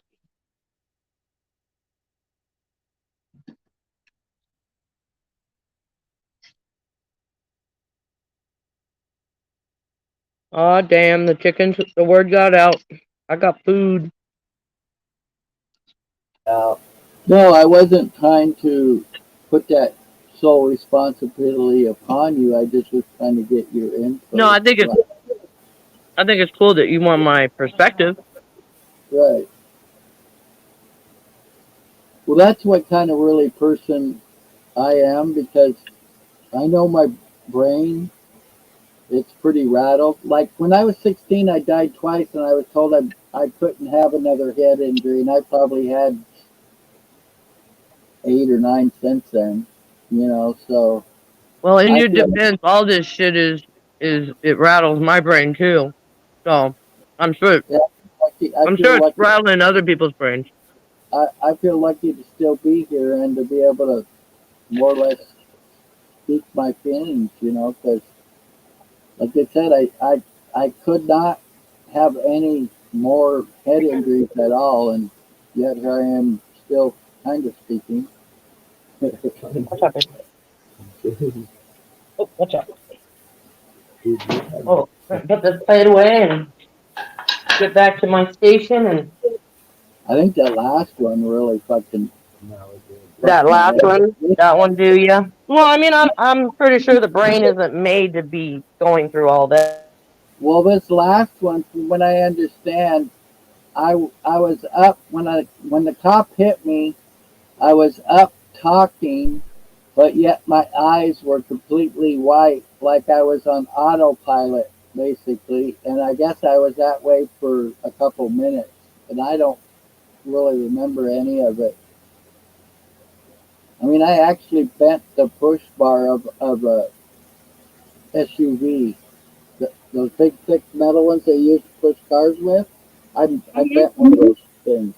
I do need that light on to balance that other light. We know this already. I do this, every other show I mess with the lights when I already know this is the best light. This light and outside, that's the best light here on this channel. Yeah. Yeah, I don't really like this one on the corner. Yeah, but I've got accustomed to it. I have to use it when I do certain things.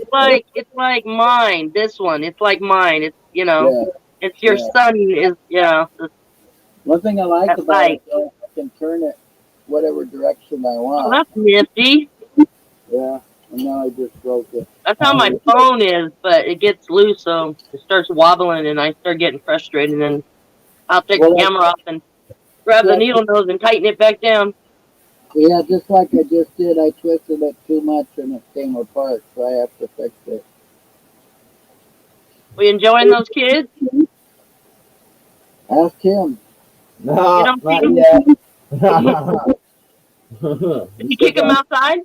No, we still got me for a little bit. He's on the floor getting some of my reclaim. Ah. Uh-huh.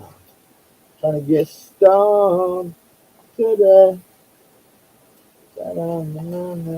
He's a pretty good kid overall. He's got a couple still hurdles he's got to handle, but he's doing it on his So all own. you're saying is he's got plenty of room to still grow? Oh, yeah. Yeah. Don't we all? He just got this job not too long ago up the street at this convenience store, and every single person I have met that knows him goes, "Oh, I love him so much. He's always smiling. He's always in such a good mood. He'll help you any way you can." I try, man. That's cool. In fact, I just had somebody when I was riding by the other day go, "Hi, Grandpa." And I'm like, "What?" Yeah, someone, that's my grandpa.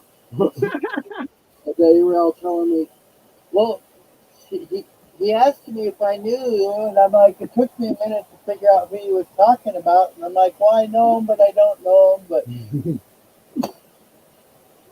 It's like, yeah, that's my grandkid. Yeah, so when I stopped, I heard her say that, I turned around and talked to her, and it was that one girl that she always has a bike, and I think she's blonde haired, she's older. Oh, yeah. I don't know any of these guys' names. I just know them by face, and I always just say, hey, what's up? I've never even really There's only a couple of people that I know their names. And What's her name? Well, I forgot her name. I don't feel so bad now. Right. Don't. Alright, I'll be right back. I'll let the dogs in. Not a problem. Yeah, I would take some, just use this shit if you want, use it up or whatever and put that on your tooth. It's gotta help. Like I said, the hardest problem is gonna be getting it, make sure it's covered. Like I said, the best way to do it, and it's gonna be hard because you'll probably have to use your left hand. Is it on your right or left side? It's on that side. Yeah, you'll probably have to use your left hand and come at it sideways. And then just like I said, first push it down real hard and then just kind of scrape it into the, you'll know if you'll get it covered right away. Oh yeah. Tell them all about it. Tell them how your mama abuses you and starves you to death and doesn't give you no loving, and throws you out in the cold. Hole, but once you get it in there, you'll be able to feel it definitely. The hardest part is with your fingers getting the right angle of the dangle to be able to get it in that hole. These things are pretty good at getting holes. Yeah. Yeah. So I heard, you hurt your ribs or something.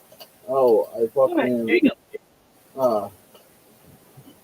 Alright, so I'm gonna see what happens if I get off the Wi-Fi, if my actual phone internet interrupts or not when we go to the garden.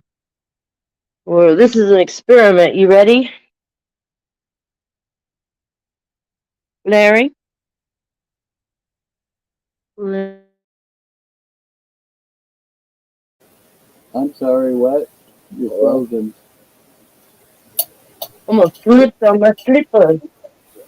I love you, Grandpa. All right, you taking out? You fill that up? Yeah, I did. Cool. Appreciate it, man. No problem. Let me know how that works. Yeah, that's actually pretty good tasting. All right, take care, Ben. I love you.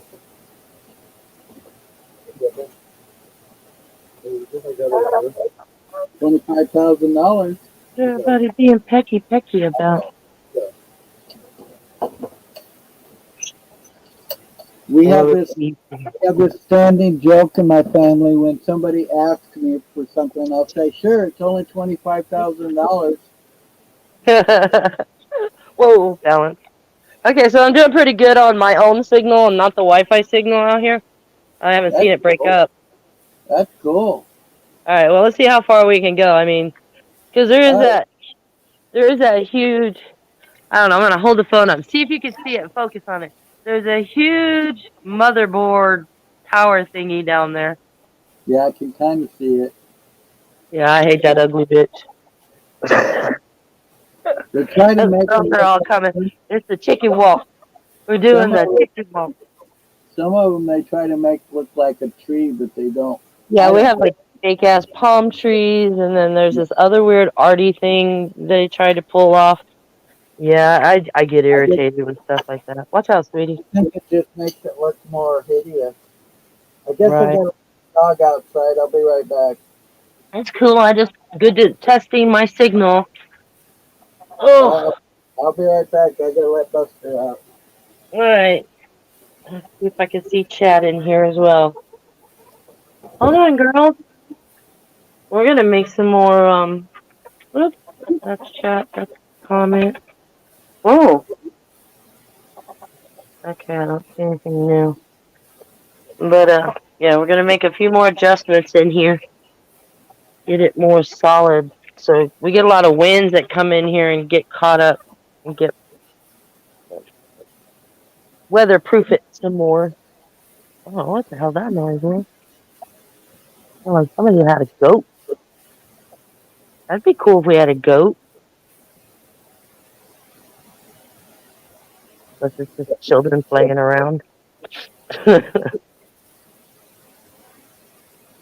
Oh, like picking crap up off the ground that don't belong.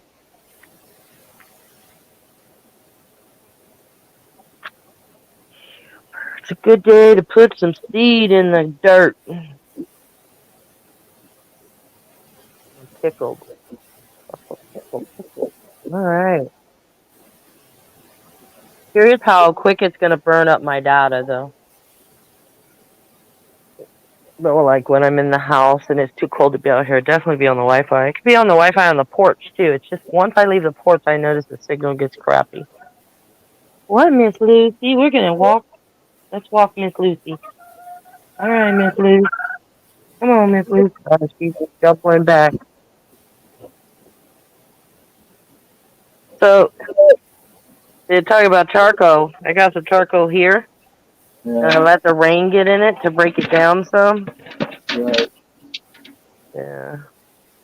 Only darn thing about that one is it's got some nails in it, so I would peel those nails out before I threw it in the compost. Yeah. There's this homeless guy I've kind of helped out a few times. I worked Here's on the his back of car. my gate. Yeah? I worked on his car when he had a car. Now he just bought an electric scooter, and he knows I know a lot about, scooters and stuff. So I just thought of something. I'm like, since I'm fixing it for him, I'm not charging him for it. I'm thinking about, hey, I got some things I need some help with, and see if he'll, trade me some labor for what I did.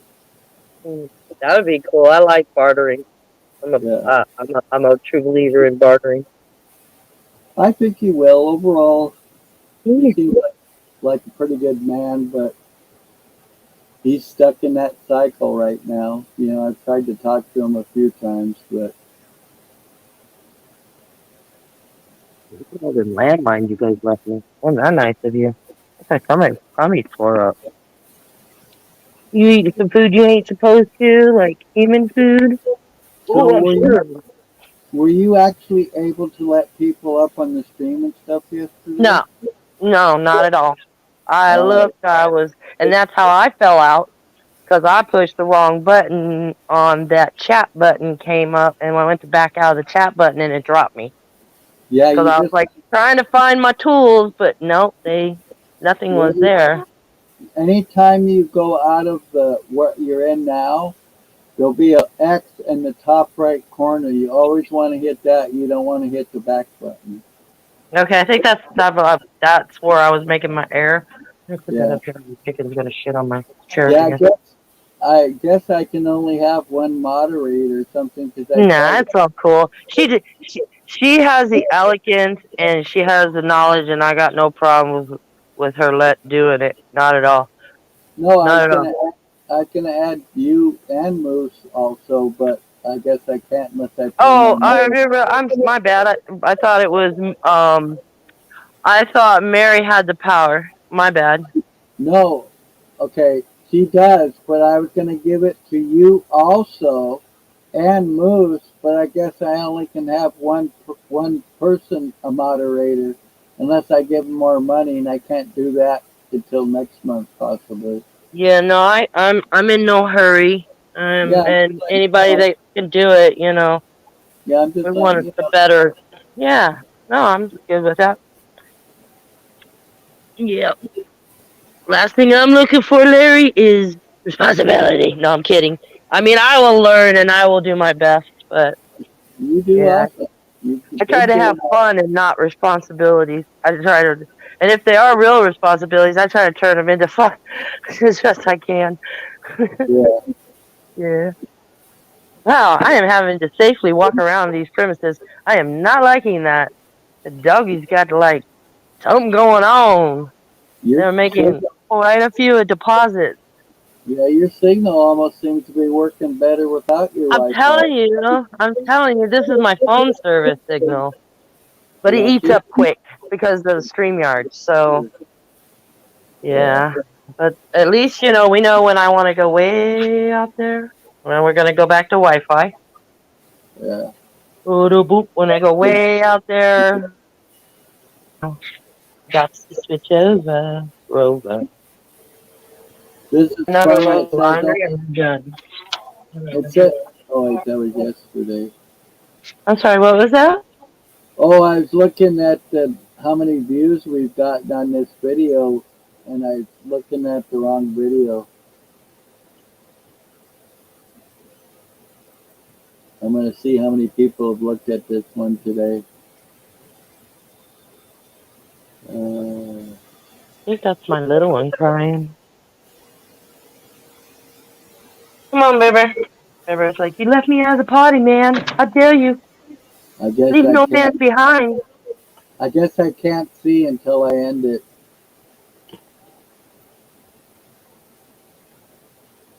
Ma?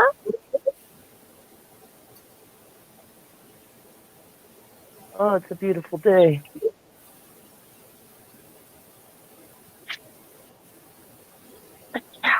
Alrighty. Oh, and this is on Wi-Fi, so this is still pretty good. Not sure Yeah, why it was all acting weird earlier. It's you just were the a little Wi-Fi bit signal. out there for a second, but you came Yeah, right back. it's not as solid. Told you I was experimenting. Yeah. I warned you. Oh, the rabbit. My son found the rabbit a good home. So now Oh, if I good. want meters, I can get real meters because he's litter box trained. He lets you touch him. You know, That's cool. so Good. Good to hear. yeah, the guy he works with has a daughter who's been wanting a bunny rabbit, and of course I'm I think I lost you.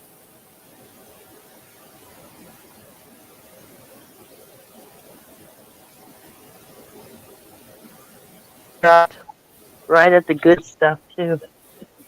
Yeah, you went out completely for a little bit. Yeah.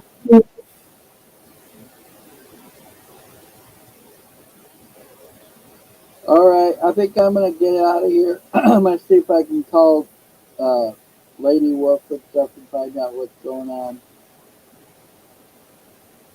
Oh, Nessie. Frozen. Get back my booty back in the house where the signal's strong. Sorry about that, Larry. I apologize. Don't I be promise. sorry. Don't be sorry. Sorry. I'm more being apologetic for the pain that I may have created for your visual discomfort or anyone else that may have received that. All right, did you hear what I said though? No, sweetie, I didn't. I said I think I'm gonna get out of here and call Lady Wolf to find out what's going on and take care of a few more things. We'll probably see you later on. Absolutely. I wish I would have heard that sooner. I wouldn't have kept chapping my lip. You have No, a beautiful day. I just said it. So anyway, you take care. All righty. Bye bye. Bye-bye.